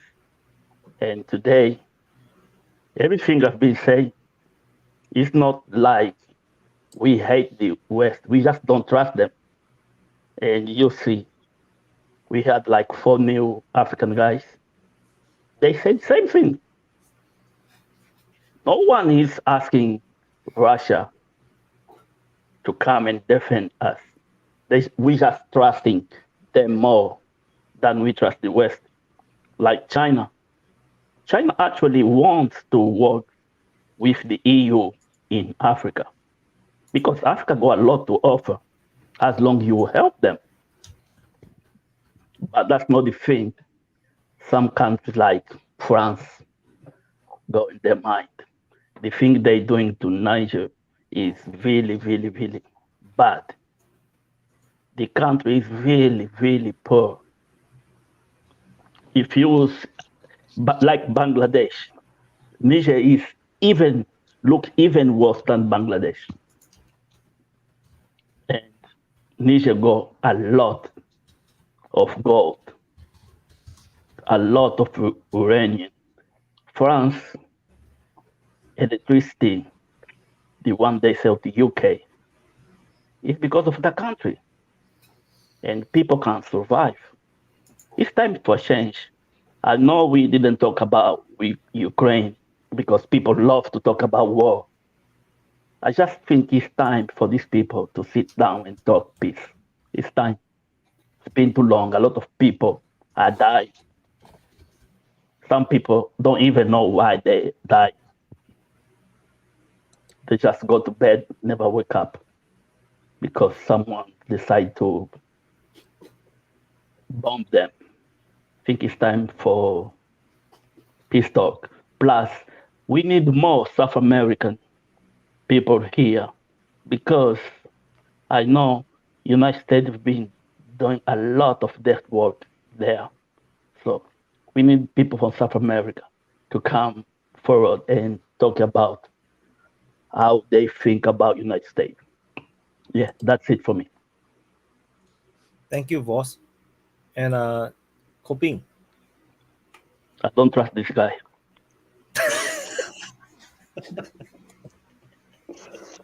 So, can everyone hear me?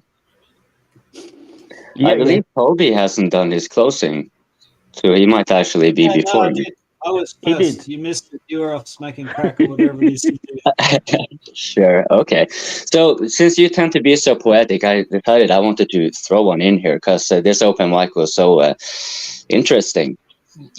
So within the grooves of a solemn mind, the distant ticks of reality coincide with the tangible lights of fantasy, leading to this vulgarity we call society. Welcome to the open mic, where you have a bunch of people from a lot of different societies, generally viewing it from a very myopic, or, this is our predicament, generally speaking. But we're breaking that predicament right on here. All these different vulgarities coming together in this intellectual orgy. I say intellectual as a matter of coping, of course, not necessarily actuality. Anyways, though, I would like to very much extend a deep appreciation to all of you who have been on the open mic, and I'm very grateful to see that we have now gotten such a solid coverage from, we will start to get a solid coverage from Africa, which is generally difficult to actually get a good, accurate information on. So I'm looking forward to that quite a lot. And I think this open mic was particularly interesting for, as reasons have been alluded to, not so much talk about Ukraine war. It's going to be 2 hours of talk about Ukraine war, where we basically have found out that nothing has really happened. We can have Ukraine war once in a while. It doesn't have to be on every open mic. And the absence of it now was actually very nice. Yeah, I want to actually also answer CFL. You were like regarding democracy. This is one of the reasons I threw it in this poem here, right? It's a type of topic that is difficult to discuss, but we addressed it, or you guys rather addressed it. Got a good start, I would say. And how do you get a panel? It's exactly like Drew said. You could just ask me for questions. This is exactly what I do, and this is why I will now plug one of the things that I'm doing, which involves Drew. And we had an interview with him regarding BRICS. He explained and elaborated. He knew what is all the things about the currency, what can we expect, or what is more likely to happen. This one has been released on this open mic channel. It is it's actually a 1 hour clip. So you should watch it. and like this stream, you should also like it and you should share it. So that one is perhaps a little bit easier. So I would just say thank you all for watching the DPA open mic. Don't forget to like. I'm serious. And thank you for commenting, those of you who did not. Oh, I'm an idiot. Super chatters. Awesome super chats. Thank you for them. Thank you for directly validating us on the open mic and for adding vibrancy with your questions. You're directly participating with, albeit a little bit of financial imposition, but that's fine. That's very fine. Also, for those of you who are financially supporting DPA on Patreon, Ko-fi, and Locals, and Boosty, yes, thank you very much. For you are what enables what it is doing. You're making it not only enabling, you're making it tenable. So, thank you for supporting us, or thank you for supporting Wyatt, because that is why we are here. I'm rambling a little bit because I came a little bit off here, but anyways, gentlemen, thank you, and all the audience, thank you for watching DPA open mic. Press that like. I'm serious. I'm going to reiterate this 30 times until you do it. You did not when I told you in the chat. So, all right. Anyway, we done a panel about Africa and China. I don't know when White is gonna do The the African premiere. panel. Yes, the I am voice also chat, is it? looking. The latest one, right? The I latest just one will be hope up you soon. guys enjoy as much we did put them together. I have decided not to watch that one until it is uploaded to ensure it gets the view and the retention time and all that kind of jazz for it. And you are all watching, you should subscribe to the open mic with notifications on, because you will not be spammed with too many clips. You will be getting some clips, good clips, that you can timestamp. You can actually recommend us which part of the open mic should be timestamped, because they are definitely going to be considered, at least. So, yeah. Keep notifications on so you can get the deeper dives we do on the Black Sea and German politics, BRICS, currency. There will be more. There is stuff coming up that I'm not a part of, because you know, we can all do this. CFL, really, seriously. You just grab a few people you think actually will do that have a, this will be a good conversation. We have a good flow. They will be interested. Ask them if they want to get on. And, I'm explaining this to you now here on the open mic. So some of you people who are watching can actually get an idea that we're not just only gathering here on this weekly basis on a monthly stream. There's a lot of things going behind when you get admitted into the private Telegram group, where we start making more focal topics. We all think differently, we all view things differently, but we tend to have similar interests, and so we can have a more deeper dive on things that watch them. I think you will find it enjoyable, and you may also participate by simply joining this open mic. Okay, I think I've done my promotional stick far too long now, so now I'll just about anything behind closed doors, like LGBTQ, if you want to. Yeah, that's or not true the anyway. European values. And now they will start to talk about what is democracy. It's perfect. It's a perfect time to end the open mic when it starts to veer over to democracy, LGBTQ, and stuff like that. And yes, the 5-hour mark. Let's say that one. Yes. Okay, thank you everyone. Thank you for participating in the open mic. Bye-bye. See you guys next week. Yeah. Okay. Bye. Bye. Bye. Bye.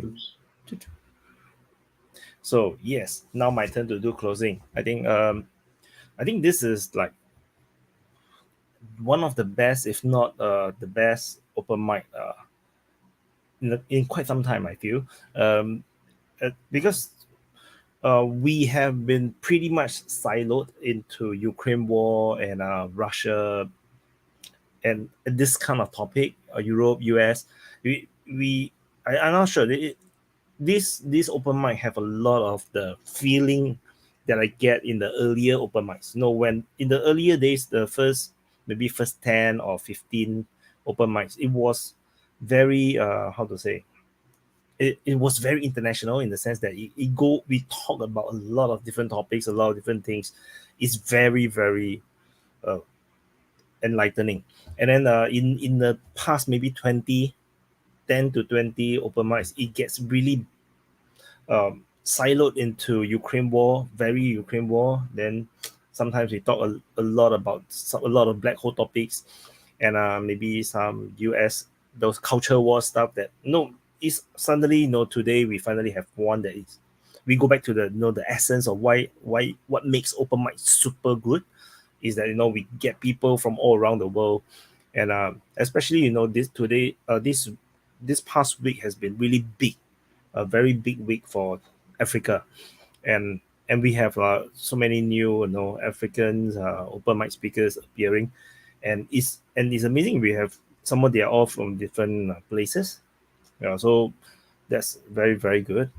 And and we have a open chat, super chat. Thank you, Logizen. And I want to also thank for all the super chatters.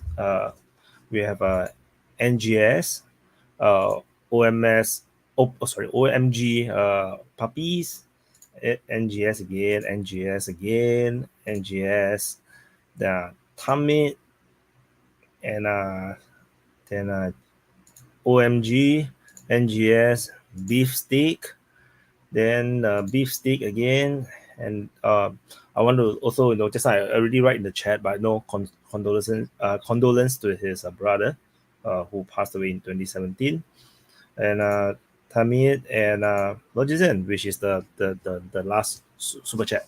The money earned from this super chat, a portion will be taken by YouTube. For those that do not know, is I don't get, like, for example, this is $10. I don't get all full $10. I think I get, cannot remember, I think 30% goes to YouTube or something. So but the money actually helps to pay for the AI tool that I'm using to help to break down the timestamps and into different clips. So yeah, so that's where the money goes to. Then the rest, then I'll keep it. Yeah, or it will be used to kind of like pay for certain open mics that do not get so much revenue, because not every open mic we actually get the minimum I need to pay for the AI. So yeah, so it works anyway. And yeah, I just want to say, super good open mic. I really love it. That's why you can see that I'm more attentive than usual, because I was especially when just now, who's his name? What is his name? I forgot. Jesse. When Jesse was speaking, he was really he was very passionate, and he was basically like ranting all the way about the West and everything. But it almost reminds me of Wakanda the movie, but it's just like it's real, and then it really comes from the heart. He's really frustrated, and this is a stereotype that we kind of get it, but we cannot confirm because it's a stereotype. Then finally we actually see people from Africa really confirming and also corroborating what my brain is dead, sorry. Yeah, it was corroborating the views that we already know of. So that's very good. Yeah, so things are changing a lot. So brace yourself. I'm not sure what's going to happen, especially if you're living in the West, in Europe, in US, Canada. Yeah, scary times ahead. So anyway, also do recommend to your friends, families, or people that you think will be interested in the open mic. To really, they want to learn the truth. They like to understand perspective. I think open mic so far, from my understanding, is that it works best spread with word of mouth, because open mic is very hard to get into if you are a stranger just come into the stream. It can be too much, because it's like you do not know who is all this 10% on the screen, so it might be very challenging to get into it. It's not like Joe Rogan, where there's always, at least there's Joe Rogan. Joe Rogan, and he's world famous and everything. But this, like, I'm not even famous, to be honest. So when we 10 strangers from all around the world suddenly talking, it's a bit hard. I can understand. So it needs your help to spread the open mic, to tell them about it, spread the good words. It's a bit like Christianity, like the gospel. You have to spread the gospel of DPA open mic, and then slowly we'll grow bigger and bigger. And I think that with maybe if our live viewership is like 100 times bigger, so we have like around 200, almost 300 across 2 different channels. If you have like 30,000 viewers. Oh my God, we will be the biggest podcast in geopolitics or economics or military or war or culture in the world, like in terms of live viewership. We will be there up there with like Teamcast IRL.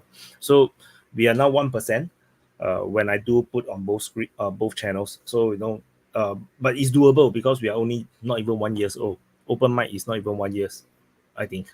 I don't even know when we started the first one. I need to check. So that's why, with your help, then we can grow this thing, because open mic is actually it's less about me. It's more about you guys, your views, the discussion in the live chat, and the discussion on screen.